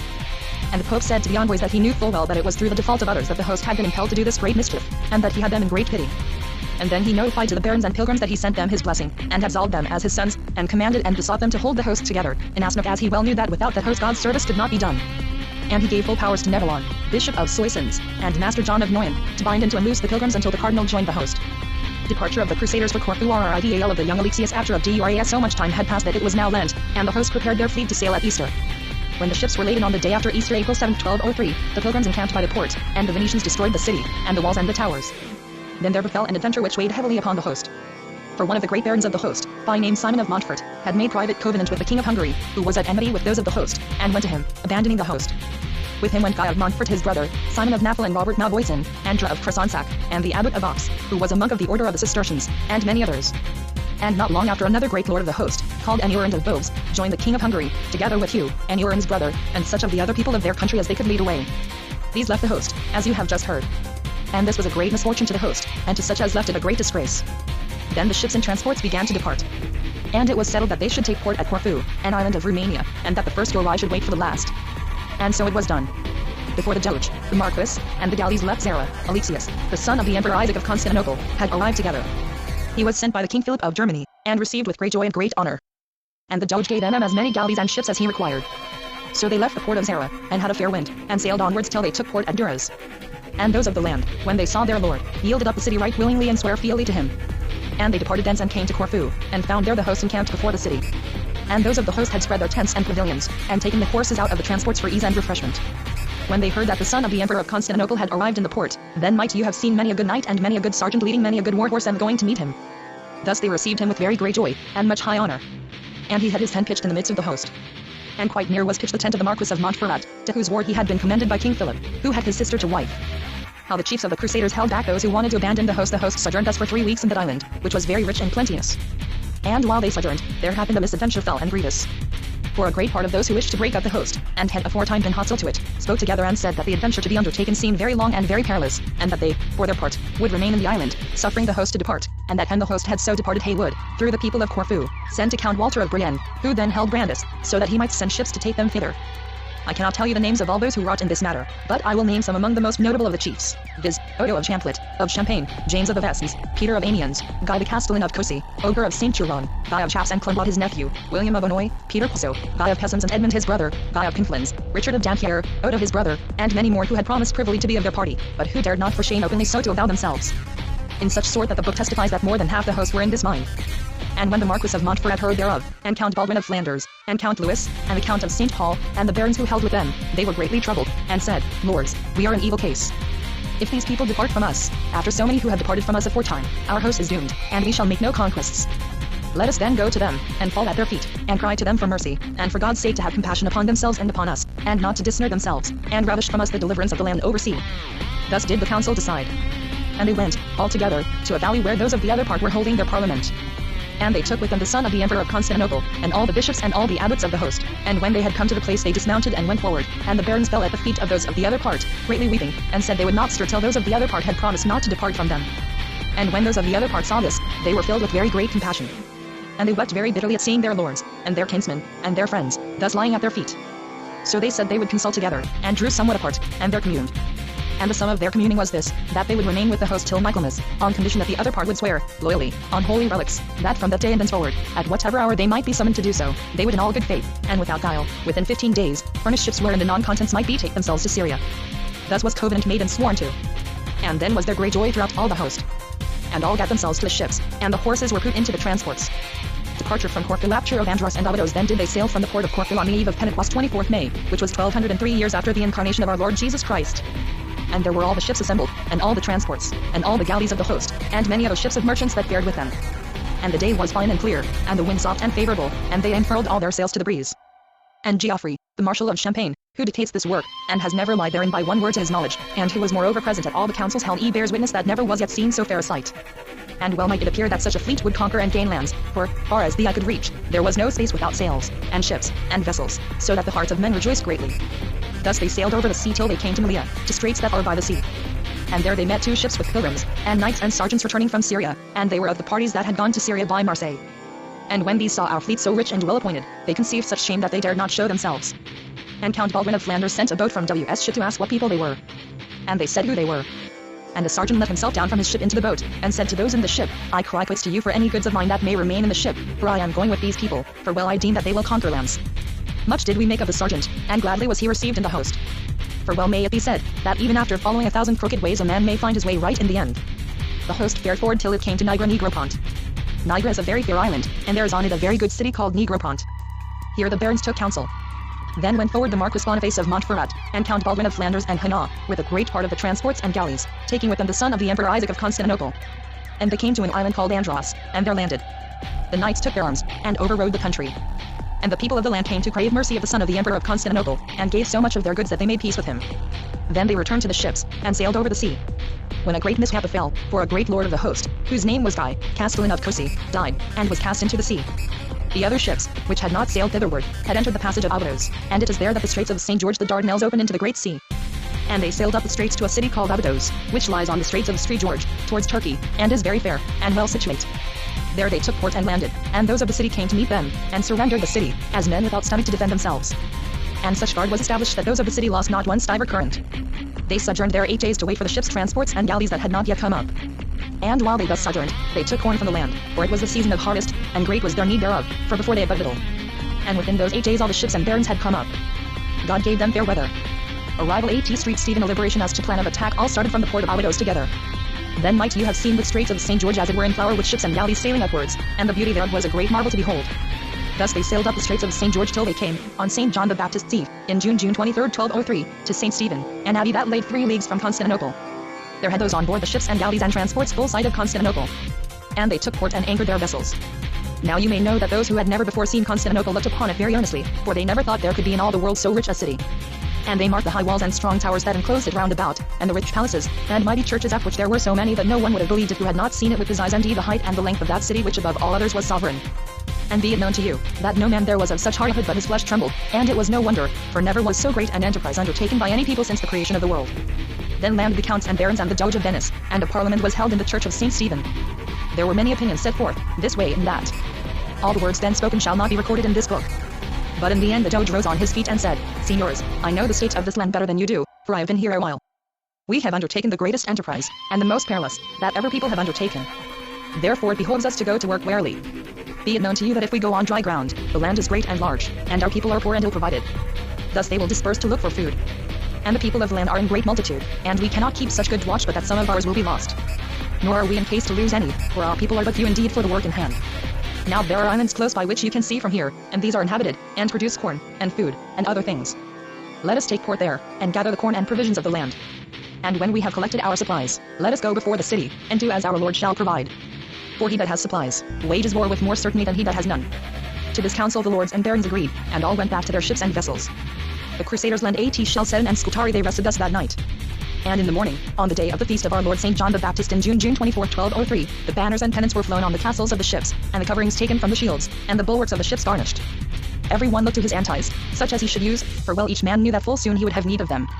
The sailors weighed the anchors, and spread the sails to the wind, and God gave them a good wind, such as was convenient to them. Thus they passed before Constantinople, and so near to the walls and towers that we shot at many of their vessels. There were so many people on the walls and towers that it seemed as if there could be no more people in the world. Then did God our Lord set to naught the counsel of the day before, and keep us from sailing to the islands. That counsel fell to naught as if none had ever heard thereof. For lo, our ships made for the mainland as straight as ever they could, and took port before a palace of the Emperor Alexius, at a place called Chalcedon. This was in face of Constantinople, on the other side of the straits, towards Turkey.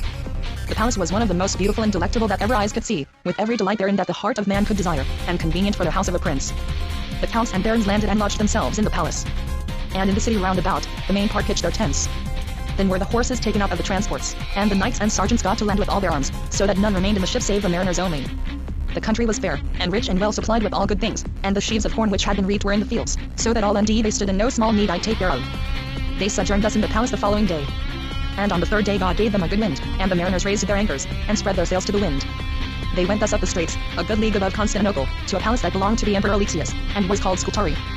There the ships anchored, and the transports, and all the galleys. The horsemen who had lodged in the palace of Chalcedon went along the shore by land. The host of the French encamped thus on the straits of St. George, at Scutari, and above it. And when the Emperor Alexius saw this, he caused his host to issue from Constantinople, and encamp over against us on the other side of the straits, and there pitched his tents, so that we might not take land against him by force. The host of the French sojourned thus for 9 days, and those obtained supplies who needed them, and that was every one in the host. The forgers defeat the Greeks during this time. A company of good and trustworthy men issued from the camp to guard the host, for fear it should be attacked, and the forgers searched the country. In the said company were Odo of Champlit, of Champagne, and William his brother, and Oger of Saint Geron, and Manasses of Lisle, and Count Gerard, a count of Lombardy, a retainer of the Marquis of Montferrat. And they had with them at least 80 knights who were good men and true. And they espied, at the foot of a mountain, some 3 leagues distant from the host, certain tents belonging to the Grand Duke of the Emperor of Constantinople, who had with him at least 500 Greek knights. When our people saw them, they formed their men into 4 battalions, and decided to attack. And when the Greeks saw this, they formed their battalions, and arrayed themselves in rank before their tents, and waited. And our people went forward and fell upon them right vigorously.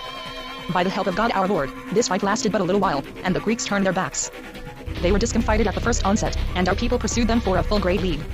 There they won plenty of horses and stallions, and palfreys, and mules, and tents and pavilions, and such spoil as is usual in such case. So they returned to the host, where they were right well received, and their spoils were divided, as was fit. Message of the Emperor Alexius Eppley of the Crusaders. The next day after, the Emperor Alexius sent an envoy with letters to the counts and to the barons. This envoy was called Nicholas Rue, and he was a native of Lombardy. He found the barons in the rich palace of Scutari, where they were holding council, and he saluted them on the part of the Emperor Alexius of Constantinople, and tendered his letters to the Marquis of Montferrat, who received them. And the letters were read before all the barons.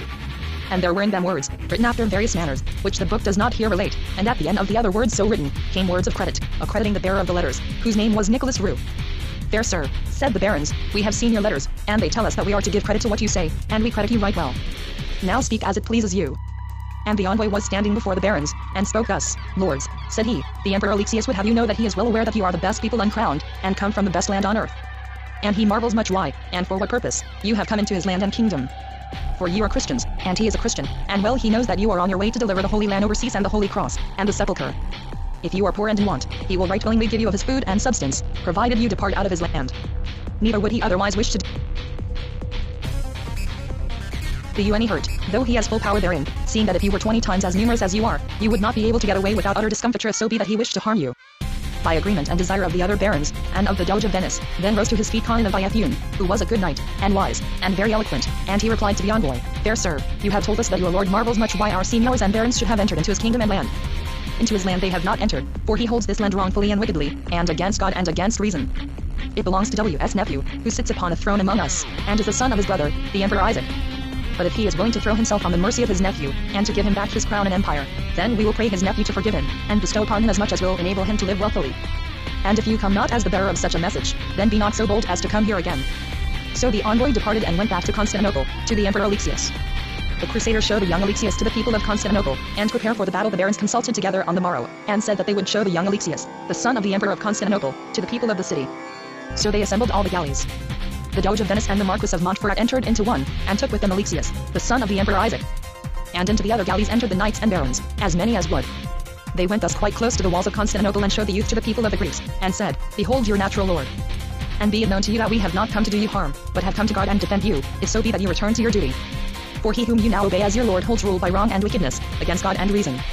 And you know full well that he has dealt treasonably with him who is your lord and his brother, that he has blinded his eyes and reft from him his empire by wrong and wickedness. Now behold the rightful heir. If you hold with him, you will be doing as you ought. And if not, we will do to you the very worst that we can. But for fear and terror of the Emperor Alexius, not one person on the land or in the city made show as if he held for the prince. So all went back to the host, and each sought his quarters. On the morrow, when they had heard mass, they assembled in parliament, and the parliament was held on horseback in the midst of the fields. There might you have seen many a fine war horse, and many a good knight thereon. And the council was held to discuss the order of the battalions, how many they should have, and of what strength. Many were the words said on one side and the other. But in the end it was settled that the advance guard should be given to Baldwin of Flanders, because he had a very great number of good men, and archers and crossbowmen, more than any other chief that was in the host. And after, it was settled that Henry his brother, and Matthew of Wallencourt, and Baldwin of Beauvois, and many other good knights of their land and country, should form the 2nd division. The 3rd division was formed by Count Hugh of St. Paul, Peter of Amiens his nephew, Eustace of Canteleu, and so of Keogh, and many good knights of their land and country. The 4th division was formed by Count Louis of Blois and Chartres, and was very numerous and rich and redoubtable. For he had placed therein a great number of good knights and men of war. The 5th division was formed by Matthew of Montmorency and the men of Champagne. Geoffrey the Marshal of Champagne formed part of it, and Ogre of St. Turon, Manasses of Lisle, Miles of Brodant, Macaire of St. Menehould, John Foisness, Guy of Chaps, Clermont his nephew, Robert of Ronsoy. All these people formed part of the 5th division. Be it known to you that there was many a good knight therein. The 6th division was formed by the people of Burgundy. In this division were Odo de Champenois of Champlit, William his brother, Guy of Pesums, Edmund his brother, Otho of La Roche, Richard of Dampierre, Odo his brother, Guy of Conflans, and the people of their land and country. The 7th division, which was very large, was under the command of the Marquis of Montferrat. In it were the Lombards and Tuscans and the Germans, and all the people who were from beyond Mont Cenis to lines on the Rhone. All these formed part of the division under the Marquis, and it was settled that they should form the rear guard. The Crusaders seized the port. The day was fixed on which the host should embark on the ships and transports to take the land by force, and either live or die. And be it known to you that the enterprise to be achieved was one of the most redoubtable ever attempted. Then did the bishops and clergy speak to the people, and tell them how they must confess, and make each one his testament, seeing that no one knew what might be the will of God concerning him. And this was done right willingly throughout the host, and very piously. The term fixed was now come. and the knights went on board the transports with their war horses. And they were fully armed, with their helmets laced, and the horses covered with their housings, and saddled. All the other folk, who were of less consequence in battle, were on the great ships. And the galleys were fully armed and made ready. The morning was fair a little after the rising of the sun. And the Emperor Alexius stood waiting for them on the other side, with great forces, and everything in order. And the trumpets sound, and every galley takes a transport in tow, so as to reach the other side more readily. None ask who shall go first, but each makes the land as soon as he can. The knights issue from the transports, and leap into the sea up to their waists, fully armed, with helmets laced, and lances in hand. And the good archers, and the good sergeants, and the good crossbowmen, each in his company, land so soon as they touch ground. The Greeks made a goodly show of resistance. But when it came to the lowering of the lances, they turned their backs, and went away flying, and abandoned the shore. And be it known to you that never was port more proudly taken. Then began the mariners to open the ports of the transports, and let down the bridges, and take out the horses. And the knights began to mount, and they began to marshal the divisions of the host in due order. Capture of the Tower of Galata. Count Baldwin of Flanders and Hainaut, with the advance guard, rode forward, and the other divisions of the host after him, each in due order of march. And they came to where the Emperor Alexius had been encamped. But he had turned back towards Constantinople, and left his tents and pavilions standing. And there our people had much spoil. Our barons were minded to encamp by the port before the Tower of Galata, where the chain was fixed that closed the port of Constantinople, and be it known to you, that anyone must perforce pass that chain before he could enter into the port. Well did our barons then perceive that if they did not take the tower, and break the chain, they were but as dead men, and in very evil case. So they lodged that night before the tower, and in the jury that is called Steenen, where there was a good city, and very rich. Well did they keep guard during the night. And on the morrow, at the hour of tierce, those who were in the Tower of Galata made a sortie, and those who were in Constantinople came to their help in barges. And our people ran to arms. There came first to the onset James of Avesnes and his men on foot. And be it known to you that he was fiercely charged, and wounded by a lance in the face, and in peril of death. And one of his knights, whose name was Nicholas of Germain, gat a horse, and came to his lord's rescue, and succored him right well, and so won great honor. Then a cry was raised in the host, and our people ran together from all sides, and drove back the foe with great fury, so that many were slain and taken. And some of them did not go back to the tower, but ran to the barges by which they had come, and there many were drowned, and some escaped. As to those who went back to the tower, the men of our host pressed them so hard that they could not shut the gate. Then a terrible fight began again at the gate, and our people took it by force, and made prisoners of all those in the tower. Many were there killed and taken. Attack on the city by land and SCA. So was the Tower of Galata taken, and the port of Constantinople won by force. Much were those of the host comforted thereby, and much did they praise the Lord God. And greatly were those of the city discomforted. And on the next day, the ships, the vessels, the galleys and the transports were drawn into the port. Then did those of the host take counsel together to settle what thing they should do, and whether they should attack the city by sea or by land. The Venetians were family-minded that the scaling ladders ought to be planted on the ships, and all the attack made from the side by the sea. The French, on the other hand, said that they did not know so well how to help themselves on sea as on land, but that when they had their horses and their arms they could help themselves on land right well. So in the end it was devised that the Venetians should attack by sea, and the barons and those of the host by land. They sojourned thus for 4 days. On the 5th day, the whole host were armed, and the divisions advanced on horseback, each in the order appointed, along the harbor, till they came to the palace of Blackburn, and the ships drew inside the harbor till they came over against the self-same place, and this was near to the end of the harbor. And there is at that place a river that flows into the sea, and can only be passed by a bridge of stone. The Greeks had broken down the bridge, and the barons caused the host to labor all that day and all that night in repairing the bridge. Thus was the bridge repaired, and in the morning the divisions were armed, and rode one after the other in the order appointed, and came before the city. And no one came out from the city against them. And this was a great marvel, seeing that for every man that was in the host there were over 200 men in the city. Then did the barons decide that they should quarter themselves between the palace of Blackburn and the castle of Beaumont, which was an abbey enclosed with walls. So the tents and pavilions were pitched, which was a right proud thing to look upon. For of Constantinople, which had 3 leagues of front towards the land, the whole host could attack no more than one of the gates. And the Venetians lay on the sea, in ships and vessels, and raised their ladders, and mangonels, and petraries, and made order for their assault right well. And the barons for their part made ready their petraries and mangonels on land. And be it known to you that they did not have their time in peace and quiet. For there passed no hour of the night or day but one of the divisions had to stand armed before the gate, to guard the engines, and provide against attack. And, notwithstanding all this, the Greeks ceased not to attack them, by this gate and by others, and held them so short that 6 or 7 times a day the whole host was forced to run to arms. Nor could they forage for provisions more than 4 bowshots distance from the camp. And their stores were but scanty, save of flour and bacon, and of those they had a little. And of fresh meat none at all, save what they got from the horses that were killed. And be it known to you that there was only food generally in the host for 3 weeks. Thus were they in very perilous case, for never did so few people besiege so many people in any city. First incidents of the assault then did they bethink themselves of a very good device. For they enclosed the whole camp with good lists, and good palisades, and good barriers, and were thus far stronger and much more secure. The Greeks meanwhile came on to the attack so frequently that they gave them no rest, and those of the host drove them back with great force. And every time that the Greeks issued forth they lost heavily. One day the Burgundians were on guard, and the Greeks made an attack upon them, with part of the best forces that they had. And the Burgundians ran upon the Greeks and drove them in very fiercely, and followed so close to the gate that stones of great weight were hurled upon them. There was taken one of the best Greeks of the city, whose name was Constantine Lascaris. William of Nelly took him all mounted upon his horse. And there did William of Champlitte have his arm broken with a stone, and great pity it was, for he was very brave and very valiant. I cannot tell you of all the good strokes that were there stricken, nor of all the wounded, nor all the dead.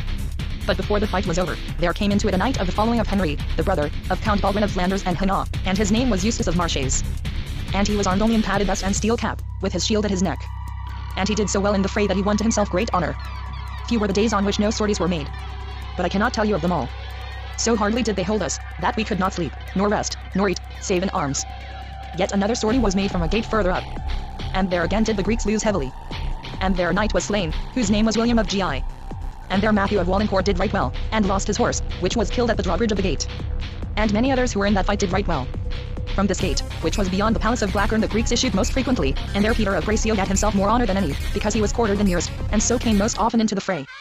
Assault of the city thus their peril and toil lasted for nearly 10 days, until, on the Thursday morning July 17, 1203, all things were ready for the assault, and the ladders in trim. The Venetians also had made them ready by sea. The order of the assault was so devised, that of the 7 divisions, 3 were to guard the camp outside the city, and other 4 to give the assault. The Marquis Boniface of Montferrat guarded the camp towards the fields, with the division of the Burgundians, the division of the men of Champagne, and Matthew of Montmorency. Count Baldwin of Flanders and Hainaut went to the assault with his people, and Henry his brother. And Count Louis of Blois and Chartres, and Count Hugh of St. Paul, and those who held with them, went also to the assault. They planted 2 ladders at a barbican near the sea. And the wall was well defended by Englishmen and Danes. And the attack was stiff and good and fierce. By main strength certain knights and 2 sergeants got up ladders and made themselves masters of the wall. And at least 15 got upon the wall, and fought there, hand to hand, with axes and swords, and those within redoubled their efforts and cast them out in very ugly sort, keeping 2 as prisoners. And those of our people who had been taken were led before the Emperor Alexius. Much was he pleased thereat. Thus did the assault leave matters on the side of the French. Many were wounded and many had their bones broken, so that the barons were very wroth. Meanwhile the Doge of Venice had not forgotten to do his part, but had ranged his ships and transports and vessels in line, and that line was well 3 crossbow shots in length. And the Venetians began to draw near to the part of the shore that lay under the walls and the towers. Then might you have seen the mangonels shooting from the ships and transports, and the crossbow bolts flying, and the bows letting fly their arrows deftly and well. And those within defending the walls and towers very fiercely. And the ladders on the ships coming so near that in many places swords and lances crossed. And the tumult and noise were so great that it seemed as if the very earth and sea were melting together. And be it known to you that the galleys did not dare to come to the shore. Capture of 25 towers. Now may you hear of a strange deed of prowess. For the Doge of Venice, who was an old man, and saw not seeing he was blind, stood, fully armed, on the prow of his galley, and had the standard of St. Mark before him. And he cried to his people to put him on land, or else that he would do justice upon their bodies with his hands. And so they did, for the galley was run aground, and they leapt therefrom, and bore the standard of St. Mark before him onto the land. And when the Venetians saw the standard of St. Mark on land, and the galley of their lord touching ground before them, each held himself ashamed, and they all gat to the land. And those in the transports leapt forth, and landed. And those in the big ships got into barges, and made for the shore, each and all as best they could. Then might you have seen an assault, great and marvelous. And to this bears witness Geoffrey of Villehardouin, who makes this book, that more than 40 people told him forsooth that they saw the standard of Street, Mark of Venice at the top of one of the towers, and that no man knew who bore it thither. Now hear of a strange miracle. Those who are within the city fly and abandon the walls, and the Venetians enter in, each as fast and as best he can, and seize 25 of the towers, and man them with their people. And the Doge takes a boat, and sends messengers to the barons of the host to tell them that he has taken 25 towers, and that they may know forsooth that such towers cannot be retaken. The barons are so overjoyed that they cannot believe their ears. And the Venetians begin to send to the host in boats the horses and palfreys they have taken.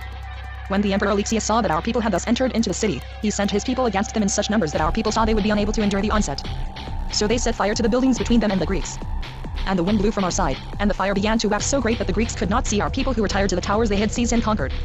The Emperor Alexius comes out for battle, but retires without attacking them. The Emperor Alexius issued from the city, with all his forces, by other gates which were at least a league from the camp. And so many began to issue forth that it seemed as if the whole world were there assembled. The Emperor marshaled his troops in the plain, and they rode towards the camp. And when our Frenchmen saw them coming, they ran to arms from all sides. On that day Henry, the brother of Count Baldwin of Flanders, was mounting guard over the engines of war before the gate of Blackburn together with Matthew of Wallingcourt, and Baldwin of Beauvois, and their followers. Against their encampment the Emperor Alexius had made ready a great number of his people, who were to issue by 3 gates, while he himself should fall upon the host from another side. Then the 6 divisions issued from our camp as had been devised, and were marshalled in ranks before the palisades, the sergeants and squires on foot behind the horses, and the archers and crossbowmen in front. And there was a division of the knights on foot, for we had at least 200 who were without horses. Thus they stood still before the palisades.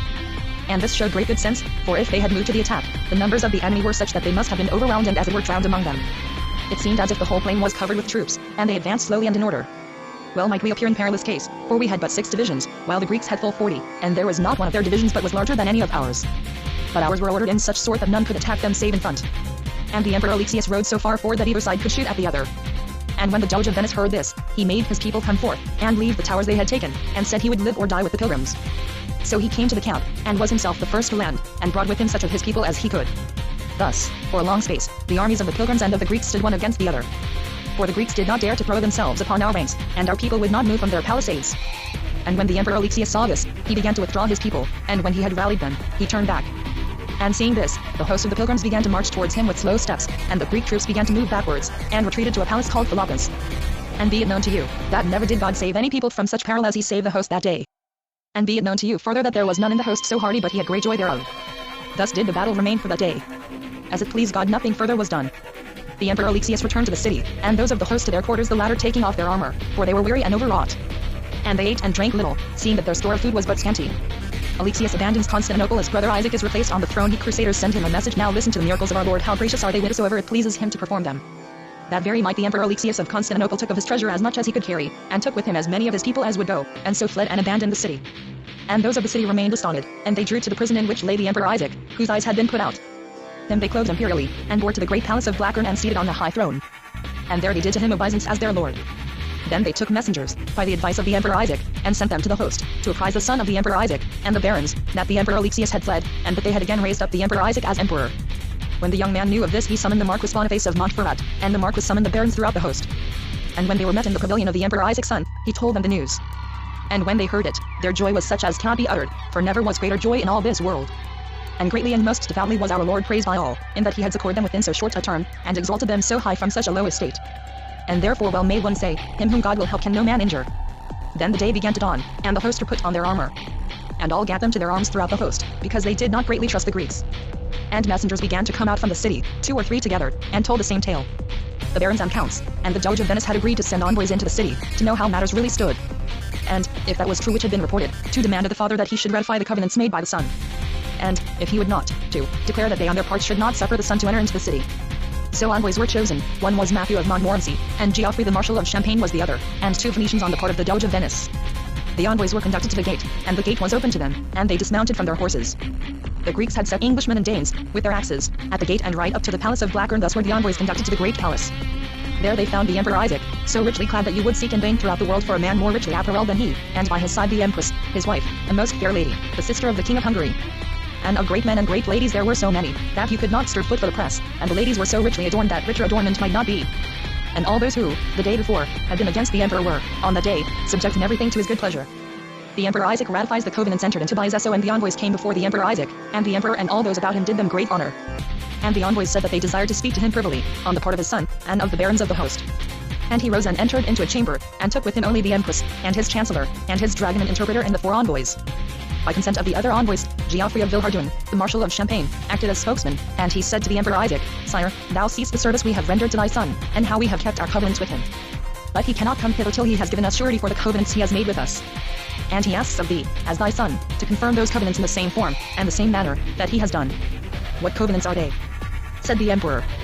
They are such as we shall tell you, replied the envoys. In the first place, to put the whole empire of Romania in obedience to Rome, from which it has been separated this long while. Further, to give 200,000 marks of silver to those of the host, with food for 1 year for small and great. To send 10,000 men, horse and foot, any on foot as we shall devise, and as many mounted, and his own ships, and at his own charges, to the land of Babylon, and keep them there for a year. And during his lifetime to keep, at his own charges, 500 knights in the land overseas, so that they may guard that land. Such is the covenant that your son made with us, and it was confirmed by oath, and charters with seals appended, and by King Philip of Germany, who has your daughter to wife. This covenant we desire you to confirm. Certes, said the Emperor, this covenant is very onerous, and I do not see how effect can be given to it. Nevertheless, you have done us such service, both to my son and to myself, that if we bestowed upon you the whole empire, you would have deserved it well. Many words were then spoken in this sense and that, but, in the end, the father confirmed the covenants, as his son had confirmed them, by oath and by charters with gold seals appended. These charters were delivered to the envoys. Then they took their leave of the Emperor Isaac, and went back to the host, and told the barons that they had fulfilled their mission. Entry of the Crusaders into Constantinople. Coronation of the young Alexius. Then did the barons mount their horses, and led the young man, with great rejoicings, into the city, to his father. And the Greeks opened the gate to him, and received him with very much rejoicing and great feasting. The joy of the father and of the son was very great, because of a long time they had not seen one another, and because, by God's help and that of the pilgrims, they had passed from so great poverty and ruin to such high estate. Therefore the joy was great inside Constantinople, and also without, among the host of the pilgrims, because of the honor and victory that God had given them. And on the morrow the emperor and his son also besought the counts and the barons, for God's sake, to go and quarter themselves on the other side of the straits, Tardastanner and Galata. For, if they quartered themselves in the city, it was to be feared that quarrels would ensue between them and the Greeks, and it might well chance that the city would be destroyed. and the counts and barons said that they had already served him in so many ways that they would not now refuse any request of his. So they went and quartered themselves on the other side, and sojourned there in peace and quiet, and with great store of good provisions. Now you must know that many of those in the host went to see Constantinople, and the rich palaces and great churches, of which there were many, and all the great wealth of the city, for never was there city that possessed so much. Of relics it does not behove me to speak, for at that day there were as many there as in all the rest of the world. Thus did the Greeks and French live in good fellowship in all things, both as regards trafficking and other matters. By common consent of Franks and Greeks it was settled that the new emperor should be crowned on the feast of our Lord St. Peter, August 1st, 1203. So was it settled, and so it was done. He was crowned full worthily and with honor according to the use for Greek emperors at that time. Afterwards he began to pay the monies due to the host. And such monies were divided among the host, and each repaid what had been advanced in Venice for his passage. Alexius begs the Crusaders to prolong their stay. The new emperor went off to see the barons in the camp, and did them great honor, as much as he could. And this was but fitting, seeing that they had served him right well. And one day he came to the camp, to see the barons privily in the quarters of Count Baldwin of Hainaut and Flanders. Thither were summoned the Doge of Venice, and the great barons, and he spoke to them and said, Lords, I am emperor by God's grace and yours, and you have done me the highest service that ever yet was done by any people to Christian man. Now be it known to you that there are folk enough who show me a fair seeming, and yet love me not. And the Greeks are full of despite, because it is by your help that I have entered into my inheritance. Now the term of your departure is nigh, and your fellowship with the Phoenicians is timed only to last till the feast of St. Michael. And within so short a term I cannot fulfill our covenant. Be it known to you therefore, that, if you abandon me, the Greeks hate me because of you, I shall lose my land, and they will kill me. But now do this thing that I ask of you, remain here till March, and I will entertain your ships for 1 year from the feast of St. Michael, and bear the cost of the Venetians, and will give you such things as you may stand in need of till Easter. And within that term I shall have placed my land in such case that I cannot lose it again. And your covenant will be fulfilled, for I shall have paid such monies as are due to you, obtaining them from all me lands. And I shall be ready also with ships either to go with you myself, or to send others, as I have covenanted. And you will have the summer from end to end in which to carry on the war against the Saracens. The barons thereupon said they would consult together apart, knowing full well that what the young man said was sooth, and that it would be better, both for the emperor and for themselves, to consent unto him. But they replied that they could not so consent save with the common agreement of the host, and that they would therefore lay the matter before the host, and then give such answer as might be devised. So the emperor Alexius departed from them, and went back to Constantinople. And they remained in the camp and assembled a parliament the next day. To this parliament were summoned all the barons and the chieftains of the host, and of the knights the greater part. And in their hearing were repeated all the words that the emperor had spoken. Debate among the crusaders. Eats of Matthew of Montmorency. Then was there much discord in the host, as had been oft times before on the part of those who wished that the host should break up. For to them it seemed to be holding together too long. And the party that had raised the discord at Corfu reminded the others of their oaths, and said, Give us ships as you swore to us, for we purpose to go to Syria. And the others cried to them for pity and said, Lords, for God's sake, let us not bring to naught the great honor that God has given us. If we go to Syria at this present, we shall come thither at the beginning of winter and so not be able to make war, and the Lord's work will thus remain undone. But if we wait till March, we shall leave this emperor in good estate, and go hence rich in goods and in food. Thus shall we go to Syria, and overrun the land of Babylon. And the fleet will remain with us till Michaelmas, yes, and onwards from Michaelmas to Easter, seeing it will be unable to leave us because of the winter. So shall the land overseas fall into our hands. Those who wish the host to be broken up, cared not for reasons good or bad so long as the host fell to pieces. But those who wished to keep the host together, wrought so effectually, with the help of God, that in the end the Venetians made a new covenant to maintain the fleet for a year, reckoning from Michaelmas, the emperor Alexius paying them for so doing. And the pilgrims, on their side, made a new covenant to remain in the same fellowship as theretofore, and for the same term. Thus were peace and concord established in the host. Then there befell a very great mischief in the host. For Matthew of Montmorency, who was one of the best knights in the kingdom of France, and of the most prized and most honored, took to his bed for sickness, and his sickness so increased upon him that he died. And much dole was made for him, for great was the loss, one of the greatest that had befallen the host by any man's death. He was buried in a church of my Lord St. John, of the Hospital of Jerusalem. Progress of the young Alexius through the empire. Afterwards, by the advice of the Greeks and the French, the emperor Alexius issued from Constantinople, with a very great company, proposing to quiet the empire and subject it to his will. With him went a great part of the barons. And the others remained to guard the camp. The Marquis Boniface of Montferrat went with him, and Count Hugh of St. Paul, and Henry, brother to Count Baldwin of Flanders and Hainaut, and James of Avesnes, and William of Champlitte, and Hugh of Killarney, and many others whom the book does not here mention by name. In the camp remained Count Baldwin of Flanders and Hainaut, and Count Louis of Blois and Chartres, and the greater part of the pilgrims of lesser note. And you must know that during this progress all the Greeks, on either side of the straits, came to the emperor Alexius, to do his will and commandment, and did him fealty and homage as to their lord LL except John, who was king of Wallachia and Bulgaria. This John was a Wallachian, who had rebelled against his father and uncle, and had warred against them for 20 years, and had won from them so much land that he had become a very wealthy king. And be it known to you, that of the land lying on the west side of the Straits of St. George, he had conquered very nearly the half. This John did not come to do the will of the emperor, nor to submit himself to him. Conflict between the Greeks and Latins in Constantinople. Burning of the city while the emperor Alexius was away on this progress, there befell a very grievous misadventure. For a conflict arose between the Greeks and the Latins who inhabited Constantinople, and of these last there were many. And certain people who they were I know not out of malice, set fire to the city. And the fire waxed so great and horrible that no man could put it out or abate it. And when the barons of the host, who were quartered on the other side of the port, saw this, they were sore grieved and filled with pity, seeing the great churches and the rich palaces melting and falling in, and the great streets filled with merchandise burning in the flames. But they could do nothing. Thus did the fire prevail, and went across the port, even to the densest part of the city, and to the sea on the other side, quite near to the church of Saint Sophia. It lasted 2 days and 2 nights, nor could it be put out by the hand of man. And the front of the fire, as it went flaming, was well over half a league broad. What was the damage then done, what the possessions and riches swallowed up, could no man tell, nor what the number of men and women and children who perished, for many were burned. All the Latins, to whatever land they might belong, who were lodged in Constantinople, dared no longer to remain therein. But they took their wives and their children, and such of their possessions as they could save from the fire, and entered into boats and vessels, and passed over the port and came to the camp of the pilgrims. Nor were they few in number, for there were of them some 15,000, small and great. And afterwards it proved to be of advantage to the pilgrims that these should have crossed over to them. Thus was there division between the Greeks and the Franks. Nor were they ever again as much at one as they had been before, for neither side knew on whom to cast the blame for the fire. And this rankled in men's hearts upon either side. At that time did a thing befall whereby the barons and those of the host were greatly saddened. For the abbot of Lewes died, who was a holy man and a worthy, and had wished well to the host. He was a monk of the order of the Cistercians. The young Alexius returns to Constantinople, fails in his promises to the Crusaders. The Emperor Alexius remained for a long time on progress, till St. Martin's Day, and then he returned to Constantinople. Great was the joy at his homecoming, and the Greeks and ladies of Constantinople went out to meet their friends in great cavalcades, and the pilgrims went out to meet their friends, and had great joy of them. So did the Emperor re-enter Constantinople and the palace of Blackburn, and the Marquis of Montferrat and the other barons returned to the camp. The Emperor, who had managed his affairs right well and thought he had now the upper hand, was filled with arrogance towards the barons and those who had done so much for him, and never came to see them in the camp, as he had done aforetime.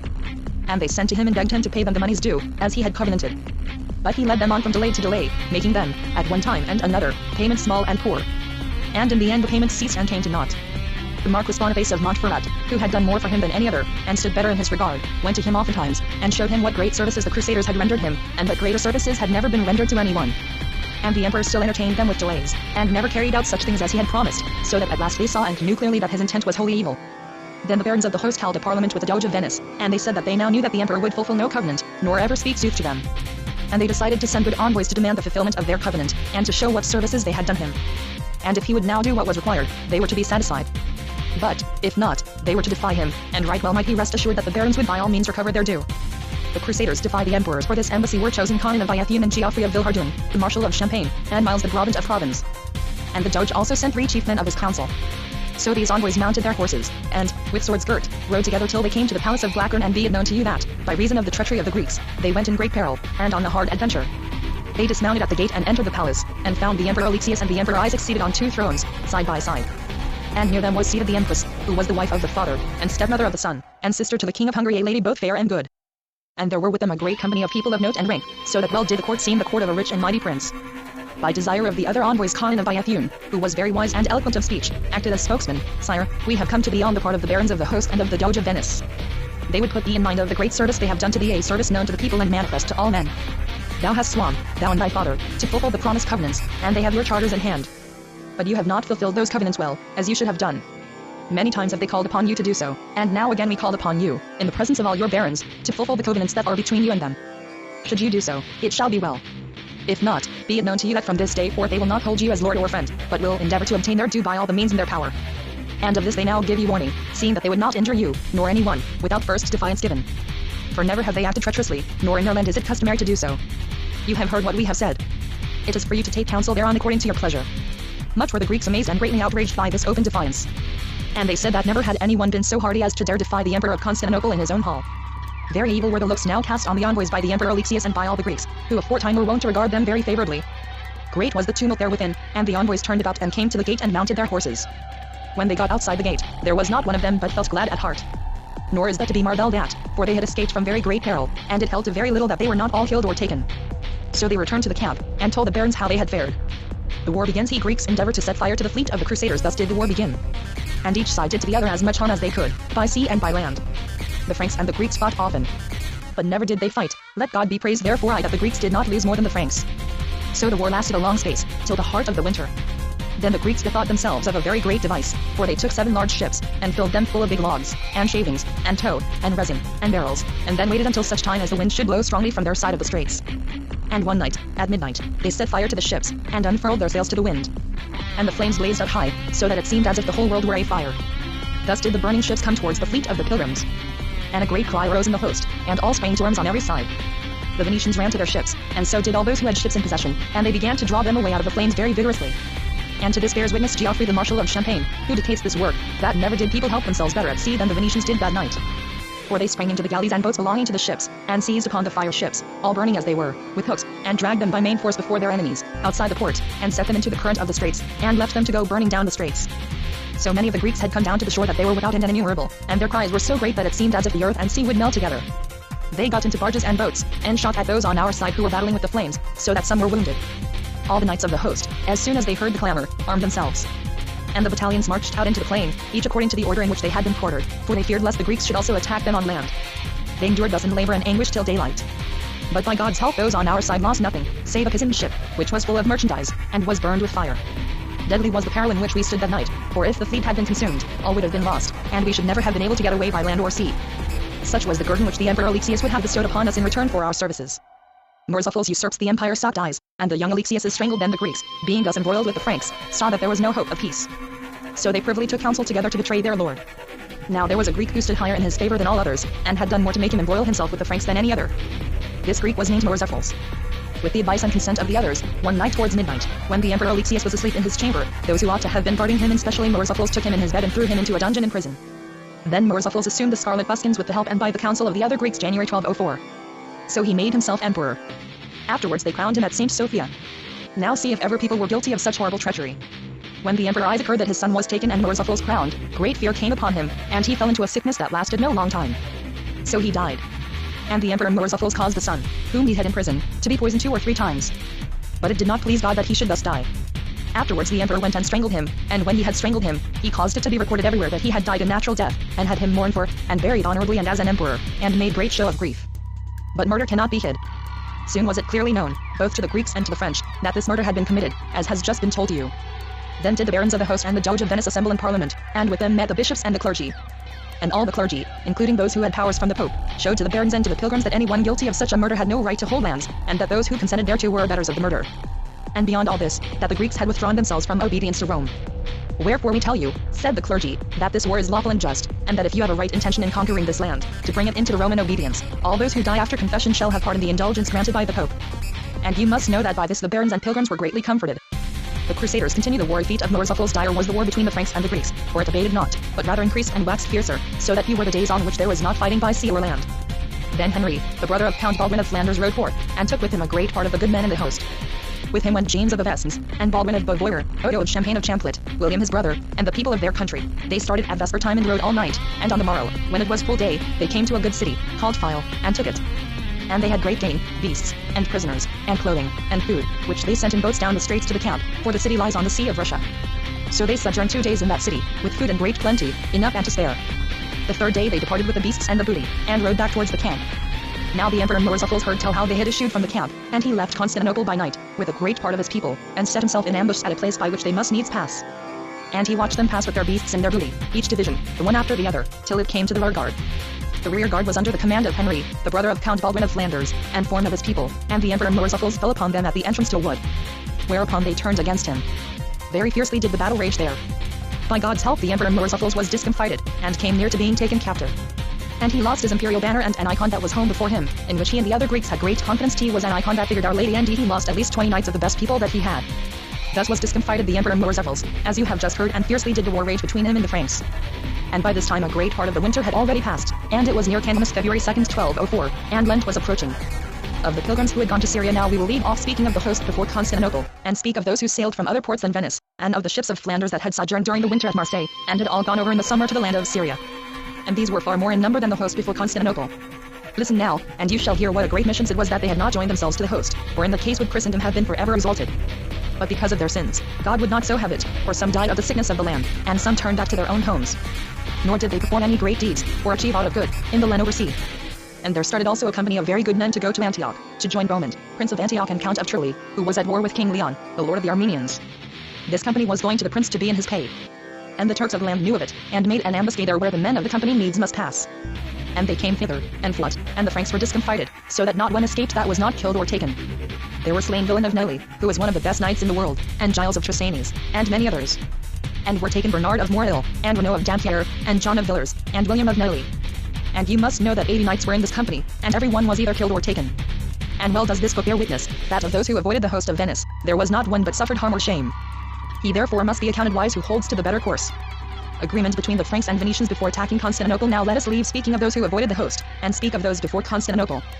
Well had these prepared all their engines, and mounted their petraries, and mangonels on the ships and on the transports, and got ready all such engines of war as are needful for the taking of a city, and raised ladders from the yards and masts of the vessels, so high that they were a marvel to behold. Note, this passage is obscure in the original. And when the Greeks saw this, they began, on their side, to strengthen the defenses of the city, which was enclosed with high walls and high towers. Nor was any tower so high that they did not raise thereon 2 or 3 stages of wood to heighten it still more. Never was city so well fortified. Thus did the Greeks and the Franks bestir themselves on the one side and the other during the greater part of Lent. Then those of the host spoke together, and took counsel what they should do.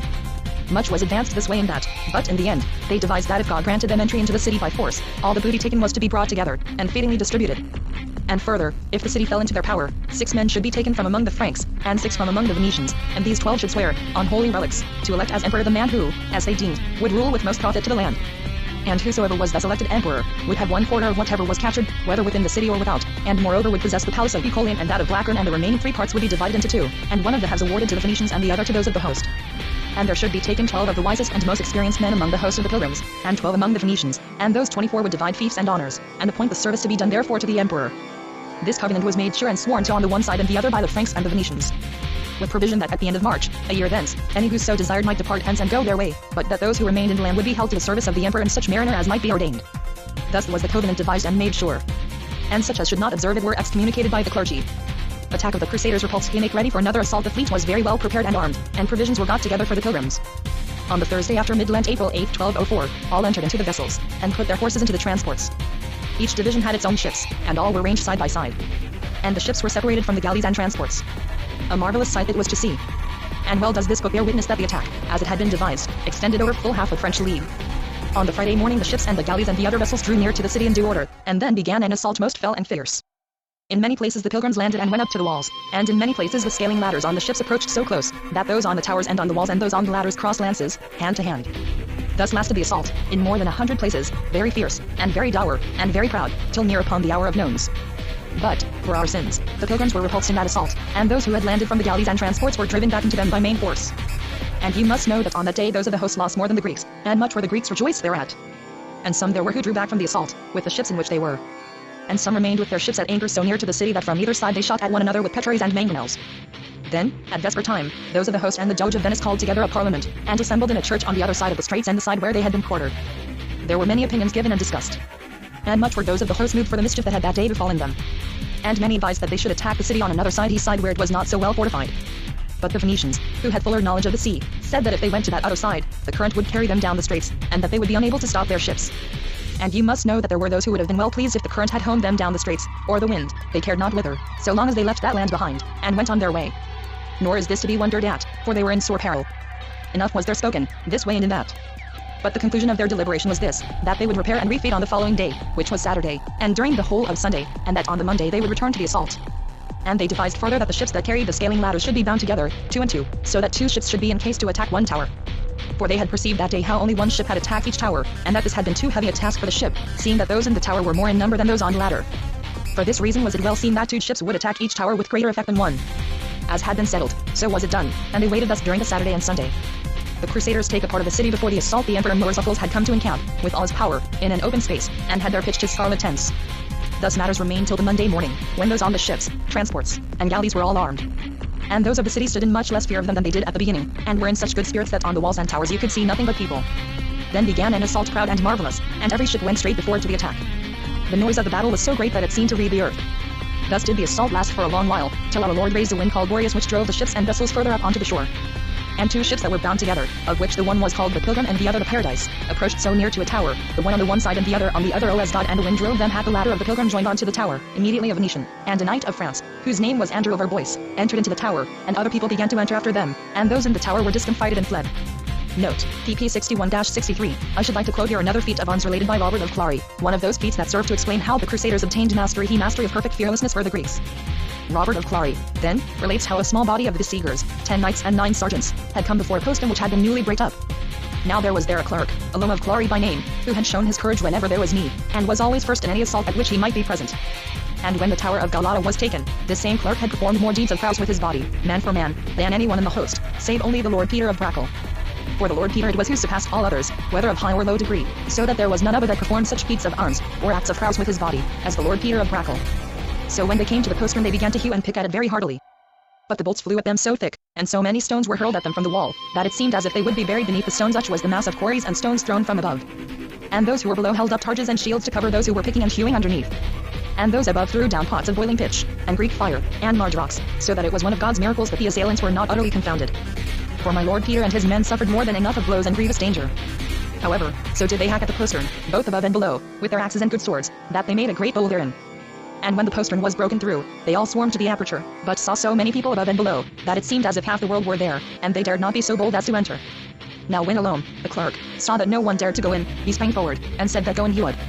And there was there present a knight, a brother to the clerk. The knight's name was Robert of Clary, who forbade him, and said he should not go in. And the clerk said he would, and scrambled in on his hands and feet. And when the knight saw this, he took hold upon him, by the foot, and began to drag him back. But in his brother's despite, and whether his brother would or not, the clerk went in. And when he was within, many were the Greeks who ran upon him, and those on the walls cast big stones upon him. And the clerk drew his knife, and ran at them. And he drave them before him as if they had been cattle, and cried to those who were without, to the Lord Peter of Amiens and his folk, Sire, come in boldly, I see that they are falling back discomfited and flying. When my Lord Peter heard this, he and his people who were without, they entered in. And there were no more than 10 knights with him, but there were some 60 sergeants, and they were all on foot. And when those who were on the wall at that place saw them, they had such fear that they did not dare to remain there, but avoided a great space on the wall, and fled helter-skelter. Now the Emperor Murzaphels, the traitor, was nearby, at less than a stone's throw of distance, and he caused the silver horns to be sounded, and the cymbals, and a great noise to be made. And when he saw my Lord Peter, and his people, who had entered in on foot, he made a great show of falling upon them, and spurring forward, came about halfway to where they stood.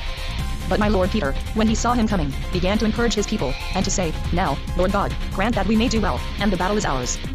Here comes the Emperor. Let no one dare to think of retreat, but each bethink himself to do well. Then Murzaphels, seeing that they would in no wise give way, stayed where he was, and then turned back to his tents. After this, according to Robert of Clary, Lord Peter's men break open a gate, and the Crusaders enter into the city. See les histoires de Kiles Cus Conquisant Constantinople, de Robert de Clary and Emmanuel, Chevalier, pages 60 to 62. The volume in the British Museum is undated, and there is this note in the catalogue, no more printed. The volume itself is noteless, though there are printed marks here and there which would suggest that notes were intended. The Chronicle of Robert of Clary will also be found in Hopf's Chroniques Greco-Romanes and Editu Kikonius, etc., pages 1 to 85, Berlin, 1873. When the knights see this, who are in the transports, they land, and raise their ladders against the wall, and scale the top of the wall by main force, and so take 4 of the towers. And all begin to leap out of the ships and transports and galleys, helter-skelter, each as best he can. And they break in some 3 of the gates and enter in. And they draw the horses out of the transports. And the knights mount and ride straight to the quarters of the Emperor Murzaphels. He had his battalions arrayed before his tents, and when his men see the mounted knights coming, they lose heart and fly. And so goes the emperor flying through the streets to the castle of Bucolion. Then might you have seen the Greeks beaten down, and horses and palfreys captured, and mules, and other booty. Of killed and wounded there was neither end nor measure. A great part of the Greek lords had fled towards the gate of Blackburn, and vesper time was already past, and those of the host were aware of the battle and of the slaying. And they began to assemble in a great open space that was in Constantinople, and decided that they would take up their quarters near the walls and towers they had captured. Never had they thought that in a whole month they should be able to take the city, with its great churches, and great palaces, and the people that were in it. Flight of Murzaphels on fire in Constantinople as they had settled, so was it done, and they encamped before the walls and before the towers by their ships. Count Baldwin of Flanders and Henry quartered himself in the scarlet tents that the Emperor Murzaphels had left standing, and Henry his brother before the palace of Blackburn, and Boniface, Marquis of Montferrat, he and his men, towards the thickest part of the city. So were the hosts encamped as you have heard, and Constantinople taken on the Monday after Palm Sunday 12th April 1204. Now Count Louis of Blois and Chartres had languished all the winter with the cordon fever, and could not bear his armor. And you must know that this was a great misfortune to the host, seeing he was a good knight of his body. And he lay in one of the transports. Thus did those of the host, who were very weary, rest that night. But the Emperor Murzaphels rested not, for he assembled all his people, and said he would go and attack the Franks. Nevertheless he did not do as he had said, for he rode along other streets, as far as he could from those held by the host, and came to a gate which is called the Golden Gate, whereby he escaped, and avoided the city. And afterwards all who could fled also. And of all this those of the host knew nothing. During that night, towards the quarters of Boniface Marquis of Montferrat, certain people, whose names are unknown to me, being in fear lest the Greeks should attack them, set fire to the buildings between themselves and the Greeks. And the city began to take fire, and to burn very direfully. And it burned all that night and all the next day, till vesper time. And this was the 3rd fire there had been in Constantinople since the Franks arrived in the land. And more houses had been burned in the city than there are houses in any 3 of the greatest cities in the kingdom of France. That night passed and the next day came, which was a Tuesday morning 13th April 1204. And all armed themselves throughout the host, both knights and sergeants, and each repaired to his post. Then they issued from their quarters, and thought to find a sorer battle than the day before, for no word had come to them that the emperor had fled during the night. But they found none to oppose them. the Crusaders occupied the city. The Marquis Boniface of Montferrat rode all along the shore to the palace of Picoleon, and when he arrived there it surrendered, on condition that the lives of all therein should be spared.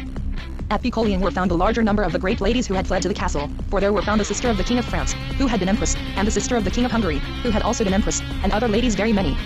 Of the treasure that was found in that palace I cannot well speak, for there was so much that it was beyond and or counting. Agnes, sister of Philip Augustus, married successively to Alexius II, to Andronicus, and to Theodore Branas. Margaret, sister of Emeric, King of Hungary, married to the Emperor Isaac, and afterwards to the Marquis of Montferrat.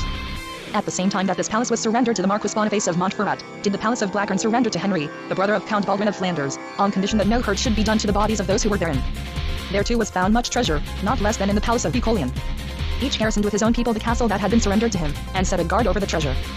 And the other people, spread abroad throughout the city, also gained much booty. The booty gained was so great that none could tell you the end of it, gold and silver, and vessels and precious stones, and samite, and cloth of silk, and robes fair and grey, and ermine, and every choicest thing found upon the earth.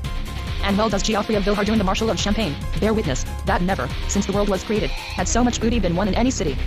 Every one took orders where he pleased, and of lodgings there was no stint. So the host of the pilgrims and of the Venetians found quarters, and greatly did they rejoice and give thanks because of the victory God had vouchsafed to them, or those who before had been poor were now in wealth and luxury. Thus they celebrated Palm Sunday and the Easter day following April 25, 1204, in the joy and honor that God had bestowed upon them. And well might they praise our Lord, since in all the host there were no more than 20,000 armed men, one with another, and with the help of God they had conquered 400,000 men, or more, and in the strongest city in all the world, a great city and very well fortified. Division of the spoil then was it proclaimed throughout the host by the Marquis Boniface of Montferrat, who was lord of the host, and by the barons, and by the Doge of Venice, that all the booty should be collected and brought together, as had been covenanted under oath and pain of excommunication. 3 churches were appointed for the receiving of the spoils, and guards were set to have them in charge, both Franks and Venetians, the most upright that could be found.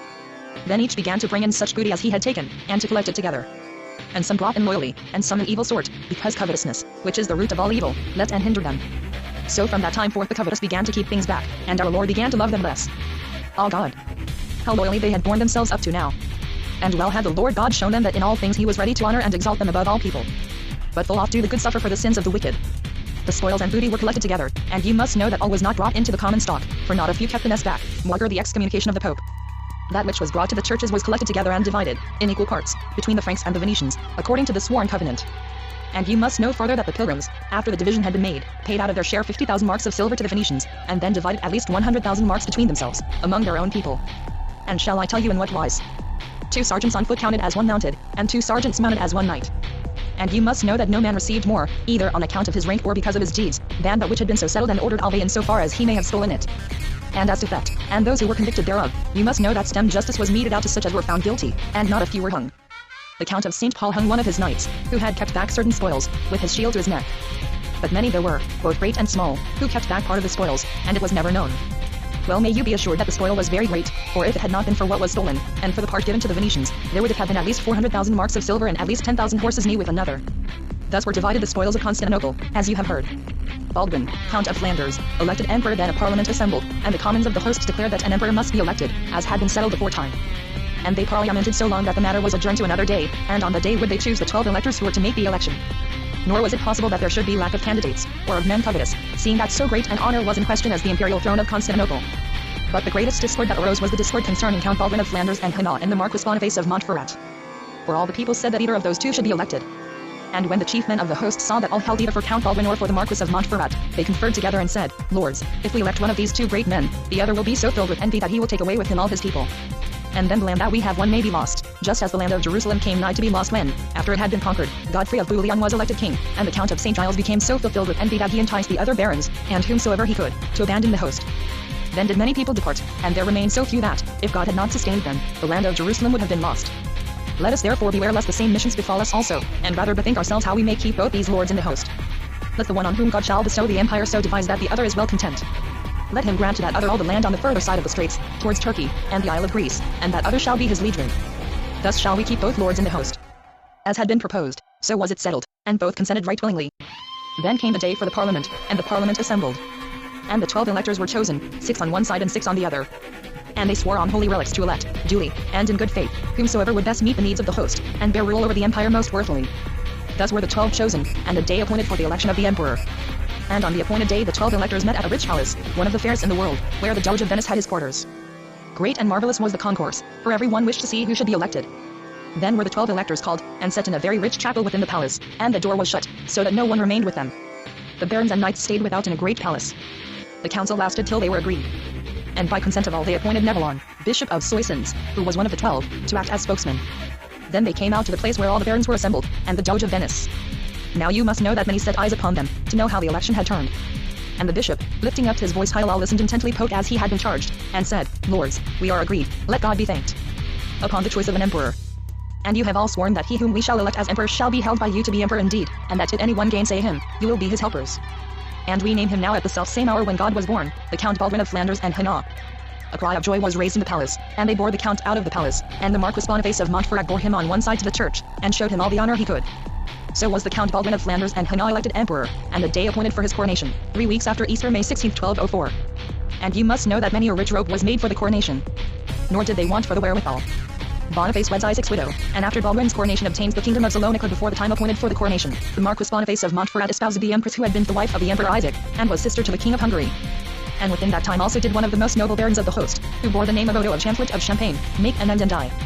Much was he mourned and beloved by William his brother, and by his other friends. And he was buried in the Church of the Apostles with great honor.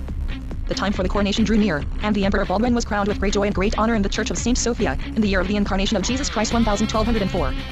Of the rejoicings and feasting there is no need to speak further, for the barons and knights did all they could. And the Marquis Boniface of Montferrat and Count Louis of Blois and Chartres did homage to the Emperor as their lord. After the great rejoicings and ceremonies of the coronation, he was taken in great pomp, and with a great procession, to the rich palace of Bucolion. And when the feastings were over he began to discuss his affairs. Boniface the Marquis of Montferrat called upon him to carry out the covenant made, and give him, as he was bound to do, the land on the other side of the straits towards Turkey and the Isle of Greece. And the Emperor acknowledged that he was bound so to do, and said he would do it right willingly. And when the Marquis of Montferrat saw that the Emperor was willing to carry out this covenant so debonairly, he besought him, in exchange for this land, to bestow upon him the kingdom of Salonica, because it lay near the land of the King of Hungary, whose sister he had taken to wife. Much was this matter debated in various ways. But in the end the Emperor granted the land of Salonica to the Marquis, and the Marquis did homage therefore. And at this there was much joy throughout the host, because the Marquis was one of the knights most highly prized in all the world, and one whom the knights most loved, inasmuch as no one dealt with them more liberally than he. Thus the Marquis remained in the land, as you have heard. Baldwin marches against Murzuphles. The Emperor Murzuphles had not yet removed more than 4 days' journey from Constantinople. And he had taken with him the Empress who had been the wife of the Emperor Alexius, who aforetime had fled, and his daughter. This Emperor Alexius was in a city called Messinopolis, with all his people, and still held a great part of the land. And at that time the men of note in Greece departed, and a large number passed over the straits towards Turkey. And each one, for his own advantage, made himself master of such lands as he could lay hands upon. And the same thing happened also throughout the other parts of the empire. The Emperor Murzuphles made no long tarrying before he took a city which had surrendered to my lord the Emperor Baldwin, a city called Cherlou. So he took it and sacked it, and seized whatever he found there. When the news thereof came to the Emperor Baldwin, he took counsel with the barons, and with the Doge of Venice, and they agreed to this, that he should issue forth, with all his host, to make conquest of the land, and leave a garrison in Constantinople to keep it sure, seeing that the city had been newly taken and was peopled with the Greeks. So did they decide, and the host was called together, and decision made as to who should remain in Constantinople, and who should go in the host with the Emperor Baldwin. In Constantinople remained Count Louis of Blois and Chartres, who had been sick, and was not yet recovered, and the Doge of Venice. And Conon of Byathian remained in the palaces of Blackern and Bucolion to keep the city. And with him Geoffrey the Marshal of Champagne, and Miles the Brabant of Provence, and Manasses of Lille, and all their people. All the rest made ready to go in the host with the Emperor. Before the Emperor Baldwin left Constantinople, his brother Henry departed thence, by his command, with 100 very good knights. And he rode from city to city, and in every city to which he came the people swore fealty to the Emperor. So he fared forward till he came to Adrianople, which was a good city, and wealthy. And those of the city received him right willingly and swore fealty to the Emperor. Then he lodged in the city, he and his people, and sojourned there till the Emperor Baldwin came hither. Murzuphles takes refuge with Alexius, the brother of Isaac, who puts out his eyes. The Emperor Murzuphles, when he heard that they thus advanced against him, did not dare to abide their coming, but remained always 2 or 3 days' march in advance. So he fared forward till he came near Messinopolis, where the Emperor Alexius was sojourning, and he sent on messengers, telling Alexius that he would give him help, and do all his behests. And the Emperor Alexius answered that he should be as welcome as if he were his own son, and that he would give him his daughter to wife, and make of him his son. So the Emperor Murzuphles encamped before Messinopolis, and pitched his tents and pavilions, and Alexius was quartered within the city. So they conferred together, and Alexius gave him his daughter to wife, and they entered into alliance, and said they should be as one. They sojourned thus for I know not how many days, the one in the camp and the other in the city, and then did the Emperor Alexius invite the Emperor Murzuphles to come and eat with him, and to go with him to the baths. So were matters settled. The Emperor Murzuphles came privately, and with few people, and when he was within the house, the Emperor Alexius called him into a privy chamber, and had him thrown onto the ground, and the eyes drawn out of his head. And this was done in such treacherous wise as you have heard. Now say whether this people, who wrought such cruelty one to another, were fit to have lands in possession. And when the host of the Emperor Murzuphles heard what had been done, they scattered, and fled this way and that. And some joined themselves to the Emperor Alexius, and obeyed him as their lord, and remained with him. Baldwin marches against Alexius. He is joined by Boniface. Then the Emperor Baldwin moved from Constantinople, with all his host, and rode forward till he came to Adrianople. There he found Henry his brother, and the men with him. All the people whithersoever the emperor passed, came to him, and put themselves at his mercy and under his rule. And while they were at Adrianople, they heard the news that the emperor Alexius had pulled out the eyes of the emperor Murzaphils. Of this there was much talk among them. And well did all say that those who betrayed one another so disloyally and treacherously had no right to hold land in possession. Then was the emperor Baldwin minded to ride straight to Messinopolis, where the emperor Alexius was. And the Greeks of Adrianople besought him, as their lord, to leave a garrison in their city because of Johanniza, king of Wallachia and Bulgaria, who ofttimes made war upon them. And the emperor Baldwin left there Eustace of Saarbrück, who was a knight of Flanders, very worthy and very valiant, together with 40 right good knights, and 100 mounted sergeants. So departed the emperor Baldwin from Adrianople, and rode towards Messinopolis, where he thought to find the emperor Alexius.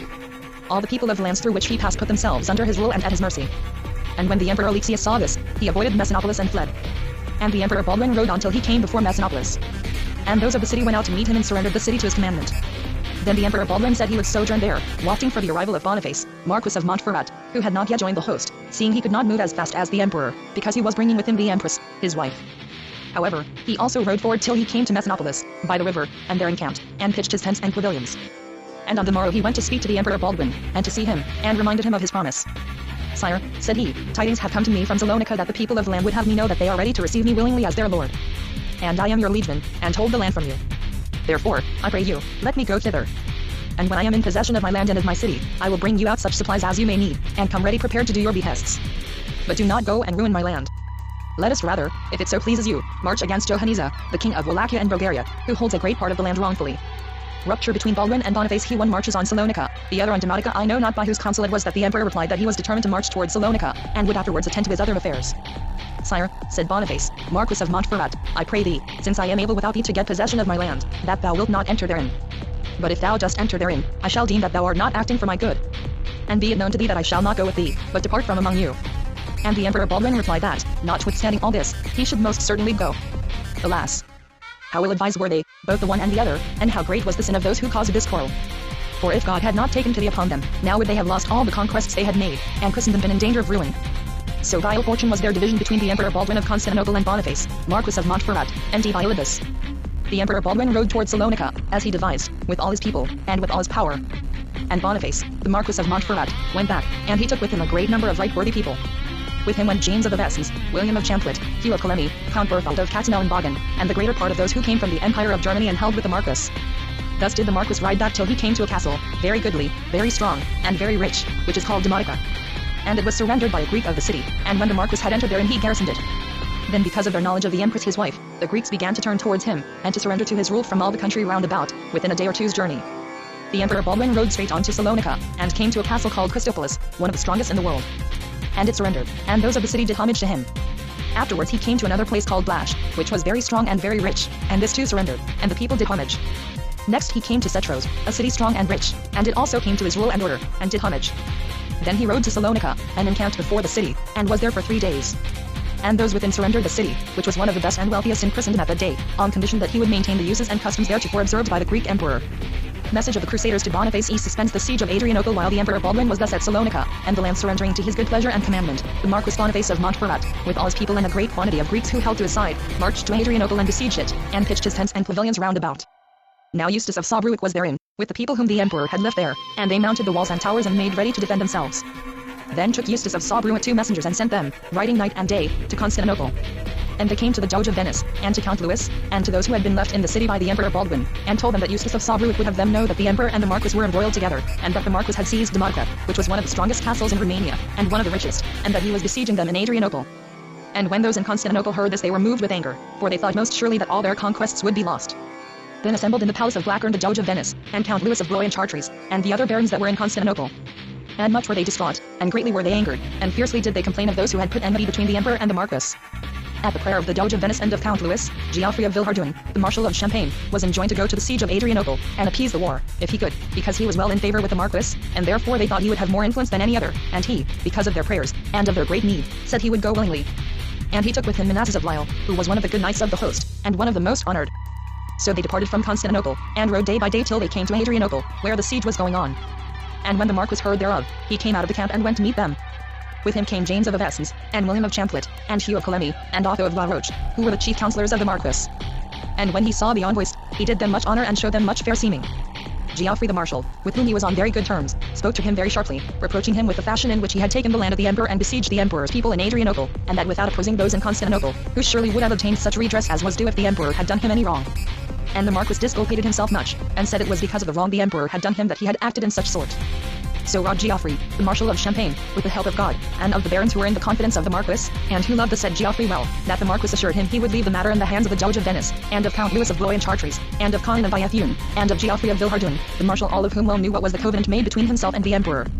So was a truce established between those in the camp and those in the city. And you must know that Geoffrey the Marshal, and Manasses of Lisle, were right joyously looked upon, both by those in the camp and those in the city, for very strongly did either side wish for peace. And in such measure as the Franks rejoiced, so were the Greeks dolent, because right willingly would they have seen the Franks quarreling and at war. Thus was the siege of Adrianople raised, and the Marquis returned with all his people to Danutka, where was the Empress his wife. Message of the Crusaders to Baldwin. Eve of several nights the envoys returned to Constantinople, and told what they had done. Greatly did the Doge of Venice, and Count Louis of Blois, and all besides, then rejoiced that to these envoys had been committed the negotiations for peace. And they chose good messengers, and wrote the letter, and sent it to the Emperor Baldwin, telling him that the Marquis had referred himself to them, with assurances that he would accept their arbitration, and that he the Emperor was even more strongly bound to do the same, and that they besought him to do so or they would in no wise countenance war, and he promised to accept their arbitration, as the Marquis had done. While this was in progress the Emperor Baldwin had settled matters at Salonika and departed thence, garrisoning it with his people, and had left there as chief Rainier of Mons, who was a good knight and a valiant. And tidings had come to him that the Marquis had taken Danutka, and established himself therein, and have conquered a great part of the land lying round about, and besieged the emperor's people in Adrianople. Greatly enraged was the Emperor Baldwin when these tidings came to him, and much did he hasten so as to raise the siege of Adrianople, and do to the Marquis all the harm that he could. Ah God! What mischief their discord might have caused! If God had not seen to it, Christendom would have been undone. So did the Emperor Baldwin journey day by day. And a very great missions had befallen those who were before Salonika, for many people of the host were stricken down with sickness. Many who could not be moved had to remain in the castles by which the Emperor passed, and many were brought along in litters, journeying in sore pain. And many there were who died at Setros l'Auxerre. Among those who so died at Setros was Master John of Noyon, Chancellor to the Emperor Baldwin. He was a good clerk, and very wise, and much had he comforted the host by the word of God, which he well knew how to preach. And you must know that by his death the good men of the host were much discomforted. Nor was it long ere another great misfortune befell the host, for Peter of Amiens died, who was a man rich and noble, and a good and brave knight, and great dole was made for him by Hugh of St. Paul, who was his cousin german. And heavily did his death weigh upon the host. Shortly after died Gerard of Mancyford, who was a knight much prized, and Giles of Annoy, and many other good people. 40 knights died during this expedition, and by their death was the host greatly enfeebled. Baldwin's reply to the message of the Crusaders. The Emperor Baldwin journeyed so day by day that he met the messengers sent by those of Constantinople. One of the messengers was a knight belonging to the land of Count Louis of Blois, and the Count's liegeman. His name was Bouilly of Franchours, and he was wise and eloquent. He spoke the message of his lord and the other barons right manfully, and said, Sire, the Doge of Venice, and Count Louis, my lord, and the other barons who are in Constantinople send you health and greeting as to their lord, and they complain to God and to you of those who have raised discord between you and the Marquis of Montferrat, whereby it failed but little that Christendom was not undone. And they tell you that you did very ill when you listened to such counselors. Now they apprise you that the Marquis has referred to them the quarrel that there is between him and you, and they pray you, as their lord, to refer that quarrel to them likewise, and to promise to abide by their ruling. And be it known to you that they will in no wise, nor on any ground, suffer that you should go to war. The Emperor Baldwin went to confer with his council, and said he would reply anon. Many there were in the emperor's council who had helped to cause the quarrel, and they were greatly outraged by the declaration sent by those at Constantinople, and they said, Sire, you hear what they declare to you, that they will not suffer you to take vengeance of your enemy. Truly it seems that if you will not do as they order, they will set themselves against you. Very many big words were then spoken. But, in the end, the council agreed that the emperor had no wish to lose the friendship of the Doge of Venice, and Count Louis, and the others who were in Constantinople. And the emperor replied to the envoys, I will not promise to refer the quarrel to those who sent to you, but I will go to Constantinople without doing aught to injure the Marquis. So the Emperor Baldwin journeyed day by day till he came to Constantinople, and the barons, and the other people, went to meet him, and received him as their lord with great honor. Reconciliation of Baldwin and Boniface. On the fourth day the emperor knew clearly that he had been advised to quarrel with the Marquis, and then the Doge of Venice and Count Louis came to speak to him and said, Sire, we would pray you to refer this matter to us, as the Marquis has done. And the emperor said he would do so right willingly. Then were envoys chosen to fetch the Marquis, and bring him thither. Of them envoys one was Gervais of Chl, and the second Rainier of Trit, and Geoffrey, Marshal of Champagne the third, and the Doge of Venice sent 2 of his people. The envoys rode day by day till they came to Danutka, and they found the Marquis with the Empress his wife, and a great number of right worthy people, and they told him how they had come to fetch him. Then did Geoffrey the Marshal desire him to come to Constantinople, as he had promised, and make peace in such wise as might be settled by those in whose hands he had remitted his cause. And they promised him safe conduct, as also to those who might go with him. The Marquis took counsel with his men. Some there were who agreed that he should go, and some who advised that he should not go. But the end of the debate was such that he went with the envoys to Constantinople, and took full 100 knights with him. And they rode day by day till they came to Constantinople. Very gladly were they received in the city. And Count Louis of Blois and Chartres, and the Doge of Venice went out to meet the Marquis, together with many other right worthy people, for he was much loved in the host. Then was a parliament assembled, and the covenants were rehearsed between the Emperor Baldwin and the Marquis Boniface.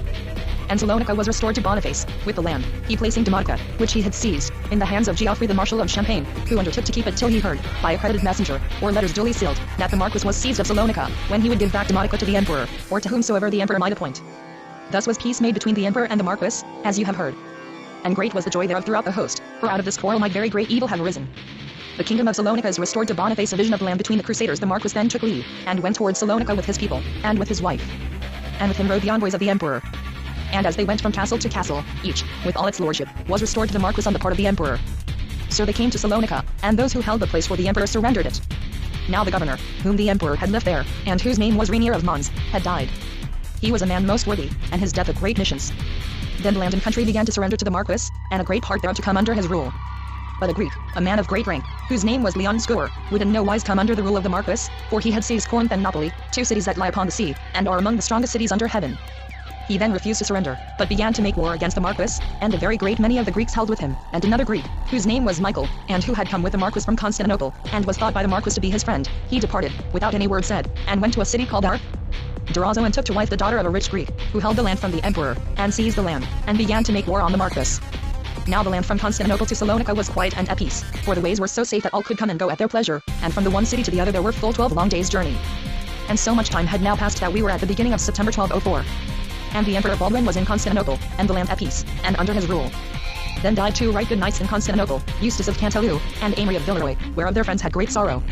Then did they begin to divide the land. The Venetians had their part, and the Pilgrims the other. And when each one was able to go to his own land, the covetousness of this world, which has worked so great evil, suffered them not to be at peace, for each began to deal wickedly in his land, some more, and some less, and the Greeks began to hate them and to nourish a bitter heart. Then did the Emperor Baldwin bestow on Count Louis the Duchy of Nice, which was one of the greatest lordships in the land of Romania, and situate on the other side of the straits, towards Turkey. Now all the land on the other side of the straits had not surrendered to the Emperor, but was against him. Then afterwards he gave the Duchy of Philippopolis to Rainier of Trit. So Count Louis sent his men to conquer his land, some 120 knights. And over them were set Peter of Bracio and Payan of Orleans. They left Constantinople on All Saints' Day, November 1st, 1204, and passed over the Straits of St. George on shipboard, and came to Pica, a city that lies on the sea, and is inhabited by Latins. And they began to war against the Greeks. Execution of Murzuphles and imprisonment of Alexius. In those days it happened that the Emperor Murzuphles, whose eyes had been put out, he same who had murdered his lord, the Emperor Isaac's son, the Emperor Alexius, whom the pilgrims had brought with them to that land, he happened, I say, that the Emperor Murzuphles fled privily, and with a few people, and took refuge beyond the straits. But Thyreoblus heard of it, for Murzuphles' flight was revealed to him, and he took Murzuphles and brought him to the Emperor Baldwin at Constantinople. And the Emperor Baldwin rejoiced thereat, and took counsel with his men what he should do with a man who had been guilty of such a murder upon his lord. And the council agreed to this. There was in Constantinople, towards the middle of the city, a column, one of the highest and the most finely wrought in marble that I had ever seen.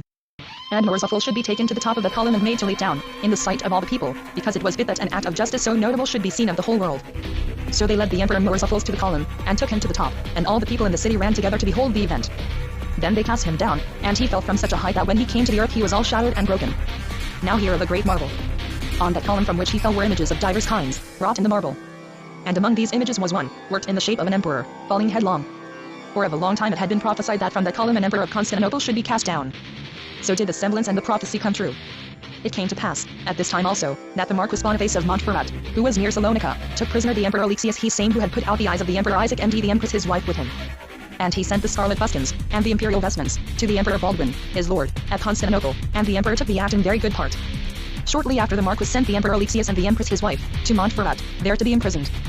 Capture of Abydos, of Philippopolis, and of Nicomedia. Theodore Lascaris pretends to the empire at the feast of St. Martin. After this 11th November 1204, Henry, the brother of the Emperor Baldwin, went forth from Constantinople, and marched down by the straits to the mouth of Abydos. And he took with him some 120 good knights. He crossed the straits near a city which is called Abydos, and found it well furnished with good things, with corn and meats, and with all things of which man has need. So he seized the city, and lodged therein, and then began to war with the Greeks who were before him. And the Armenians of the land, of whom there were many, began to turn towards him, for they greatly hated the Greeks. At that time Rainier of Trit left Constantinople, and went towards Philippopolis, which the emperor had given him. And he took with him some 120 very good knights, and rode day by day till he passed beyond Adrianople, and came to Philippopolis. And the people of the land received him, and obeyed him as their lord, for they beheld his coming very willingly. And they stood in great need of succor, for Johanniza, the king of Wallachia, had mightily oppressed them with war. So Rainier helped them right well, and held a great part of the land, and most of those who had sided with Johanniza, now turned to him. In those parts the war with Johanniza raged fiercely. The emperor had sent some 100 knights over the straits of St. George opposite Constantinople. Macaire of St. Marihold was in command, and with him went Matthew of Wallencourt, and Robert of Ronsoy. they rode to a city called Nicomedia, which lies on a gulf of the sea, and is well 2 days' journey from Constantinople. When the Greeks saw them coming, they avoided the city, and went away. So the pilgrims lodged therein, and garrisoned it, and enclosed it with walls, and began to wage war before them, on that side also. The land on the other side of the straits had for lord a Greek named Theodore Lascaris. He had for wife the daughter of the Emperor Alexius, through whom he laid claim to the land. His was the Alexius whom the Franks had driven from Constantinople, and who had put out his brother's eyes. The same Lascaris maintained the war against the Franks on the other side of the straits, in whatsoever part they might be. In Constantinople remained the Emperor Baldwin and Count Louis, with a few people, and the Count of St. Paul, who was grievously sick with gout, that held him by the knees and feet. And the Doge of Venice, who saw not. Reinforcements from Syria. Eve of Mary, the wife of Baldwin, after this time came from the land of Syria a great company of those who had abandoned the host, and gone thither from other ports than Venice. With this company came Stephen of Perche, and Renaud of Montmirail, who was cousin to Count Louis, and they were by him much honored, for he was very glad of their coming. And the Emperor Baldwin, and the rest of the people also received them very gladly, for they were of high rank, and very rich, and brought very many good people with them.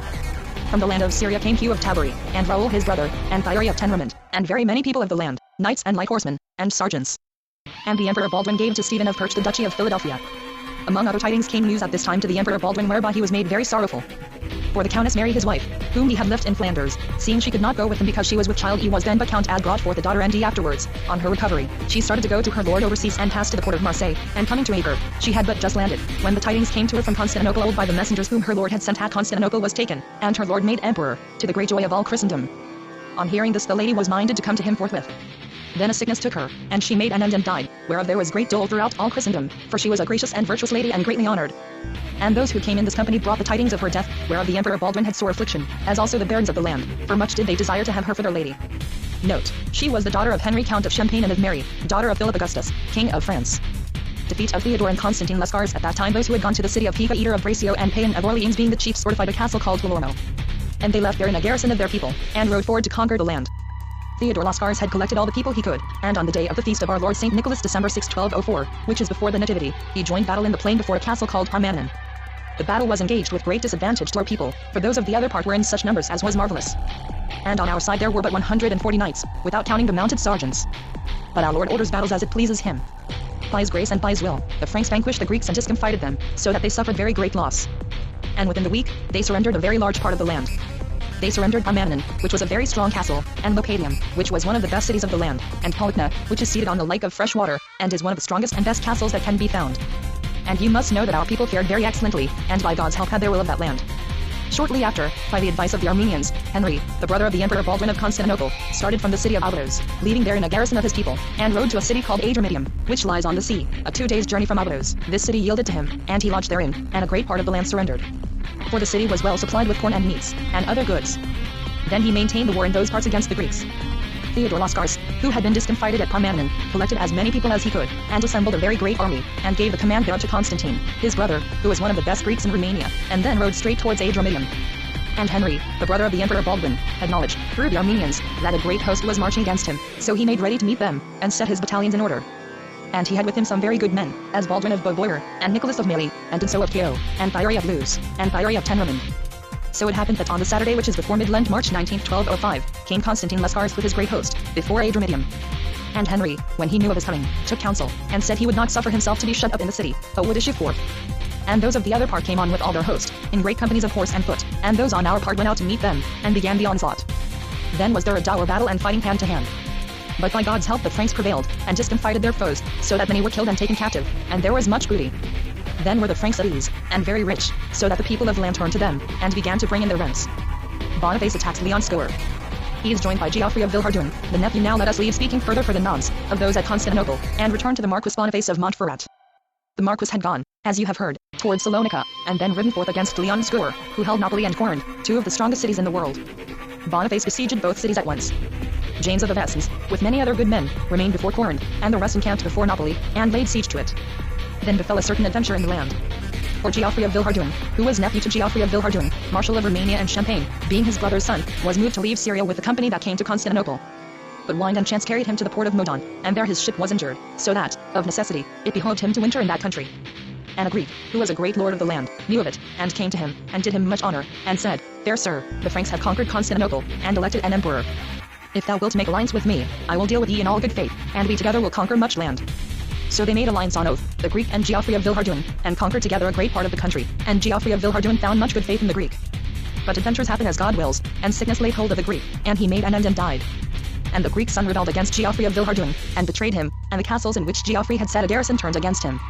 Now he heard tell that the Marquis was besieging Napoli, so he went towards him with as many men as he could collect, and rode through the land for some 6 days in very great peril, and thus came to the camp, where he was received right willingly, and much honored by the Marquis and all who were there. And this was but right, seeing he was very honorable and valiant, and a good knight.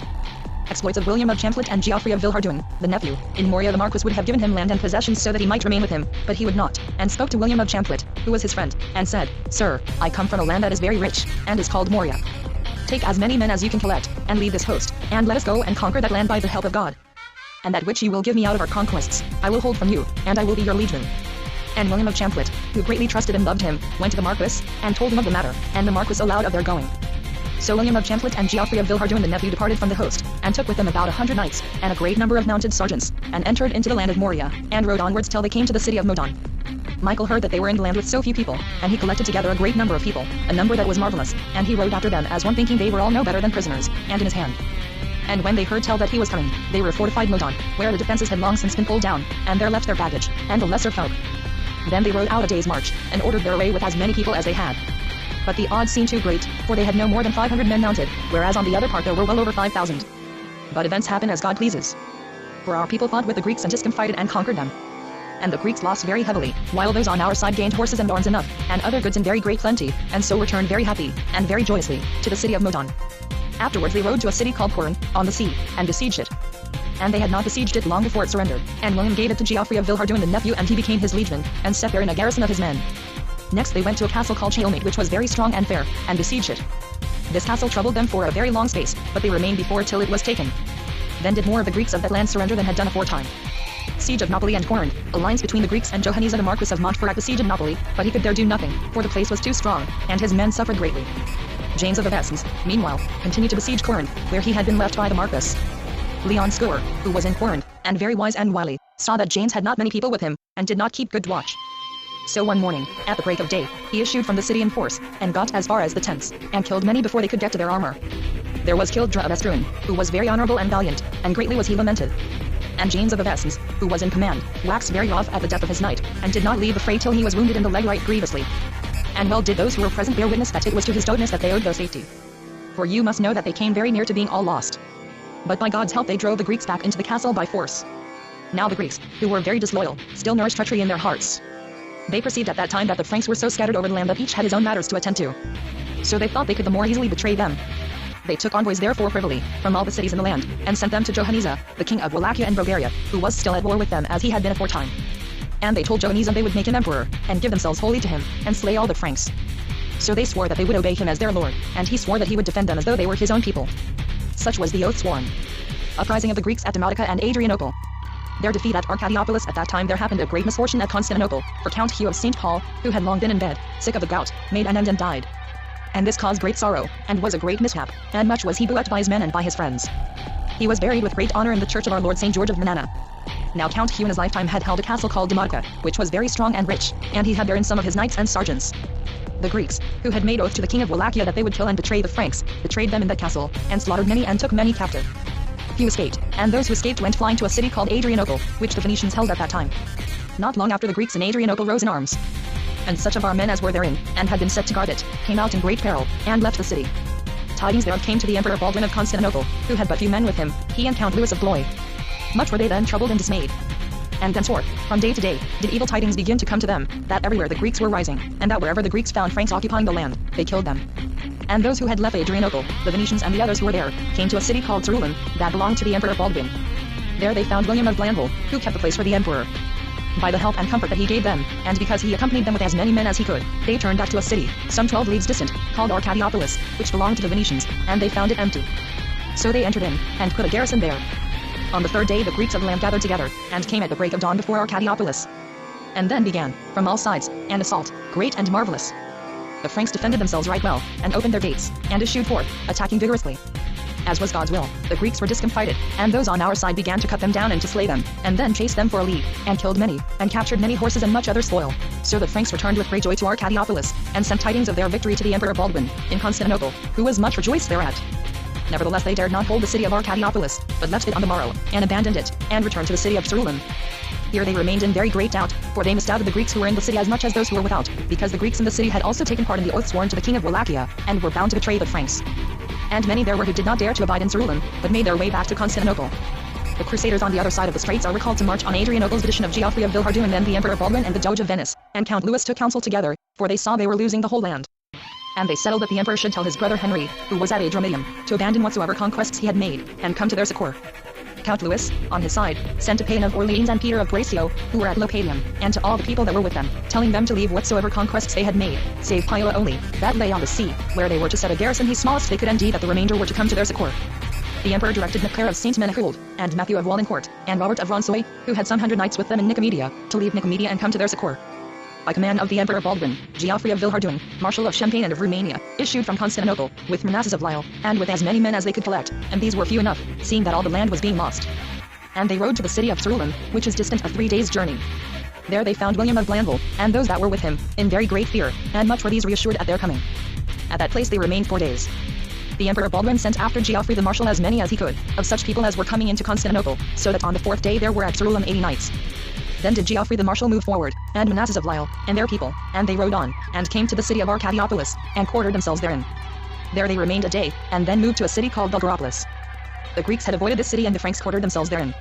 The following day they rode to a city called Nagais, which was very fair and strong, and well furnished with all good things. And they found that the Greeks had abandoned it, and were all gone to Adrianople. Now Adrianople was distant 9 French leagues, and therein were gathered all the great multitude of the Greeks. And the Franks decided that they should wait where they were till the coming of the Emperor Baldwin. Renier of Trit abandoned at Philippopolis by his son and the greater part of his people. Now does this book relate a great marvel, for Renier of Trit, who was at Philippopolis, a good 9 days' journey from Constantinople, with at least 120 knights, was deserted by Reginald his son, and Giles his brother, and James of Bondies, who was his nephew, and Oshard of Bergen, who had his daughter to wife. And they had taken some 30 of his knights, and thought to come to Constantinople. And they had left him, you must know, in great peril. But they found the country raised against them, and were discomfited. And the Greeks took them, and afterwards handed them over to the king of Wallachia, who had their heads cut off. And you must know that they were but little pitied by the people, because they had behaved in such evil sort to one whom they were bound to treat quite otherwise. And when the other knights of Rainier de Trit saw that he was thus abandoned by those who were much more bound to him than themselves, they felt the less shame, and some 80 together left him, and departed by another way. So Rainier of Trit remained among the Greeks with very few men, for he had not more than 15 knights at Philippopolis and Staninoke, which is a very strong castle which he held, and where he was for a long time besieged.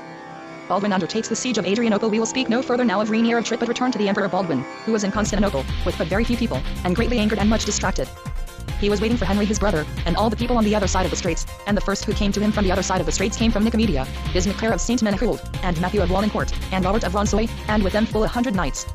When the emperor saw them, he was right glad, and he consulted with Count Louis, who was Count of Blois and Chartres. And they settled to go forth, with as many men as they had, to follow Geoffrey the Marshal of Champagne, who had gone before. Alas! What a pity it was they did not wait till all had joined them who were on the other side of the straits, seeing how few people they had, and how perilous the adventure on which they were bound. So they started from Constantinople, some 140 knights, and rode from day to day till they came to the castle of Nagais, where Geoffrey the Marshal was quartered. That night they took counsel together, and the decision to which they came was, that on the morrow they should go before Adrianople, and lay siege to it. So they ordered their battalions, and did for the best with such people as they had. When the morning came, and full daylight, they rode as had been arranged, and came before Adrianople. And they found it very well defended, and saw the flags of Johanniza, king of Wallachia and Bulgaria, on the walls and towers. And the city was very strong and very rich, and very full of people. Then they made an assault, with very few people, before 2 of the gates, and this was on the Tuesday of Palmtide, March 29, 1205. So did they remain before the city for 3 days, in great discomfort, and but few in number. The siege of Adrianople continued without result. Then came Henry Dandolo, the Doge of Venice, who was an old man and saw naught.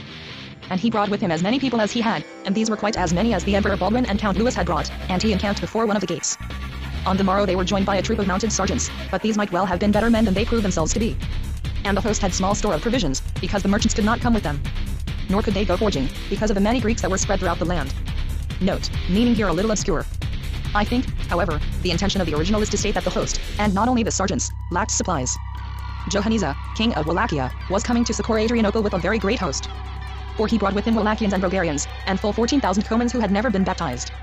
Now because of the dearth of provisions, Count Louis of Blois and Chartres went foraging on Palm Sunday. With him went Stephen of Perche, brother of Count Geoffrey of Perche, and Renaud of Montmirail, who was brother of Count Hervé of Nevers, and Hervé of Chl, and more than half of the host. They went to a castle called Cutes, and found it well garrisoned with Greeks, and assailed it with great force and fury. But they were able to achieve nothing, and so retreated without taking any spoils. Thus they remained during the week of the 2 Easters, Palm Sunday to Easter Day, and fashioned engines of divers sorts, and set such miners as they had to work underground and so undermine the wall. And thus did they celebrate Easter 10th April before Adrianople, being but few in number and scant of provisions. Johanniza, king of Wallachia, comes to relieve Adrianople. Then came tidings that Johanniza, king of Wallachia, was coming upon them to relieve the city. So they set their affairs in order, and it was arranged that Geoffrey the Marshal, and Manasseh of Lel should guard the camp, and that the Emperor Baldwin and all the remainder of the host should issue from the camp if so be that Johanniza came and offered battle. Thus they remained till the Wednesday of Easter week, and Johanniza had by that time approached so near that he encamped at about 5 leagues from us. And he sent his comans running before our camp, and a cry was raised throughout the camp, and our men issued there from helter-skelter, and pursued the comans for a full league very foolishly.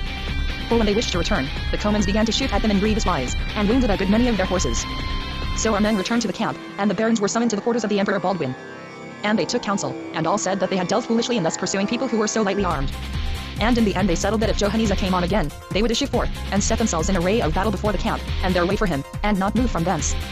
And they had it proclaimed throughout the host that none should be so rash as to disregard this order, and move from his post for any cry or tumult that might come to his ears. And it was settled that Geoffrey the Marshal should keep guard on the side of the city, with Manasseh of Lyle. So they passed that night till the Thursday morning in Easter week, when they heard mass and ate their dinner. And the comans ran up to their tents, and a cry arose, and they ran to arms, and issued from the camp with all their battalions in array, as had before been devised. Defeat of the Crusaders. Aldwin taken prisoner. Count Louis went out first with his battalion, and began to follow after the comans, and sent to urge the emperor to come after him. Alas! How ill did they keep to what had been settled the night before? For they ran in pursuit of the comans for at least 2 leagues, and joined issue with them, and chased them a long space. And then the comans turned back upon them, and began to cry out and to shoot. On our side there were battalions made up of other people than knights, people having too little knowledge of arms, and they began to wax afraid and be discomfited. And Count Louis, who had been the first to attack, was wounded in 2 places full sorely. And the comans and Wallachians began to invade our ranks. And the count had fallen, and one of his knights, whose name was John of Frays, dismounted, and set him on his horse. Many were Count Louis people who said, Sir, get you hence, for you are too sorely wounded, and in 2 places. And he said, The Lord God forbid that ever I should be reproached with flying from the field, and abandoning the emperor. The emperor, who was in great straits on his side, recalled his people, and he told them that he would not fly, and that they were to remain with him, and well do those who were there present bear witness that never did knight defend himself better with his hands than did the emperor. This combat lasted a long time. Some were there who did well, and some were there who fled. In the end, for so God suffers misadventures to occur, they were discomfited. There on the field remained the Emperor Baldwin, who never would fly, and Count Louis. The Emperor Baldwin was taken alive and Count Louis was slain. Alas! How awful was our loss! There was lost the Bishop Peter of Bethlehem, and Stephen of Perche, brother to Count Geoffrey, and Renaud of Montmirail, brother of the Count of Nevers, and Matthew of Walencourt, and Robert of Ronsoy, John of Frays, Walter of Newley, Thierry of Yers, John his brother, Eustace of Humont, John his brother, Baldwin of Newville, and many more of whom the book does not here make mention. Those who were able to escape, they came back flying to the camp. The Crusaders raised the siege of Adrianople when Geoffrey the Marshal of Champagne, who was keeping guard at one of the gates of the city, saw this. He issued from the camp as soon as he could, with all the men that were with him, and gave command to Manasseh of Lyle, who was on guard at another gate, that he should follow after him. And he rode forth with all his force at full speed, and in full array, to meet the fugitives, and the fugitives all rallied round him. And Manasseh of Lyle followed as soon as he was able, with his men, and joined himself to him, so that together they formed a very strong body. And all those who came out of the rout, and whom they could stop, were taken into their ranks. The rout was thus stayed between Nones and Vespers. But the most part of the fugitives were so afeard that they fled right before them till they came to the tents and quarters. Thus was the rout stayed, as you have heard. And the Comans, with the Wallachians and Greeks, who were in full chase, ceased their pursuit. But these still galed our force with their bows and arrows, and the men of our force kept still with their faces turned towards them. Thus did both sides remain till nightfall, when the Comans and Wallachians began to retire. Then did Geoffrey of Villehardouin, the Marshal of Champagne and Romania, summon to the camp the Judge of Venice, who was an old man and saw naught, but very wise and brave and vigorous. And he asked the Judge to come to him there where he stood with his men, holding the field. And the Judge did so. And when the Marshal saw him, he called him into council, aside, all alone, and said to him, Lord, you see the misadventure that has befallen us. We have lost the Emperor Baldwin and Count Louis, and the larger part of our people, and of the best. Now let us bethink ourselves how to save what is left. For if God does not take pity of them, we are but lost. And in the end they settled it thus, that the Judge would return to the camp, and put heart into the people, in order that everyone should arm and remain quiet in his tent or pavilion. And that Geoffrey the Marshal would remain in full order of battle before the camp till it was night, so that their enemies might not see the host move. And that when it was night all would move from before the city. The Judge of Venice would go before, and Geoffrey the Marshal would form the rear guard, with those who were with him. Retreat of the Crusaders. Thus they waited till it was night. And when it was night the Judge of Venice left the camp, as had been arranged, and Geoffrey the Marshal formed the rear guard. And they departed at foot pace, and took with them all their people mounted and dismounted, the wounded as well those who were whole they left not one behind. And they journeyed towards a city that lies upon the sea, called Rodisto, and that was full 3 days' journey distant. So they departed from Adrianople, as you have heard. And this adventure befell in the year of the incarnation of Jesus Christ 1205. And in the night that the host left Adrianople, it happened that a company started to get to Constantinople earlier, and by a more direct way. And they were greatly blamed therefore. In this company was a certain count from Lombardy named Gerard, who came from the land of the Marquis, and Odo of Ham, who was lord of a castle called Ham in Vermandois, and John of Mazeroles, and many others to the number of 25 knights, whom the book does not name. And they went away so fast after the discomfiture, which had taken place on the Thursday evening, that they came to Constantinople on the Saturday night, though it was ordinarily a good 5 days' journey. And they told the news to the Cardinal Peter of Capua, who was there by the authority of Innocent Pope of Rome, and to Conon of Byathione, who guarded the city, and to Miles the Brodant, and to the other good men in the city. And you must know that these were greatly afeared, and thought of a certainty that all the rest, who had been left before Adrianople, were lost, for they had no news of them. Peter of Braccio and Payan of Orleans meet the retreating host. Now will we say no more about those at Constantinople, who were in sore trouble, but go back to the Doge of Venice and Geoffrey the Marshal, who marched all the night that they left Adrianople, till the dawn of the following day. And then they came to a city called Pamphile. Now listen and you shall hear how adventures befall as God wills, for in that city had lain during the night, Peter of Braccio and Payan of Orleans, and all the men belonging to the land of Count Louis, at least 100 very good knights and 140 mounted sergeants, and they were coming from the other side of the straits to join the host at Adrianople. When they saw the host coming, they ran to their arms right nimbly, for they thought we were the Greeks. So they armed themselves, and sent to know what people we were, when their messengers discovered that we were the host retreating after our discomfiture. So the messengers went back, and told them that the Emperor Baldwin was lost, and their lord Count Louis, of whose land and country they were, and of whose following. Sadder news could they not have heard. There might you have seen many tears wept, and many hands wrung for sorrow and pity. And they went on, all unmet as they were, till they came to where Geoffrey, the Marshal of Champagne, was keeping guard in the rear, in very great anxiety and misease. For Johanniza, the king of Wallachia and Bulgaria, had come at the point of day before Adrianople with all his host, and found that we had departed, and so ridden after us till it was full day. And when he found us not, he was full of grief. And well was it that he found us not, for if he had found us we must all have been lost beyond recovery. Sir, said Peter of Braccio and Payan of Orleans to Geoffrey the Marshal, what would you have us do? We will do whatever you wish. And he answered them, you see how matters stand with us. You are fresh and unwearied, and your horses also. Therefore do you keep guard in the rear, and I will go forward and hold in hand our people, who are greatly dismayed and in sore need of comfort. To this they consented right willingly. So they established the rear guard duly and efficiently, and as men who well knew how, for they were good knights and honorable. The host reaches Rhodesto. Geoffrey the Marshal rode before and led the host, and rode till he came to a city called Cariopolis. Then he saw that the horses were weary with marching all night, and entered into the city, and put them up till noon. And they gave food to their horses, and ate themselves of what they could find, and that was but little. So they remained all the day in that city until night. And Johanniza, the king of Wallachia, had followed them all the day with all his powers, and encamped about 2 leagues from them. And when it was night, those in the city all armed themselves and departed. Geoffrey the Marshal led the band, and those formed the rear guard who had formed it during the day. So they rode through that night, and the following day 16th April in great fear and much hardship, till they came to the city of Rhodesto, a city very rich and very strong, and inhabited by Greeks. These Greeks did not dare to defend themselves, so our people entered in and took quarters. So at last were they in safety. Thus did the host escape from Adrianople, as you have heard. Then was a council held in the city of Rhodesto. And it seemed to the council that Constantinople was in greater jeopardy than they were. So they took messengers, and sent them by sea, telling them to travel night and day, and to advise those in the city not to be anxious about them or they had escaped, and that they would repair back to Constantinople as soon as they could. 7,000 pilgrims leave the Crusaders at the time when the messengers arrived. There were in Constantinople 5 ships of Venice, very large and very good, laden with pilgrims, and knights and sergeants, who were leaving the land and returning to their own countries. There were at least 7,000 men at arms in the ships, and one was William the Advocate of Byathione, and there were besides Baldwin of Albany, and John of Verson, who belonged to the land of Count Louis, and was his liegeman, and at least 100 other knights, whom the book does not here name. Master Peter of Capua, who was cardinal from the Pope of Rome, Innocent, and Conon of Byathione, who commanded in Constantinople, and Miles the Brodant, and a great number of other men of mark, went to the 5 ships, and prayed those who were in them, with sighs and tears, to have mercy and pity upon Christendom, and upon their liege lords who had been lost in battle, and to remain for the love of God. But they would not listen to a single word, and left the port. They spread their sails, and went their way, as God ordained, in such sort that the wind took them to the port of Rhodesto. And this was on the day following that on which those who had escaped from the discomfiture came thither. The same prayers, with tears and weeping, that had been addressed to them at Constantinople, those same prayers were now addressed to them at Rhodesto. And Geoffrey the Marshal, and those who were with him, besought them to have mercy and pity on the land, and remain, for never would they be able to succor any land in such dire need. They replied that they would consult together, and give an answer on the morrow. And now listen to the adventure which befell that night in the city. There was a knight from the land of Count Louis, called Peter of Frugal, who was held in honor, and of great name. The same fled by night, and left all his baggage and his people, and got himself to the ship of John of Verson, who was from the land of Count Louis of Blois and Chartres. And those on board the 5 ships, who in the morning were to give their answer to Geoffrey the Marshal and to the Doge of Venice, so soon as they saw the day, they spread their sails, and went their way without word said to anyone. Much and great blame did they receive, both in the land whither they went, and in the land they had left. And he who received most blame of all was Peter of Frugal. For well has it been said that he is but ill-advised who, through fear of death, does what will be a reproach to him forever. Meeting of many of the Crusaders, Henry, the brother of Baldwin, is made regent. Now let us speak of these last no farther, but speak of Henry, brother to the Emperor Baldwin of Constantinople, who had left Adramyttium, which he had conquered, and passed the straits of the city of Abydos, and was coming towards Adrianople to succor the Emperor Baldwin, his brother. And with him had come the Armenians of the land, who had helped him against the Greeks, 20,000 with all their wives and children, or they dared not remain behind. Then came to him the news, by certain Greeks, who had escaped from the discomfiture, that his brother the Emperor Baldwin was lost, and Count Louis, and the other barons. Afterwards came the news of those who had escaped and were at Rodisto. And these asked him to make all the haste he could, and come to them. And because he wanted to hasten as much as he could, and reach them earlier, he left behind the Armenians, who traveled on foot, and had with them chariots, and their wives and children. And inasmuch as these could not come on so fast, and he thought they would travel safely and without hurt, he went forward and encamped in a village called Cartopolis. On that very day came hither the nephew of Geoffrey the Marshal, and so of Corsels, whom Geoffrey had summoned from the parts of Macer, Trajanopolis, and the Bai, lands that had been bestowed upon him. And with them so came the people from Philippopolis, who had left Renier of Trit.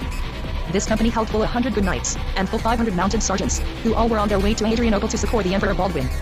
But tidings had come to them, as to the others, that the emperor had been defeated, so they turned to go to Rodisto, and came to encamp at Cartopolis, the village where Henry, the brother of the Emperor Baldwin, was then encamped. And when Baldwin's men saw them coming, they ran to arms, for they thought they were Greeks, and the others thought the same of Baldwin's men. And so they advanced till they became known to one another, and each was right glad of the others coming, and felt all the safer.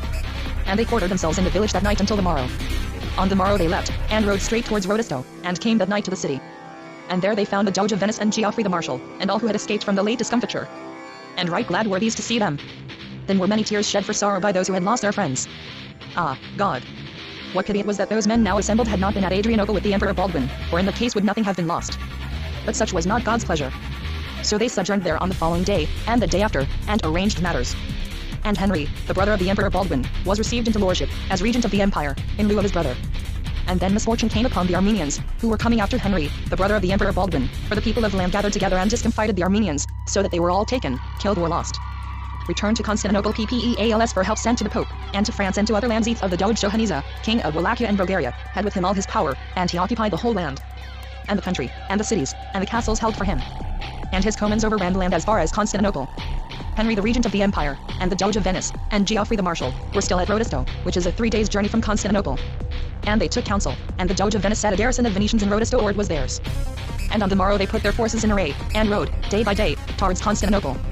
When they reached Salimbria, a city which is 2 days' journey from Constantinople, and belonged to the Emperor Baldwin, Henry his brother set there a garrison of his people, and they rode with the rest to Constantinople, where they were received right willingly, for the people were in great terror.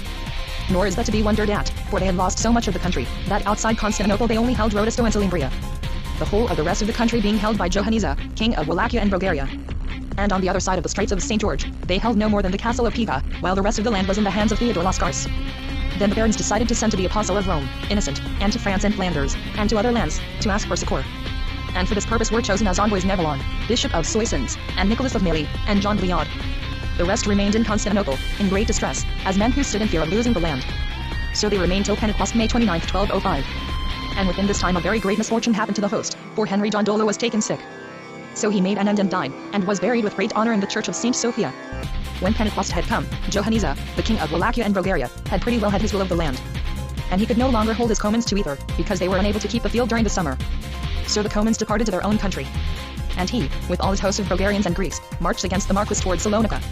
And the Marquis, who had heard the news of the discomfiture of the Emperor Baldwin, raised the siege of Napoli, and went to Salonika with as many men as he could collect, and garrisoned it.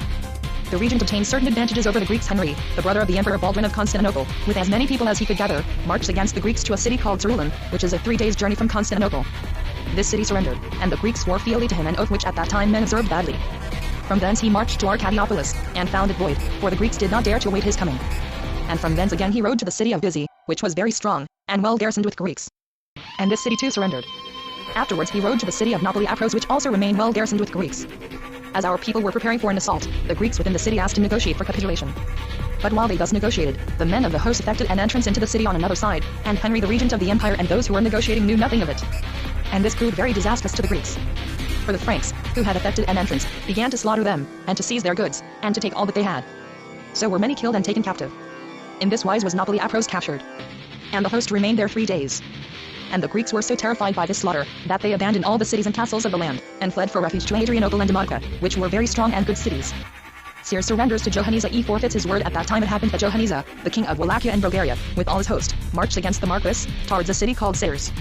And the Marquis had set a strong garrison of his people in the city, for he had set there Hugh of Coligny, who was a very good knight, and high in rank, and William of Arles, who was his marshal, and great part of his best men. And Johanniza, the king of Wallachia, besieged them. Nor had he been there long before he took the burg by force. And at the taking of the burg a great misfortune befell, for Hugh of Coligny was killed. He was struck through the eye when he was killed, who was the best of them all. The rest of the garrison were greatly afeared. They drew back into the castle, which was very strong. And Johanisa besieged them, and erected his petraries and mangonels. Nor had he besieged them long before they began to talk about surrendering, for which they were afterwards blamed, and incurred great reproach. And they agreed to yield up the castle to Johanisa, and Johanisa on his side caused 25 of the men of highest rank that he had to swear to them that they should be taken, safe and sound, with all their horses, and all their arms, and all their baggage, to Salonika, or Constantinople, or Hungary, whichever of the three it liked them best. In this manner was Seir surrendered, and Johanisa caused the besieged to come forth from the castle and encamp near him in the fields. And he treated them with much fair seeming, and sent them presents. So he kept them for 3 days, and then he lied and force were his promises. For he had them taken, and spoiled of their goods, and led away to Wallachia, naked, and shod, and on foot. The poor and the mean people, who were of little worth, he sent into Hungary. And as for the others, he caused their heads to be cut off. Of such mortal treachery was the king of Wallachia guilty, as you have heard. Here did the host suffer grievous loss, one of the most dolorous that ever it suffered. And Johanisa had the castle and city razed, and went on after the Marquis. The regent besieges Adrianople, in vain Henry, the regent of the empire, with all his power, rode towards Adrianople, and laid siege to it. And he was in great peril, for there were many, both within and without the city, who so hemmed him in, he and his people, that they could scantly buy provisions, or go foraging. Therefore they enclosed their camp with palisades and barriers, and told off part of their men to keep guard within the palisades and barriers, while the others attacked the city. And they devised machines of divers kinds, and scaling ladders, and many other engines, and wrought diligently to take the city. But they could not take it, for the city was very strong and well furnished for defense. So matters went ill with them, and many of their people were wounded. And one of their good knights, Peter of Braccio, was struck on the forehead from a mangonel, and brought near to death. But he recovered, by the will of God, and was taken away in a litter. When they saw that they could in no wise prevail against the city, Henry the regent of the empire, and the French host departed. And greatly were they harassed by the people of the land and by the Greeks. And they rode from day to day till they came to a city called Pamphile, and lodged there, and sojourned in it for 2 months. And they made thence many forays towards Demotica and the country round about, where they captured much cattle, and other booty. So the host remained in those parts till the beginning of winter. And supplies came to them from Rhodesto, and from the sea. Destruction of Philippopolis by Johanisa. Now let us leave speaking of Henry, the regent of the empire, and speak of Johanisa, the king of Wallachia and Bulgaria, who had taken Seres, as you have already heard, and killed by treachery those who had surrendered to him. Afterwards he had ridden towards Salonika, and sojourned there by a long while, and wasted a great part of the land. The Marquis Boniface of Montferrat was at Salonika, very wroth, and sorrowing greatly for the loss of his lord the Emperor Baldwin, and for the other barons, and for his castle of Seres that he had lost, and for his men. And when Johanisa saw that he could do nothing more, he retired towards his own land, with all his force. And the people in Philippopolis which belonged to Rainier of Trit, for the Emperor Baldwin had bestowed it upon him, heard tell how the Emperor Baldwin was lost, and many of his barons, and that the Marquis had lost Seres. And they saw that the relatives of Rainier of Trit, and his own son and his nephew, had abandoned him, and that he had with him but very few people. And they deemed that the Franks would never be in power again. So a great part of the people, who were Paulicians, betook themselves to Johanisa, and surrendered themselves to him, and said, Sire, ride to Philippopolis, or send thither thy host, and we will deliver the whole city into thy hands. Note, an Eastern sect. They believed, among other things, that all matter is evil, and that Christ suffered in appearance only. When Rainier of Trit, who was in the city, knew of this, he doubted not that they would yield up the city to Johanisa. So he issued forth with as many people as he could collect, and left at the point of day, and came to one of the outlying quarters of the city where dwelt the Paulicians who had repaired to Johanisa, and he set fire to that quarter of the city, and burned a great part of it. Then he went to the castle of Stanimic, which was at 3 leagues distance, and garrisoned by his people, and entered therein. And in this castle he lay besieged for a long while, some 13 months, in great distress and great poverty, so that for famine they ate their horses. He was distant a 9 days' journey from Constantinople, and could neither obtain tidings therefrom, nor send tidings thither. Then did Johanisa send his host before Philippopolis. Nor had he been there long before those who were in the city surrendered it to him, and he promised to spare their lives. And after he had promised to spare their lives, he first caused the archbishop of the city to be slain, and the men of rank to be flayed alive, and certain others to be burnt, and certain others to have their heads cut off, and the rest he caused to be driven away in chains. And the city he caused to be pulled down, with its towers and walls. And the high palaces and rich houses to be burned and utterly destroyed. Thus was destroyed the noble city of Philippopolis, one of the 3 finest cities in the empire of Constantinople. The regent sets garrisons in such places as he still held. Now let us leave off speaking of those who were at Philippopolis, and of Rainier of Trit, who was shut up in Stanimic, and returned to Henry, the brother of the Emperor Baldwin, who had sojourned at Pamphile till the beginning of winter. Then he took counsel with his men and with his barons. And they decided to set a garrison in a city called Rusium, which was situated at a place rich and fertile in the middle of the land. And the chiefs placed over this garrison were Thierry of Luz, who was seneschal, and Thierry of Tenramond, who was constable. And Henry the regent of the empire gave to them at least 70 knights, and a great many mounted sergeants, and ordered them to maintain the war against the Greeks, and to guard the marches. And he himself went with the rest of his people to the city of Vizy, and placed a garrison there. And left in command Unso of Kio, and confided to him at least 60 knights, and a great many mounted sergeants. Another city, called Arcadiopolis, was garrisoned by the Venetians. And the city of Napoli was restored by the brother of the Emperor Baldwin to Verres, who had to wife the sister of the King of France, and was a Greek who sided with us. And except he, no other Greek was on our part. And those who were in these cities maintained the war against the Greeks, and made many forays. Henry himself returned to Constantinople with the rest of his men. Note: Agnes, sister to Philip Augustus, King of France. Now Johanniza, the king of Wallachia and Bulgaria, though rich and of great possessions, never forgot his own interests, but raised a great force of Comans and Wallachians. And when it came to 3 weeks after Christmas, he sent these men into the land of Romania to help those at Adrianople and Demotica. And the latter, being now in force, grew bolder and rode guard with a greater assurance. Defeat of the Franks near Rusium. Thierry of Tenramond, who was chief and constable, made a foray on the 4th day before the feast of St. Mary Candlemas, January 30th, 1206. And he rode all night, having 60 knights with him, and left Rusium with but a small garrison. When it was dawn, he came to a village where the Comans and Wallachians were encamped, and surprised them in such sort that those who were in the village were unaware of their coming. They killed a good many of the Comans and Wallachians, and captured some 40 of their horses. And when they had done this execution, they turned back towards Rusium. And on that very night the Comans and Wallachians had ridden forth to do us hurt. And there were some 7,000 of them. They came in the morning before Rusium, and were there a long space. And the garrison, which was but small, closed the gates, and mounted the walls. And the Comans and Wallachians turned back. They had not gone more than a league and a half from the city, when they met the company of the French under the command of Thierry of Tenramond. So soon as the French saw them advancing, they formed into their 4 battalions, with intent to draw into Rusium in slow time. For they knew that if, by God's grace, they could come thither, they would then be in safety. The Comans, and the Wallachians, and the Greeks of the land rode towards them, for they were in very great force. And they came upon the rear guard, and began to harass it full sorely. Now the rear guard was formed of the men of Thierry of Luz, who was seneschal, and had returned to Constantinople, and his brother Villain was now in command. And the Comans and Wallachians and Greeks pressed them very hard, and wounded many of their horses. Loud were the cries and fierce the onslaught, so that by main force and pure distress they drove the rear guard back on the battalion of Andrew of Arbois and John of Choisy. And in this manner the Franks retreated, suffering greatly. The enemy renewed their onslaught so fiercely that they drove the Franks who were nearest to them back on the battalion of Thierry of Tenramond, the constable, nor was it long before they drove them back still further onto the battalions led by Charles of the FRE.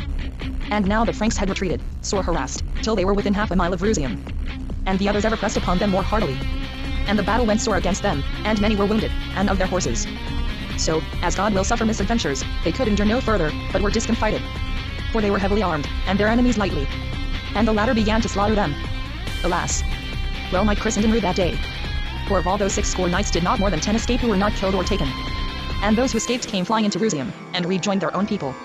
There was slain Thierry of Tenramond, the constable, Ori of Lyle, who was a good knight and highly esteemed, and John of Pompone, Andrew of Arbois, John of Choisy, Guy of Conflans, Charles of the FRE, Villain the brother of Thierry the seneschal.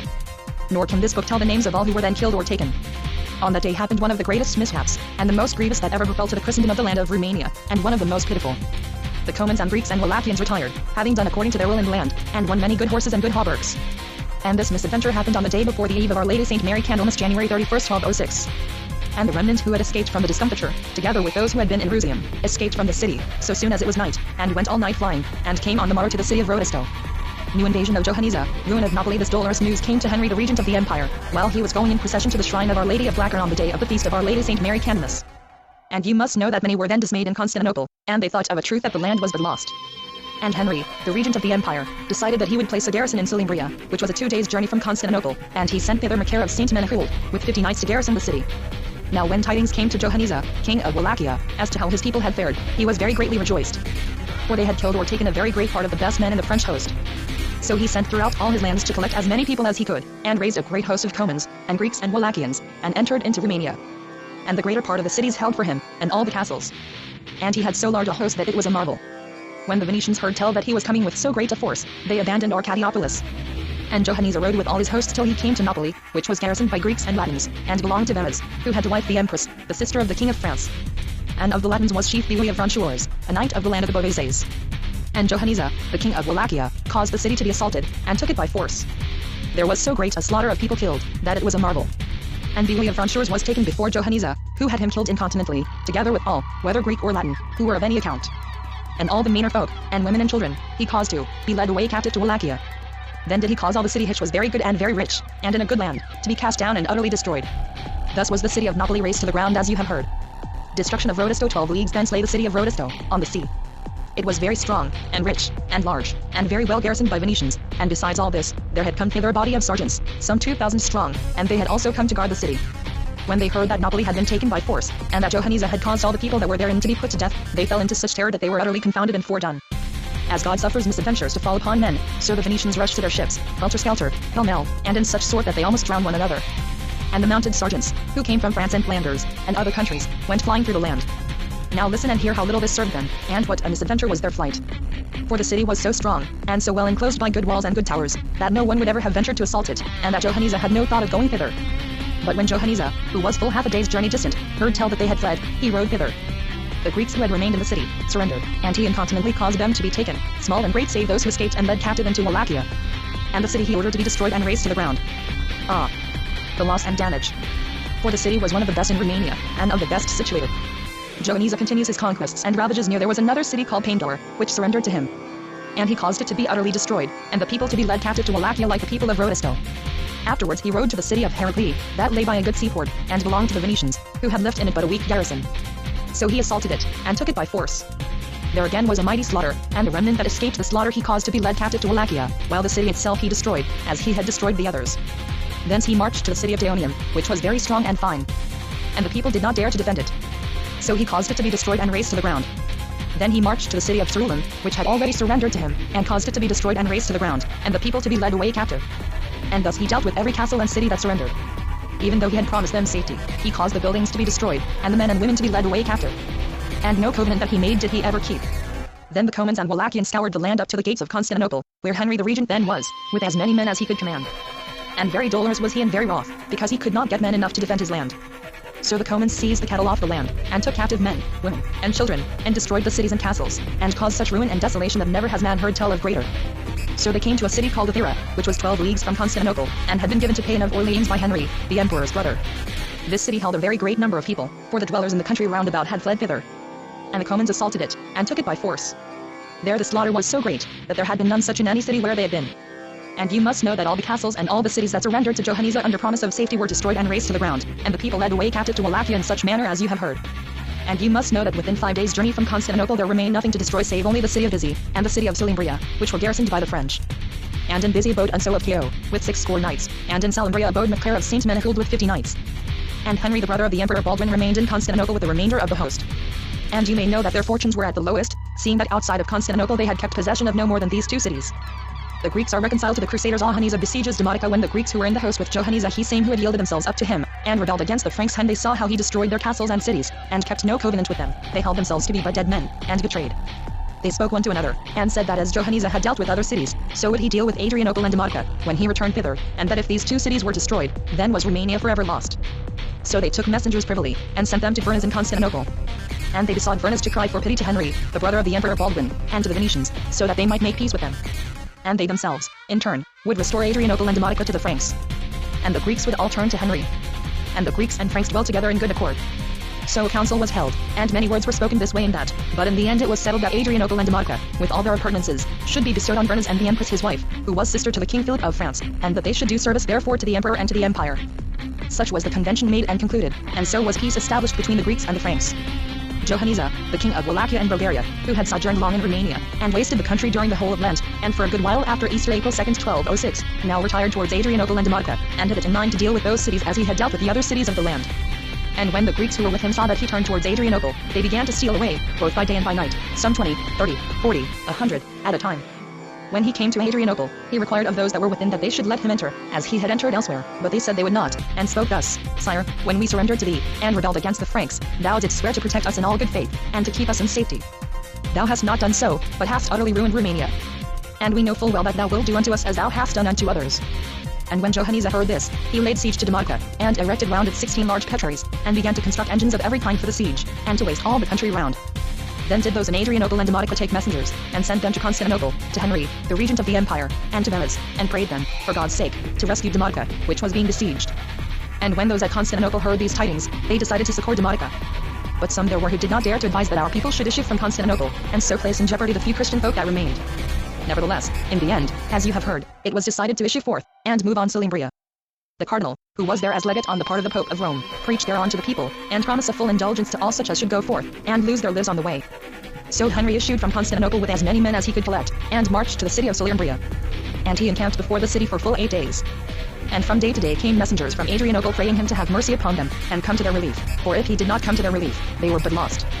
The Crusaders marched to the relief of Demotica. Then did Henry take counsel with his barons, and their decision was that they would go to the city of Bizzi, which was a fair city, and strong.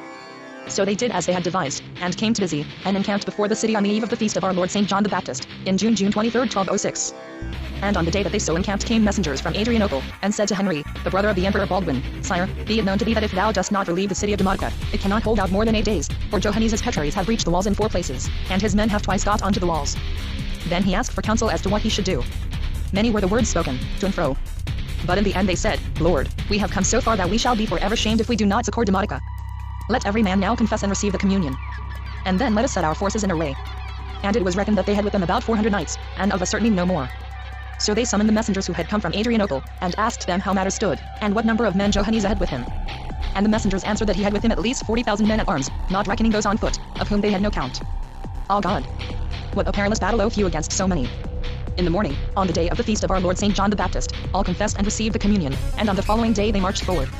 The van was commanded by Geoffrey, the Marshal of Romania and Champagne, and with him was Maclair of St. Menehould.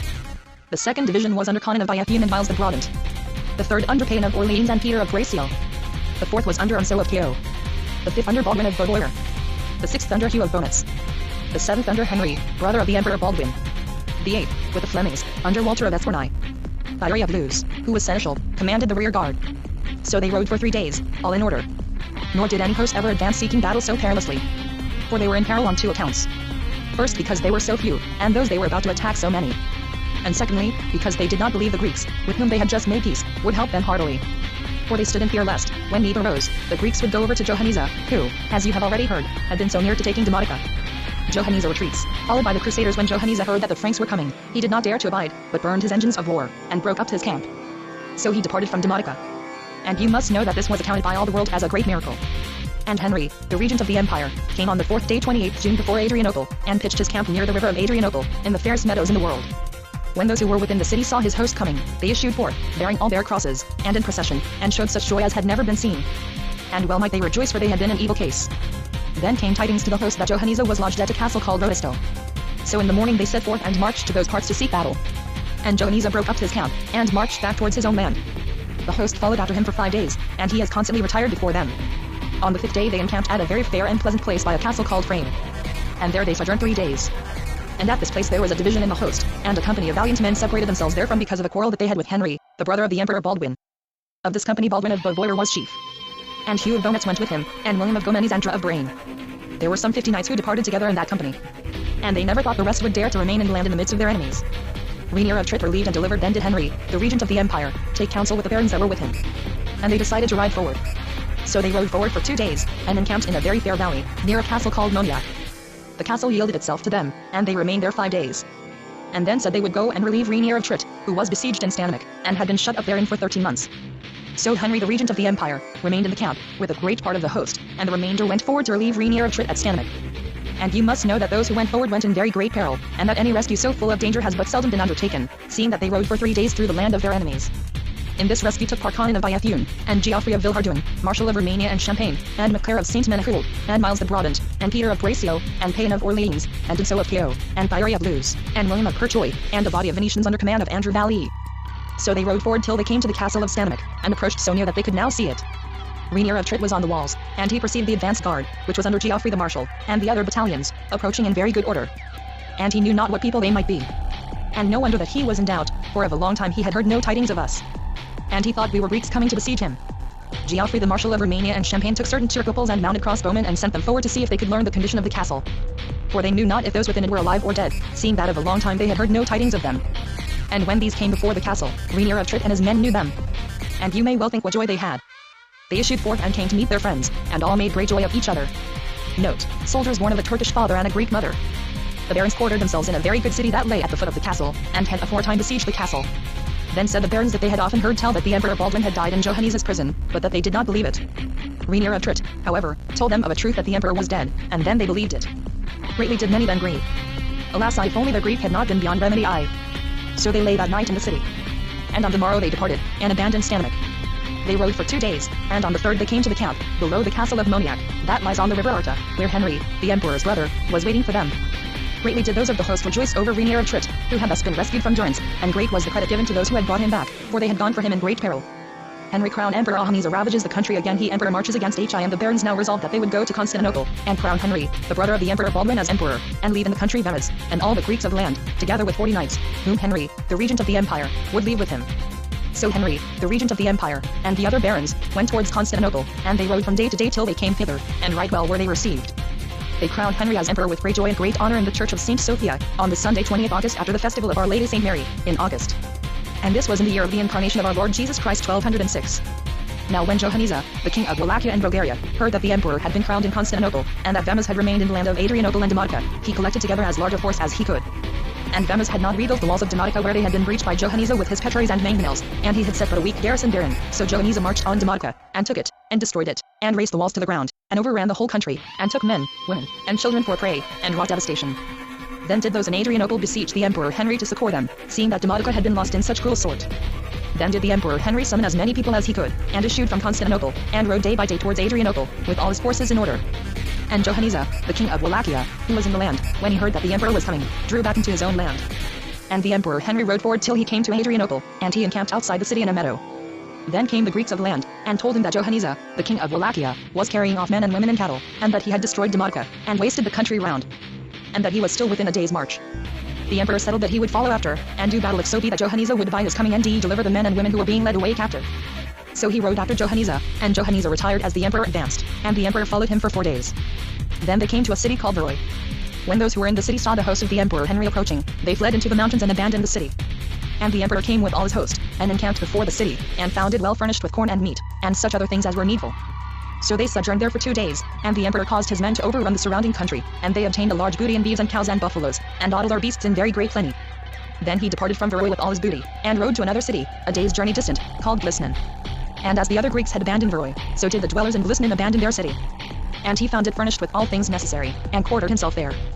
The emperor meets Johanniza, and recaptures his prisoners. Then came tidings that in a certain valley, 3 leagues distant from the host, were the men and women whom Johanniza was leading away captive, together with all his plunder, and all his chariots. Then did Henry appoint that the Greeks from Adrianople and Demotica should go and recover the captives and the plunder, 2 battalions of knights going with them. And as had been arranged, so was this done on the morrow. The command of the one battalion was given to Eustace, the brother of the Emperor Henry of Constantinople, and the command of the other to Maclair of Saint Menachult. So they rode, they and the Greeks, till they came to the valley of which they had been told. And there they found the captives. And Johanniza's men engaged the Emperor Henry's men, and men and horses were killed and wounded on either side. But by the goodness of God, the Franks had the advantage, and rescued the captives, and caused them to turn again, and brought them away. And you must know that this was a mighty deliverance. For the captives numbered full 20,000 men, women, and children. And there were full 3,000 chariots laden with their clothes and baggage, to say nothing of other booty in good quantity. The line of the captives, as they came to the camp, was 2 great leagues in length, and they reached the camp that night. Then was the Emperor Henry greatly rejoiced, and all the other barons.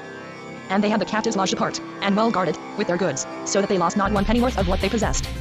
On the morrow the Emperor Henry rested for the sake of the people he had delivered. And on the day after he left that country, and rode day by day till he came to Adrianople. There he set free the men and women he had rescued. And each one went whithersoever he listed, to the land where he was born, or to any other place. The booty, of which he had great plenty, was divided in due shares among the host. So the Emperor Henry sojourned there 5 days, and then rode to the city of Demotica, to see how far it had been destroyed, and whether it could again be fortified. He encamped before the city, and saw, both he and his barons, that in the state in which it then was, it were not well to refortify it. Projected marriage between the emperor and the daughter of Boniface. He crusaders ravaged the lands of Johanniza and then came to the camp, as envoy, a baron, Otho of La Roche by name, belonging to the Marquis Boniface of Montferrat. He came to speak of a marriage that has been spoken of aforetime between the daughter of Boniface, the Marquis of Montferrat, and the Emperor Henry. And brought tidings that the lady had come from Lombardy, whence her father had sent to summon her, and that she was now at Salonica. Then did the emperor take counsel, and it was decided that the marriage should be ratified on either side. So the envoy, Otho of La Roche, returned to Salonica. The emperor had reassembled his men, who had gone to place in safe holding the booty taken at Veroi. And he marched day by day from Adrianople till he came to the land of Johanniza, the king of Wallachia and Bulgaria. They came to a city called Firm, and took it, and entered in, and won much booty. They remained there for 3 days, and overran all the land, got very much spoil, and destroyed a city called Aquilo. On the 4th day they departed from Firm, which was a city fair and well situated, with hot water springs for bathing, the finest in the world. And the emperor caused the city to be burned and destroyed, and they carried away much spoil, in cattle and goods. Then they rode day by day till they came back to the city of Adrianople. And they sojourned in the land till the feast of All Saints November 1st 1206, when they could no longer carry on the war because of the winter. So Henry and all his barons, who were much aweary of campaigning, turned their faces towards Constantinople. And he left at Adrianople, among the Greeks, a man of his named Peter of Radingham, with 10 knights. The emperor resumes the war against Theodore Lascaris. At that time Theodore Lascaris, who held the land on the other side of the straits towards Turkey, was at truce with the Emperor Henry. But that truce he had not kept well, having broken and violated it. So the emperor held council, and sent to the other side of the straits, to the city of Pica, Peter of Bracio, to whom land had been assigned in those parts, and with him Payan of Orleans, and Tanso of Chio, and Eustace, the emperor's brother, and a great part of his best men to the number of 70 knights. These began to make war in very grim and earnest fashion against Theodore Lascaris, and greatly wasted his land. They marched to a land called Scyza, which was surrounded by the sea except on one side.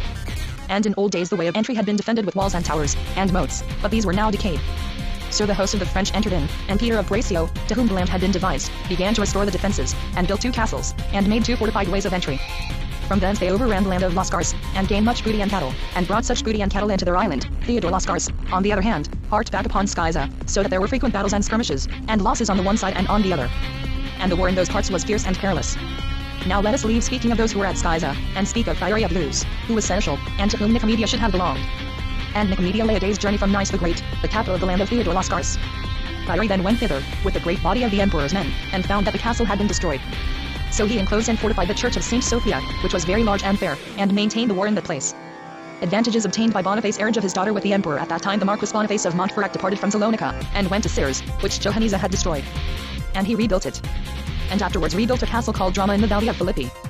All the country round about surrendered to him, and came under his rule. And he wintered in the land. Meanwhile, so much time had gone by, that Christmas was now past. Then came messengers from the Marquis to the emperor at Constantinople to say that the Marquis had sent his daughter in a galley to the city of Abydos. So the emperor Henry sent Geoffrey the Marshal of Romania and Champagne, and Miles the Brodant, to bring the lady. And these rode day by day till they came to Abydos. They found the lady, who was very good and fair, and saluted her on behalf of their lord Henry, the emperor, and brought her to Constantinople in great honor. So the emperor Henry was wedded to her in the church of St. Sophia, on the Sunday after the feast of Our Lady St. Mary Candlemas, February 4, 1207, with great joy and great pomp. And they both wore a crown. And high were the marriage feastings in the palace of Bucolion.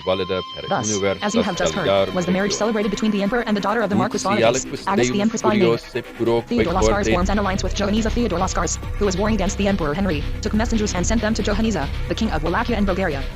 And he advised Johanniza that all the forces of the emperor Henry were fighting against him Lascaris on the other side of the straits towards Turkey. That the emperor was in Constantinople with but very few people. And that now was the time for vengeance, inasmuch as he himself would be attacking the emperor on the one side, and Johanniza on the other, and the emperor had so few men that he would not be able to defend himself against both. Now Johanniza had already engaged a great host of Comans, who were on their way to join his host, and had collected together as large a force of Wallachians and Bulgarians as ever he could, and so much time had now gone by, that it was the beginning of Lent March 7, 1207. Macaire of St. Menehould had begun to build a castle at Charax, which lies on a gulf of the sea, 6 leagues from Nicomedia, towards Constantinople. And William of Staines began to build another castle at Sabatos, that lies on the Gulf of Nicomedia, on the other side, towards Nice. And you must know that the Emperor Henry had as much as he could do near Constantinople, as also the barons who were in the land. And well does Geoffrey of Villehardouin, the Marshal of Champagne and Romania, who is dictating this work, bear witness, that never at any time were people so distracted and depressed by war. This was by reason that the hosts were scattered in so many places. Siege of Adrianople by Johanniza, Siege of Scyza and Sabatos by Lascaris. Then Johanniza left Wallachia with all his hosts, and with a great host of Comans who joined themselves to him, and entered Romania. And the Comans overran the country up to the gates of Constantinople. And he himself besieged Adrianople, and erected there 33 great petraries, which hurled stones against the walls and the towers.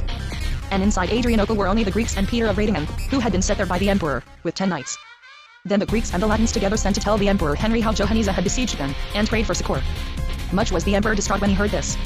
For his forces on the other side of the straits were so scattered, and were everywhere so hard pressed that they could do no more than they were doing, while he himself had but few men in Constantinople. Nonetheless he undertook to take the field with as many men as he could collect, in the Easter fortnight. And he sent word to Scyza, where most of his people were, that they should come to him. So these began to come to him by sea. Eustace, the brother of the Emperor Henry, and Tanso of Chio, and the main part of their men, and thus only Peter of Bracio, and Payan of Orleans, with but few men, remained in Scyza. When Theodore Lascaris heard tidings that Adrianople was besieged, and that the Emperor Henry, through utter need, was recalling his people, and did not know which way to turn hither to this side or to that, oh heavily was he oppressed by the war, then did Lascaris with the greatest zeal gather together all the people he could and pitched his tents and pavilions before the gates of Scyza. And many were the battles fought before Scyza, some lost and some won. And when Theodore Lascaris saw that there were few people remaining in the city, he took a great part of his host, and such ships as he could collect on the sea, and sent them to the castle of Sabatos, which William of Staines was fortifying. And they set siege to the castle by sea and land, on the Saturday in mid-Lent March 31st 1207.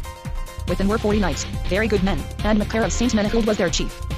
And their castle was as yet but little fortified, so that their foes could come at them with swords and lances. The enemy attacked them by land and by sea very fiercely. And the assault lasted during the whole of Saturday, and our people defended themselves very well. And this book bears witness that never did 50 knights defend themselves at greater disadvantage against such odds. And well may this appear, for of the knights that were there, all were wounded save 5 only. And one was killed, who was nephew to Miles the Brodant, and his name was Giles. The emperor taxed the fleet of Theodore Lascaris, and rescues Sabatos before this assault began. On the Saturday morning, there came a messenger flying to Constantinople. He found the Emperor Henry in the palace of Blackburn sitting at meat, and spoke to him thus: "Sire, be it known to you that those at Sabatos are being attacked by land and sea. And if you do not speedily deliver them, they will be taken, and but dead men." With the Emperor were Conan of Iafune, and Geoffrey the Marshal of Champagne, and Miles the Brabant, and but very few people. And they held a council, and the council was but short, and the Emperor went down to the shore, and entered into a galleon. And each one was to take ships such as he could find. And it was proclaimed throughout the city that all were to follow the Emperor in the utter need wherein he stood, to go and rescue his men, seeing that without help they were but lost. Then might you have seen the whole city of Constantinople all aswarn with Phoenicians and Pisans and other seafaring folk, running to their ships, helter-skelter and pell-mell. And with them entered into the ships the knights, fully armed. And whosoever would